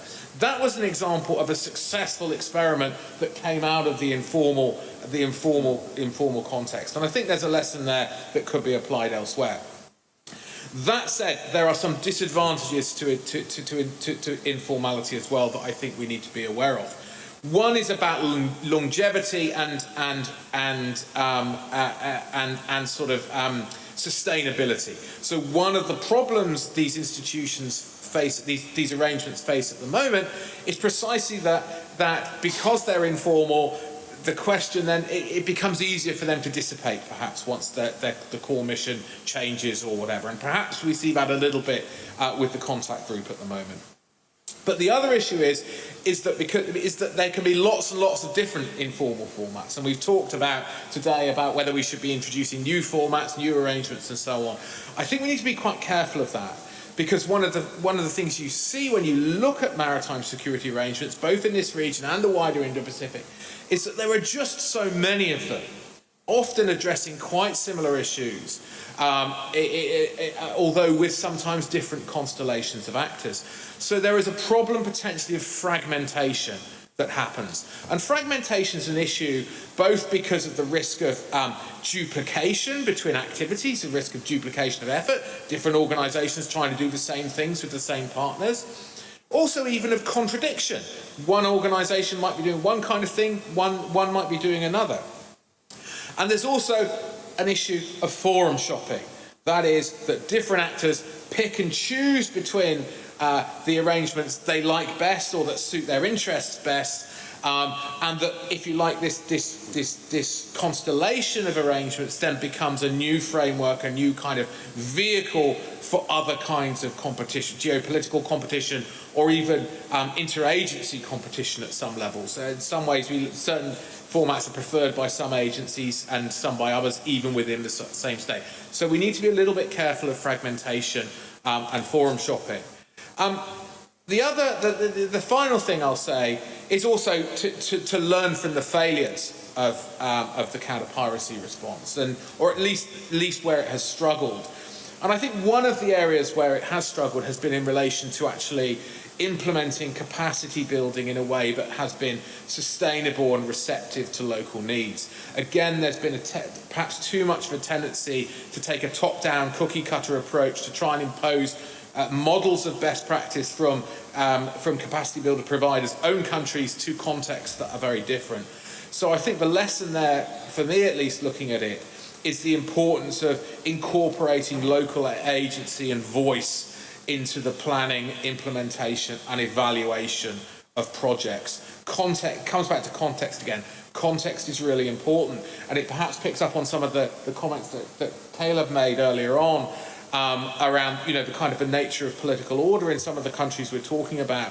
Any kind of intervention in those political orders needs to be able to to at least align with and work with the way that things are done in that country, rather than because if it's an entirely external imposition, then it's going to struggle to succeed. It's going to struggle to sustain itself. So I think the importance of local agency and voice is really, really important. It's really significant. Ollie, would you be able to comment specifically around lessons that could potentially be learned in Maritime Security 2.0 that needs to be implemented post-piracy, but now to control alternative illegal activities? Specifically things like the Yemeni conflict and illicit flows across the Red Sea. What are the things that they could be focusing on? Okay, if I got your question correctly, that about the coordination, that how do we actually do that, right? So, okay, I will be providing more problems, if that's fine. So, in order to have a multinational naval effort to actually deal with those maritime security problems, whether they are piracy, smuggling, or the Houthi threat using modern state-like weapons against international shipping. So, looking at the coordination itself first, it is no surprise that most of those multinational naval coalitions are conducted amongst good friends. So that is an important point, because when we look at the challenges here, trust becomes the most difficult problem. How do we overcome the lack of trust? And this is an issue even amongst allies very often. Then we have to look at threat perceptions. So if we look at all the different maritime insecurities that we face in the region, so it may not be in terms of priorities the same for even neighboring countries. So being able then to come together to deal with those challenges is already really challenging based on those basic priorities and interests. Another problem, especially when we heard very important points about involving the local security actors, the problem becomes in the maritime domain the lack of basic capacity. So how can they contribute to these efforts if they lack the most basic capacities? So that capacity building has to happen at the same time in order to build that local capacity to participate in that multinational effort. Now, the problem coming from all of these immediately is that any cooperation becomes the lowest common denominator where we find that common ground to cooperate. So that is a challenge. When it comes to the more technical side, if you will, very practical side of now maritime cooperation. So the shipping industry, when they have the tankers or container ships going through the Bab el-Mandeb, and they face these threats, actual threats, so who do they call? Are they calling Chinese Navy, Japanese Navy? Are they calling the Operation Atalanta? Are they contacting one of the few actual coordination centers that have been established? Like, in my opinion, the most important, the UK MTO? Or do they contact the Maritime Security Center in Horn of Africa? Do they contact the NATO's Maritime Security Coordination Center? So the question becomes for the industry, who do I call when I'm in trouble? And they need to know this at that time. It cannot happen. It's not a very viable solution that you have to start pondering about this when you are under attack. But when it then comes to this actual coordination, looking at those coast guards or naval vessels at sea, so there's no standard operating procedure. And this is a key issue that we need to tackle with. So there is, in fact, multinational naval operations standard operating procedure, very long term. But the problem is with this that it's a beautiful document, it works in principle, but you have to train and exercise that a lot. And what do I mean by all of this is that when we have different parties coming together for these multinational efforts, there's always problems with different capabilities, different technologies, different communication methods. In worst cases, these technologies cannot even talk to each other. And on top of that, on top of the technology, we have all our own training and procedures. So we have to be able to then harmonize our own standards of operational procedures into this multinational effort. But as I mentioned, all of this also requires a lot of practice and training to actually pull off. Yeah. Thank you. I think you highlighted something around capabilities and strengths. I just wanted to drop another economic metric, which I think is really important for these types of discussions. I think it was brought up by one of the attendees when they said, why can't anybody do this? Why doesn't Africa deal with Africa's problems? And the number that I got recently is that total sub-Saharan Africa defense spend will be less than the UAE's this year. So in the Horn of Africa, most countries are spending less than $500 million on defense officially. So when you talk about capacity constraints in local markets, that's the type of capacity constraint that you're dealing with. And then maybe to push you, Ali, and maybe Tim, what do you do, and who's going to be involved? Because piracy's been solved, so geopolitical actors are less inclined to get involved, and they're not going to invest more potentially. So the only people who are really going to be that interested in solving this are regional and potentially local players, and the local players are capacity constrained. What happens next? Where do you see that going?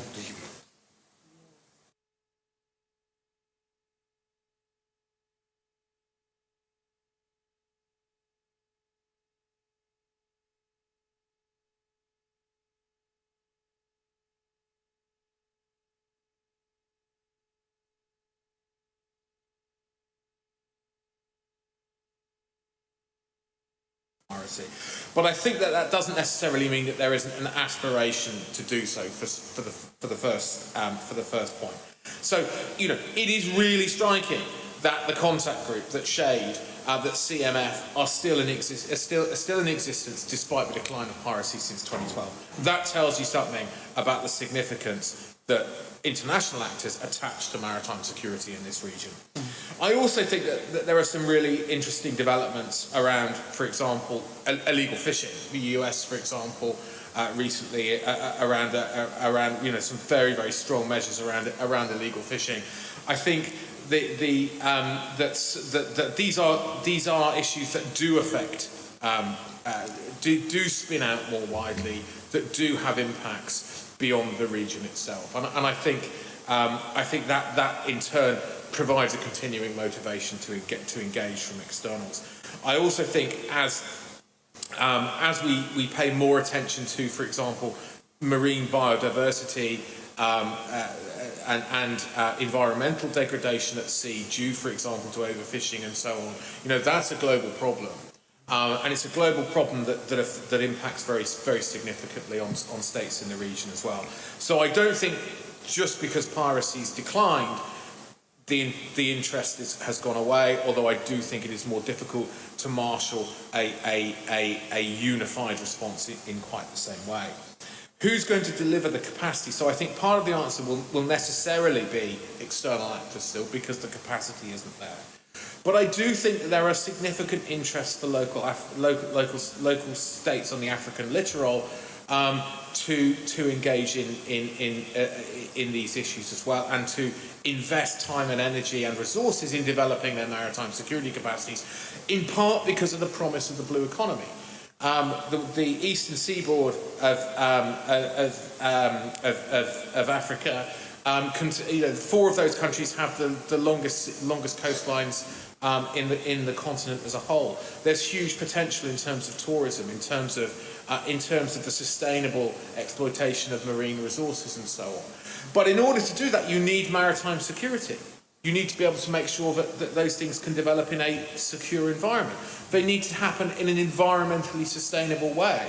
And they need to take place in a way that is, again, alive to and works with local coastal communities and their interests rather than against them. So I think, again, one of the issues with the blue economy is that it can lead to the exclusion of local maritime economic activities in order to make way for tourist hotels or whatever it may be. But I think if you can get that triangle between the blue economy, maritime security and environmental sustainability right, then there are real opportunities there for African states. It's not just about kind of managing disorder. There are opportunities around for sustainable economic development as well. I think you highlighted something that's really important, and maybe I should get the two Italians on the panel to talk about that, because Italy, I don't know if you know, is one of the top 5 FDI investors in Africa. Has been quite effective in developing soft power, which I think was a topic that was raised earlier. I mean, would you be able to comment on how Italy's managed to maintain their relationships with ex-colonial states as well as potentially others to develop this type of profile? Maybe start with you. We have to be honest. I think in the last decade, our presence in the Horn of Africa has started to significantly declining. As a formal colonial state, we used to feel the shame of many bad things that we have done in the Horn of Africa as a colonial power.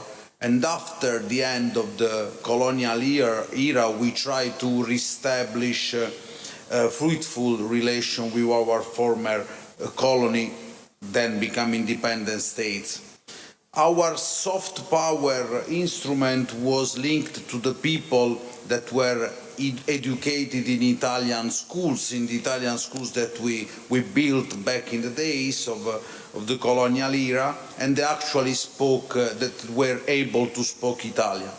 But as you know, if you don't invest in strategic cultural cooperation with a country, this heritage we get lost, and exactly what happened with Italy. Now in the Horn of Africa, the Italian-speaking people are, I think, hundreds, no more than hundreds, and they belong to the older generation. Young people doesn't speak Italian, doesn't know about Italy, and they have no direct or indirect cultural ties with Italy, especially in Somalia and in Ethiopia.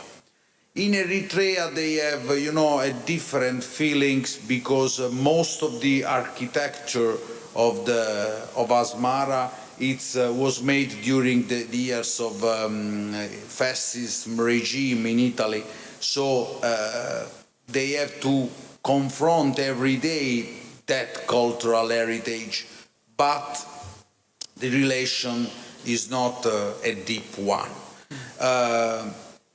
Paradoxically, after the Second World War and the end of the colonial era, we were able to establish more fruitful connection with other states that were actually not part of our former colonial empire. Like Western Africa, like Sahel, like Democratic Republic of Congo, South Africa, Mozambique, and we used in that cases our value diplomacy and soft power diplomacy. For example, in Mozambique, we were able, thanks to the Comunità di Sant'Egidio, to broke the peace deal between Frelimo and Renamo, so we gave a great contribution in the effort. In South Africa, actually a small local authority in Emilia-Romagna region was the first foreign reality to recognize Nelson Mandela efforts in the fight against apartheid. And then, if we come to other parts of Africa, of course, we use also business to do diplomacy, because as you know, as I tried to explain before, when you find convergent interests, of course, in the business field, of course, you will find political synergies. In this sense, I am a little bit a Marxist. I mean, the economy will pull the carriage of the politics, and I think the same it's for Italy and Africa. And I think that's the key. 2 weeks ago, speaking always about soft power, my Institute Center for International Studies organized a 3-day conference about Africa in Rome. The name was Ital-Africa Strategic Symposium, and the first panel was a project actually founded and supported by the Italian Foreign Ministry. And the first panel was called African Identities and Cultural Diplomacy. We agreed that with the minister, because I think that the idea for the future for the Italian Minister of Foreign Affairs is to use cultural diplomacy as a tool of soft power in order to make our presence in Africa more deep and also more heterogeneous than now. I don't know, you want to add something? I think we're running out of time, so I'm going to have to stop it there. But thank you very much to the panelists for this session, and thank you very much for your presentations earlier. I think we've covered quite a lot of ground looking at the Horn of Africa from a range of different angles. And I think one of the key takeouts for me is that there's a very significant role for the GCC and the UAE in brokering and facilitating increased stability, and the range of potential interventions are significant. I would almost spend a couple of days on each of those. So I think if anybody is not excited about what can be done from here into that region, I think has probably been sleeping at the wheel. And thank you very much for helping trying to understand the space. Thanks very much for your time. Thank you to you.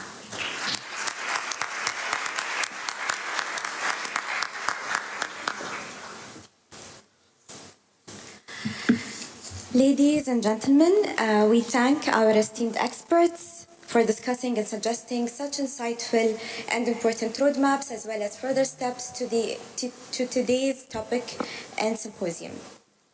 I promised last thing before lunch. Please allow me to give the floor to Liazi Al-Husseini, head of our media sector, to deliver the recommendations as well as the closing remarks for today.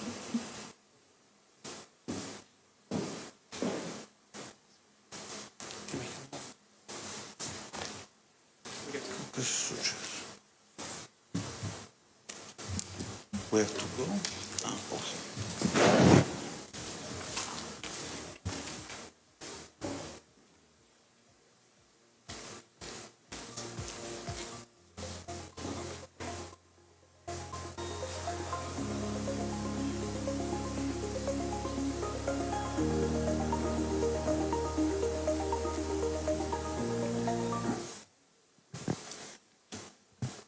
Ladies and gentlemen, distinguished audience, we have had 4 excellent and thought-provoking sessions. They have provided us with valuable insights and creative policy options pertaining to the symposium today, which covers peace and stability in the Horn of Africa. The participants addressed a number of different issues. First, they illustrated the diversity and contrast in the Horn of Africa and how this has generated deep-seated antagonism, mistrust, and conflict.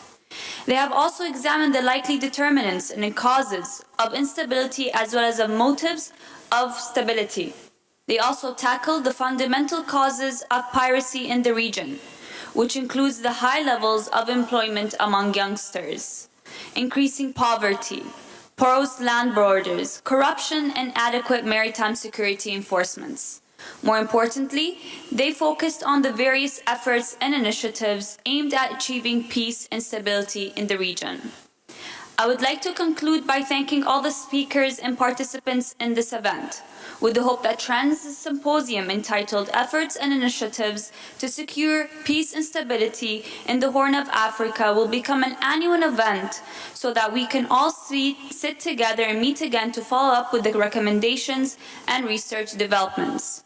The main recommendations of today's symposiums extracted from Theme 1, Stability in the Horn of Africa, Determinants, Causes, and Motives are: assist in building local institutional and technical capabilities to strengthen the legitimate capacity of national governments and increase their resilience and ability to deal with external and internal challenges. Reduce the destabilizing third country rivalries in the Horn of Africa by increasing multilateralism and coordinating common positions among external actors. Urgently address environmental threats, including droughts, food insecurity, and desertification by increasing humanitarian aid, strengthening cooperation with the East African Intergovernmental Authority on Development, and promoting frameworks for sustainable energy production. Recommendations extracted from Theme 2, Maritime Security and Piracy in the Horn of Africa, Challenges and Mitigation. Address the root causes on land which drive piracy, including weak institutions, fragile governance, conflict, political turmoil, and poverty, as well as promoting the development of the blue economy, as well as tackling illegal fishing. Maintain the Maritime High Risk Area, HRA, and utilize the same as a platform through which regional and international efforts coordinate maritime security. Furthermore, nurture and support existing maritime security, agriculture, and formats. Encourage transparency regarding data for maritime security incidents to decrease the tendency of utilizing data for different purposes. Coordinating regional and international efforts aimed at combating piracy and achieving maritime security in the Horn of Africa, and adopting agreed collective joint mechanisms to achieve this goal. Promoting sustainable capacity building through technical, organizational, training, and educational, legal, and institutional capabilities in maritime security through third-party technical support and public-private cooperation for port security enhancement, law enforcement training, and capacity building. Theme 3. Efforts and initiatives to secure peace and sustainability in the Horn of Africa, rationales and interests.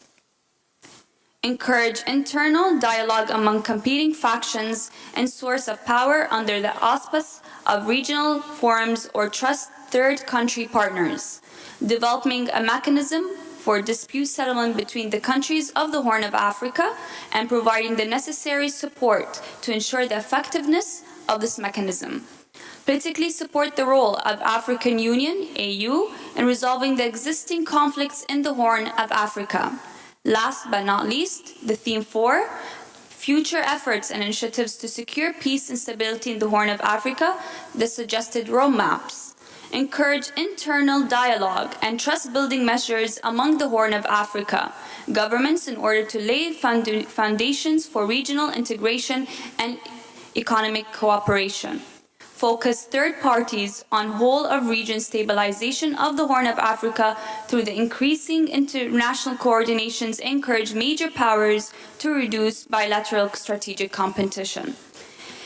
Establish a regional economic development fund financed by the Arab League, the United Nations, the African Union, and the GCC to promote economic growth and stability in the Horn of Africa. The fund would focus investment on employment-generated sectors and support public-private sectors partnerships to implement regional integrated electrical power grids and transport networks.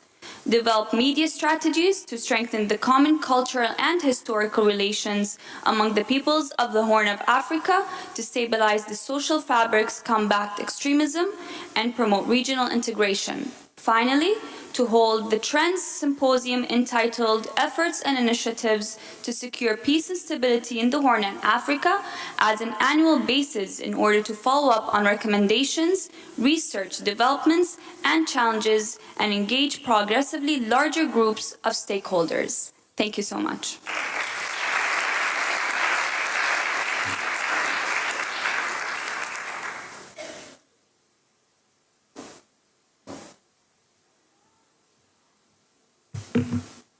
Thank you, Liazia.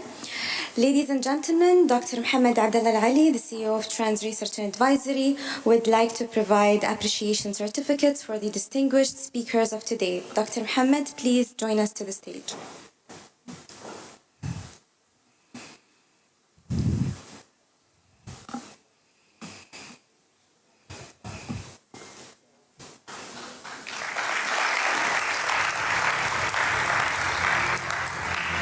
Please allow me to start with Dr. Caleb Demirou.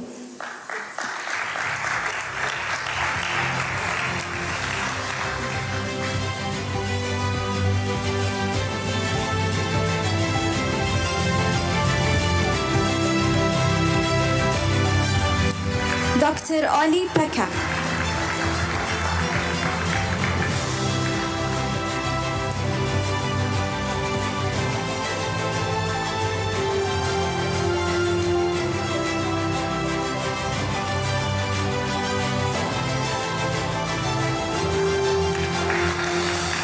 Professor Tim Edmonds.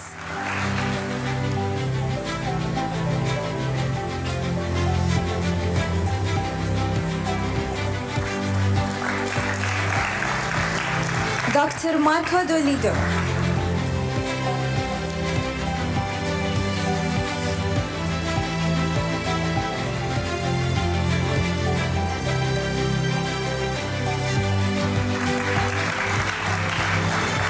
Dr. Federico Donelli.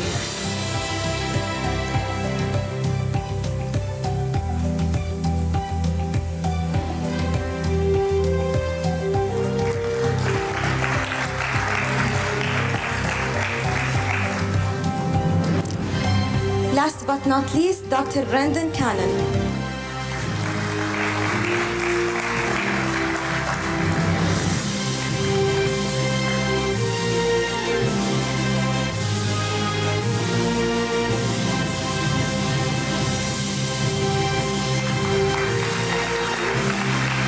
And now for a group photo.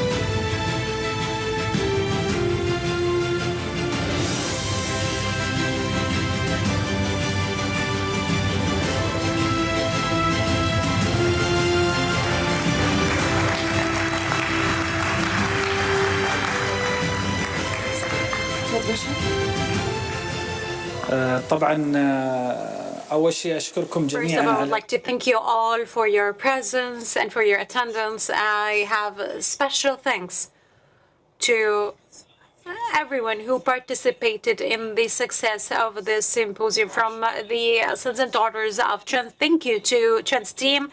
That was a challenge that you were all capable of achieving. This success has been done by Emirati hands 100%. In addition to the support of the entire Trans team, thank you to everyone who helped us to make this event come true. You were up to the challenge. I didn't really intervene with anything in regards to this symposium. I'd like to thank everyone who was in attendance with us from out of the symposium. Thank you for my brother Abdul Jani. I would like to ask him to excuse me for the delay in sending the invitation. I would like to thank everyone who has visited us from abroad. Thank you to all of our guests. Thank you to the ambassador, also to the colonel for being here with us.